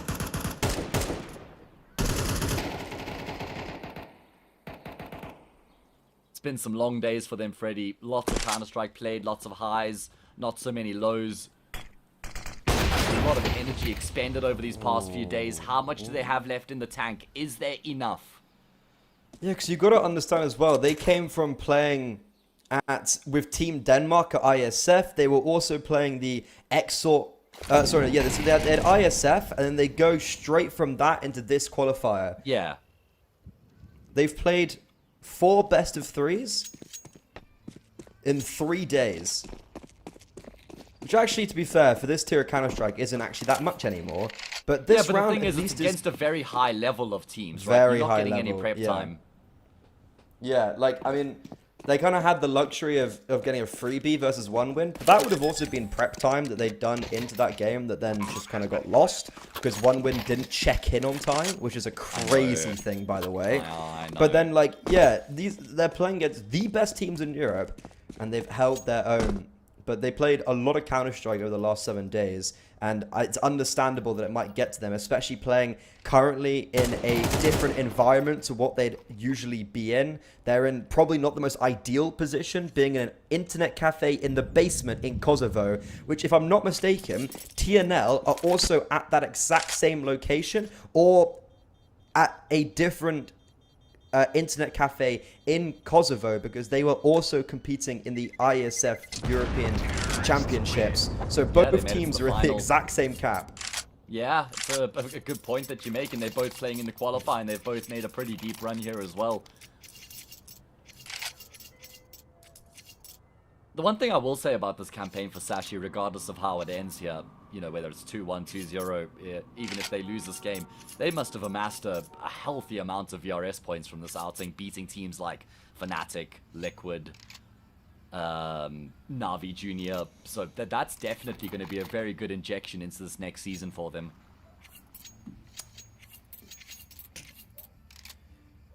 Yeah, the issue is online games. So sometimes winning just a handful of these online games actually don't have massive weight to the modifier, because VRS really centers around bounty collected as well through... Sorry, not bounty collected, but prize pool collected. So the fact they're not winning any prize pool from this actually does have a big hindrance on the VRS they've gained. And as I said, it being online. But nonetheless, they're beating teams... They're punching above their weight. Way above. If I'm not mistaken, they are the lowest ranked team in this event? No, they were the 15th out of 20 teams, or 16th out of 20 teams on the VRS ranking coming in. Yeah, so they're the lowest very ranked low. at this stage, yeah. But they beat Liquid, the highest ranked. They beat So that would Fnatic, surely, the 5th highest ranked, by VRS. Fnatic got the 2nd highest. So they've beaten the top 2 VRS ranked teams in this competition already. As well, beating Liquid, if I'm not mistaken, it matters who Liquid beat, and because Liquid have beaten quite big names, that then affects how much Sashi get. So They've a lot of actually positives. beaten the top 3, mate, because Na'Vi Junior are the 3rd highest ranked team from the VRS competition. So that's quite something for Sashi if you think about it in that way. I should Massive give scopes. them the pro. Yeah, give them the Pro League spot. Yeah, slow down there. Probably, I'm not as charitable as you, clearly. Hey, but imagine this. 10-5 down on your map pick. Demolished so far in the series. Come back, win Inferno. Win the map, take it win to the Ancient. decider. Win Oh, that. no. Go through the consolidation final. go to the final being played on the exact same day. And then you wake up. No, whatever. Listen, yeah, but people were saying this wake up. when they played against Liquid. I know, that's Sashi true. I've been writing them off every game they've gone into so far, and they've proven me I'm a wrong every believer. time. They've got some. They've also got some support in the scoreline because Paravision are only on 10, right? So it's not like they're on 12 or 11, which is it feels so much easier when you're looking at 10-6. And alongside that, this is now 2 rounds in a row where Sashi have just won the round, and they've got 1 kill across 2 rounds. And as of now, it looks like they're about to win both of them. Yeah, Paravision are thinking we're just going to go for gamble stack after gamble stack. If we gamble incorrectly, we save with most of our players. Excuse me, we save with most of our players, and we continue to get buy rounds. If we call it correctly, we only have to win 3 rounds from here to win the series. They're thinking they should be able to gamble correctly at least 3 times in the rest of the half, but it is dangerous thinking, man.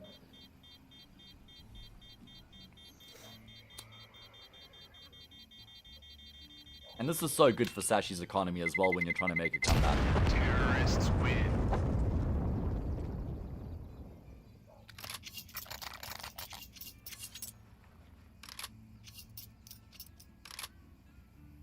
Jame is 5 for 6, by the way. We played 17 rounds of Counter-Strike. Belchnox also only died 6 times. But we need more impact out of Jame. He's been very quiet on the map so far. He was 19 to 10 on map 1, and also, you know, 1 and 2 versus 4 at the end of the first half. Like, he had massive impact, big opening kills. So far on the CT side, he's not really done anything. Or I guess Paravision haven't really done anything. So I want to see him get activated with the AWP, and currently he's posted an aggressive line in apartments, but no one in Sashi are anywhere even remotely near that part of the world.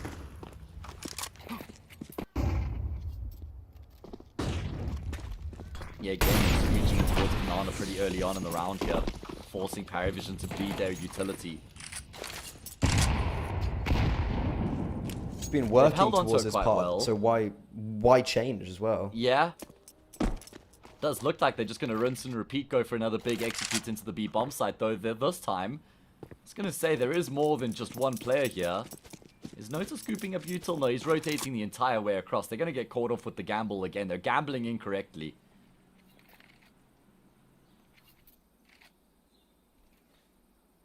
Nota's trying to get back. He's not going to get here in time, though. Well, I mean, AW could do well to get to the site, or maybe boost up Nota. They're going to do neither, and they're going to just sit behind these smokes. Oh, AW's actually peering around. He's thinking, I don't hear anything. He spams Siphon completely down, and he's able to get a reload off. These flashbangs and molotov are faded. So AW's going to have complete freedom and vision to prevail. Same with Nota. But somehow, they don't get a single kill. Bomb dropped across. CT smoke replenished. Belchnock, that nade's going to do good. Well, actually, not too much damage. And Cabby gets away on 54 HP. It has to be another save for Paravision, because look where Jame is. Yeah, but it looks like Belchnock and Casello are busting at the seams right now to try and go for the retake. They're desperate to attempt the retake. But they've been called back by their captain. And they're going to look for parting frags here. This is starting to get scary for Paravision. They're just lacking... They're lacking that, like, killer instinct right now, man. They're almost like playing not to lose. And Sashi have that never say die attitude. That fire in their bellies.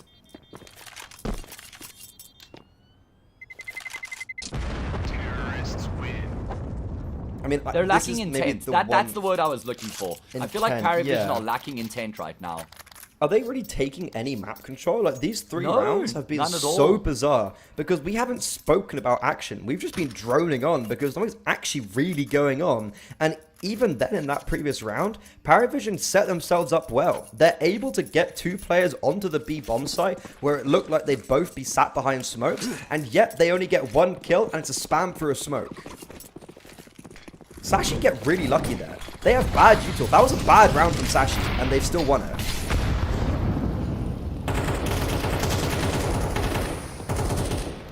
And it looks like they're going to continue to persist with the speed bomb side as well. Why wouldn't they? They found so much success here in these past few rounds.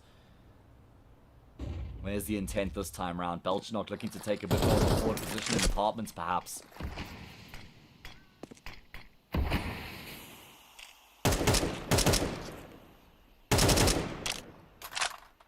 some pressure from Becky and Naps to force Parivision back, but it's still going to be the big B commitment coming through from the T side. Becky's just trying to keep them guessing, making sure they don't have info, but this time Zelio is going to rotate across. He's rotating across, but look where Zyphon is. They will not expect this. And he's got a timing. If he pushes Coffins right now, no one's holding for him. But they're going to flash. They're going to make his presence aware. And AW has been boosted late. That catches off Zyphon. He was the win potential for Sashi. But regardless, they're able to at least clamber onto the bomb site and get those digits tapped in. Surely you go for the retake now. But Becky's going to make it difficult because he nails Belchnok on the lurk. And James is still on short, by the way. And I don't see any reason for him to move, because where can he move? Becky's just controlling all of this space, but finally he does fall. Issue is, look how sporadic Parivision are. AW and Nota are swinging through coffins while James was on shore, but because James so late, Patty doesn't expect this. Time's ticking down. There's a kit on Ziello. Lucky up for the 1 versus 3. Time's low. Has he done enough? No. It seems like he has. The kit was dropped in CT, so James had to go run and pick it up, and Sashi have been gifted yet another lifeline. Oh, I don't know, man. Watching a James-led team on Inferno, I'd almost rather watch Paint Dry at this point. He just leaves the retake so ridiculously late. I feel like he's moving off the A bomb site when 10 or 15 seconds have already ticked off of the bomb over on B. Sashi have drawn within 1. That was Parivision's best opportunity yet, and they still couldn't get it across the line. And the streak continues. That's now 4 in a row. I mean, yeah, like, dude, straight up, James just doing nothing. He's actually just a hindrance. I don't know what Parivision... Just be active, Parivision. Just go for a play somewhere. Even that round, you had a man advantage. The rotations were there. You dealt with Becky pretty quickly. Yeah, it's true. I mean, I thought once they get that kill on Becky and he gets that backstab frag on Patty, it's round over. I have the most important question of the series so far, though. I've just lost it. Why in God's good name does James not have a kit? You've just saved for 4 rounds before that. How on earth have you not just spent $400 to get a kit, mate? What game are we playing here? If he had a kit, I think he wins the round, because it was dropped on CT. Guaranteed. He definitely has enough time for the defuse. Even if the last guy left alive, or the other guy alive, yeah. I think if he had a kit, there's also enough time. How has that happened? Yeah, I've just clocked that, actually. I didn't even think, why didn't they have a kit? I was just like, oh, they don't have a kit. I didn't ask myself why. But, like, even now, just look at James. He's sitting top mids. He's just been completely ineffective. Parivision at least do have 3 players on B, and I guess James is doing very well at holding this control. Nota blocks the smoke towards Coffin. He's going to be able to potentially play around that one. Look at the AW... time. Rotated away, come back in. Yeah, Jesus, there's 10 seconds left. Sashi, they haven't even dealt any blood. Finally, draw some damage, but we're in the red. 6 seconds, there's no way this bomb gets planted. Hold on a second. Oh, it gets denied. AW and Nota spring. The trap is set, and Lucky even dies after time. The money is at least there, but Parivision finally break through, and it's not because they played well, it's because Sashi left it too late. Oh, okay. I mean, finally, Parivision are able to get another round across the line to keep Sashi at bay, keep some distance between themselves and the Danes on this rampaging comeback. I respect Sashi for just persisting with these B hits, by the way. I don't mind that they've kept up with this approach. It certainly is bold not to try and pivot and do something different, but they're thinking they can just continue to try and bully that B bomb site.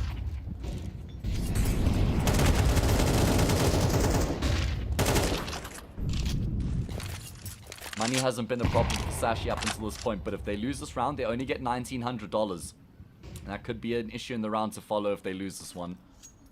Yeah, bomb down does make it not a worry, but if they don't get that bomb planted, people are going to be on Galils and SMGs, which is not ideal when you're fighting for tournament survival. Are they just... It's just B simulator. Yeah, I don't mind it because Parivision are constantly thinking, well, this is the round that they're going to be trying to go A.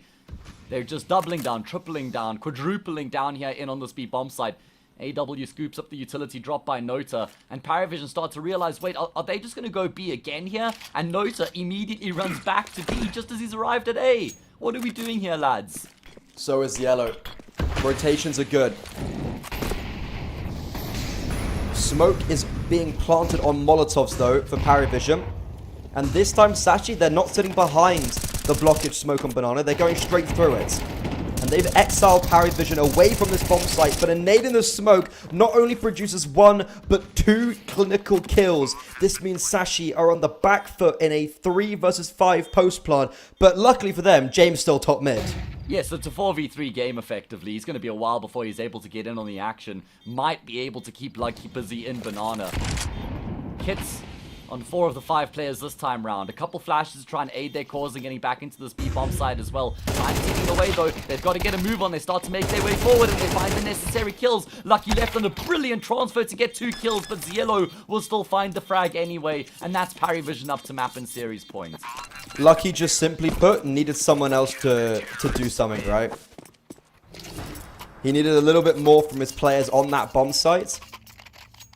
And super unfortunate for Sashi, because they do everything right in that round. They just push through a smoke, the blockage smoke, with the understanding that they can get onto the bomb site. And they do, scot-free. But it's the nade in the CT smoke that ends up spiraling them out of control. And Paravision, in this effective 4 versus 5, have hit map point, series point, elimination point for Sashi. And they've got 3 opportunities to make this work. And Sashi, guess what? Going to be heading in towards the speed bomb side again. Zyphon's going to try and kickstart the campaign off the back of that opening kill. They now know that Nota's in towards Coffins as well. He's already on his bike. He's looking to get out of there. You look at the finances for Paravision. There is no world in which they're going to attempt the retake here. Yeah, you guess right, Freddy. Although, nah, that's not enough to motivate them, I don't think. Never mind. What? No, that CT smoke and coffin smoke. Honestly, I actually agree with this save now. Crazy to see this is the first time James actually been in close proximity for a retake. We've gone B 7 rounds in a row. I respect it. I genuinely respect it, because Paravision keep thinking, well, surely this isn't the round that they're going to be going B again. Let's try stack up on A. And it's never the case. I really do like the calls coming through from Patty, I'll be honest. Wait, is this hunt good for Paravision?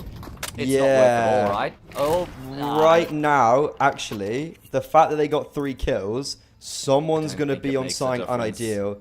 Yeah, Zyphon's on a Mac 10. I mean, he got the opening kill of it last round. Patty could drop an AK if he wanted there. He decides to prioritize utility. So, would have cost him a few pieces of util, What's the game plan? It's fairly inconsequential.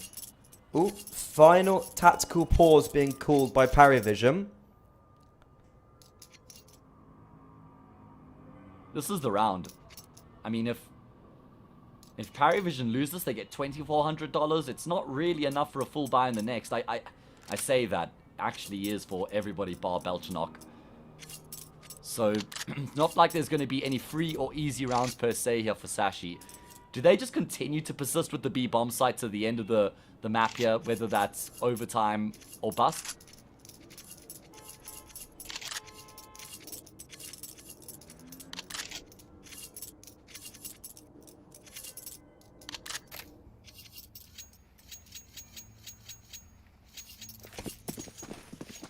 I'd love a rush A here, not gonna lie, from Sashi. Mac 10, just storming up mid. James, he's slept at the wheel. He's 7-6 in round 23. Is that the first time that Becky's actually thrown util apartments? Going B again. They're not even doing anything. They literally just, they threw 1 molo A and they're just contacting B. The difference, though... I can't believe Paravision haven't stacked B in one of these rounds. Hold on, though. But the thing is, Sashi, when they do this, they throw a lot of utility. They make their presence known. This is very different. This is so dry, and Zyphon is already on the site before they know what's happened to them.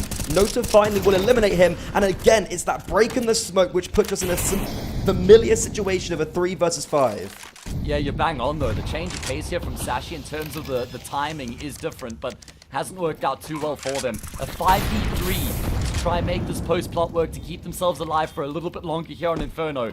You can bet your top dollar this is a retake Parivision will actually go for. And Patty, Oh my God. where on earth are you? What are Oh you my doing? God. Patty's on the wrong side of the earth right now. Does this work? Oh. Does this work? Bomb's not Lucky even smokes for him, I don't coffins. think so. Wait, they smoke and flash coffins. This is going to be hard for them to come through. Patty, is he in the nick of time? He is. He at least gets one. It's a 3 versus 3. The rest are now stuck behind this aforementioned coffin smoke, and it's worked out. Parivision, they're saving, but are they going to be able to get away? Lucky denies at least one save. Cabby swings out, lines them up, but Nota shall get away with his life. A purchase will be in the next for Parivision, but Sashi in the 3 versus 5, that brazen. Oh my God, what a call from Patty. Yeah, it worked out perfectly, and you were bang on there. The extra utility drop buys the time there for Patty to actually make that flank work. Arrives on the scene just in time. Sashia fought the entire way back. I mean, they had a ridiculous 10-4 comeback against Navi Jr. earlier on today on the CT side on this map. This time against Parivision, they were down, what, 10-5? It's almost exactly the same. What did I One say, round dude? away from seeing the light of day in overtime. And What was it James on finally 10-5? gone B with the AWP. Oh man. Oh my What's God. that, sorry? What did I say? Wasn't it that I was like, imagine they Oh, come you did? back, take Yeah, us to you a did. decider, Yeah. and you were like, Freddie, shut up. Or you were like, Freddie, stop it. You're being a silly Billy. James though, he's finally seeing someone. James actually And Sashi- seeing someone. Oh, this is their call for them to pivot. James over There's towards two players the bomb B. site. Oh man, finally they're gonna see some action over on A. Do they get caught napping? They've had nothing to do throughout the entirety of this half so far but rotate. Or save. This The is one fast, time. really quick. Entries are Nota. good, but AW and Nota, oh! It's all falling apart. Zyphon, final player alive. A 1 versus 3 is needed from him. The star player for Sashi. He's been exemplary so far in this series, but not in this map haze. Well, I don't know if he has been in the series, Freddy. Maybe in the tournaments he's had a really good time, but I feel like he's had a tough day in the office here against Parivision. That will all be forgotten and forgiven if he can win this round, though. But he won't be able to. Jame rounds the corner. He's 8 for 7 is Jame. 8 for 7 in 24 rounds of Counter-Strike played. But you know what? He hits the shot to finish off the job. His team wins the series, and they're into the consolidation final. Commiserations for Sashi. They bring it all the way from 10-5 to 12-11. The one round they go towards the A bomb site. They hear the AWP ring off towards B. They charge in towards A. And it's a combined hold from Belchnock, AW, and Nota. 4 kills between them. And it's Jame. He takes the cake. Oh, And it's I Jame. mean, Jame won them the game. Jame won them the series. You Jame can't won them deny the whole that. series. You cannot deny that. He had a really good time on Mirage, but that was not a pretty Inferno from Parivision. I'm sorry. I feel like Parivision under Kickit were a lot more inspiring than that on Inferno. I mean, I feel like they attempted a lot more retakes. They played a more active style. There was a huge amount of intent lacking from Parivision on Inferno, but you know what? They won ugly, and that's still worth recognizing in itself. They're into that consolidation final. They'll play against the loser between Amiga and TNL, a game that's still currently going on. We're down to 3 teams, Freddy. 1 spot at Season 22 of Pro League, and 3 teams left in contention. Bro, I'm going to really highlight Jame for a second. Let's take a little trip through his game so far. So, first game against Ents, a 1.13 rating. Wow, perfect. Second game against XNRB Jr., 1.54. Dude, James on fire. He's having the tournament of his life. They lose to an Amiga and he drops a 0.9 rating. He then gets back up against Passion UA with a 1.37 rating and then goes back down again against Sashi with a below 1 HLTV rating. I'm sitting here looking at James and he either hits these magnificent highs or swoops down and has a 8 and 7 scoreline in a full 24 round game. Yeah, it was just one of the games where, in particular in the second half, he was never really able to get anything. T-side Inferno obviously doesn't really lend itself to an AWP, so I guess it's kind of expected for him to be a bit more quiet there. I also want to say, like, I really like the calling from Sashi on the T-side. I feel like that's playing the situation. It's not like Sashi came into this map saying, we're just going to try and go B every single round. That was them. That was Patty just reading into Parivision, making some really good calls. And then they eventually they try and change up the approach in the 24th round. Once they realize Jame is B, they're like, well, let's go and explore the opposite side of the map for the first time in the half. And unfortunately, it didn't work out for them. What a good run from Sashi, though. It still has to be said. I mean, taking sculpts like Liquid, Fnatic, Na'Vi Jr., pushing Parry Vision here on one of the maps as well. It certainly was a performance to be proud of. As you mentioned, those are the 3 highest Valve ranking teams in this whole tournament, and they eliminated 2 of them and put Fnatic into the lower bracket, where they were eventually eliminated as well. So for Sashi, after a rather disappointing year, after changing their IGL now for the 3rd time in the space of a month and a half, they're actually looking promising. Is this a honeymoon period of Patty? Is Patty even confirmed? That's not official yet. No. So there's a lot of speculation around Sashi, but right now, they're entering this second part of the year with wind in their sails, and even though it's a really hard way to go out, they should still be very proud of their performances. But regardless, it's Parry Vision who are now into the top 3. The consolidation final tomorrow at 3:30 CEST. They play the loser of TNL versus Namiga, which is live right now on ESL TV, the main broadcast. These 3 teams will be battling for one spot at ESL Pro League, one of the biggest events of the year. Doing well in this qualifier, qualifying for this LAN, could book a spot for your team in the major at the end of the year if they do well. So there's so much on the line. This could be a make or break for the season. And Hayes, it's been an absolute pleasure being with you on this broadcast. Thank you so much for bringing me on. It's been amazing to ride out this journey with you. But fans at home, head over to the A stream. The action's still hot, and be back if you want to see the games tomorrow at 3:30. Thank you very much. Have a good night, and God bless.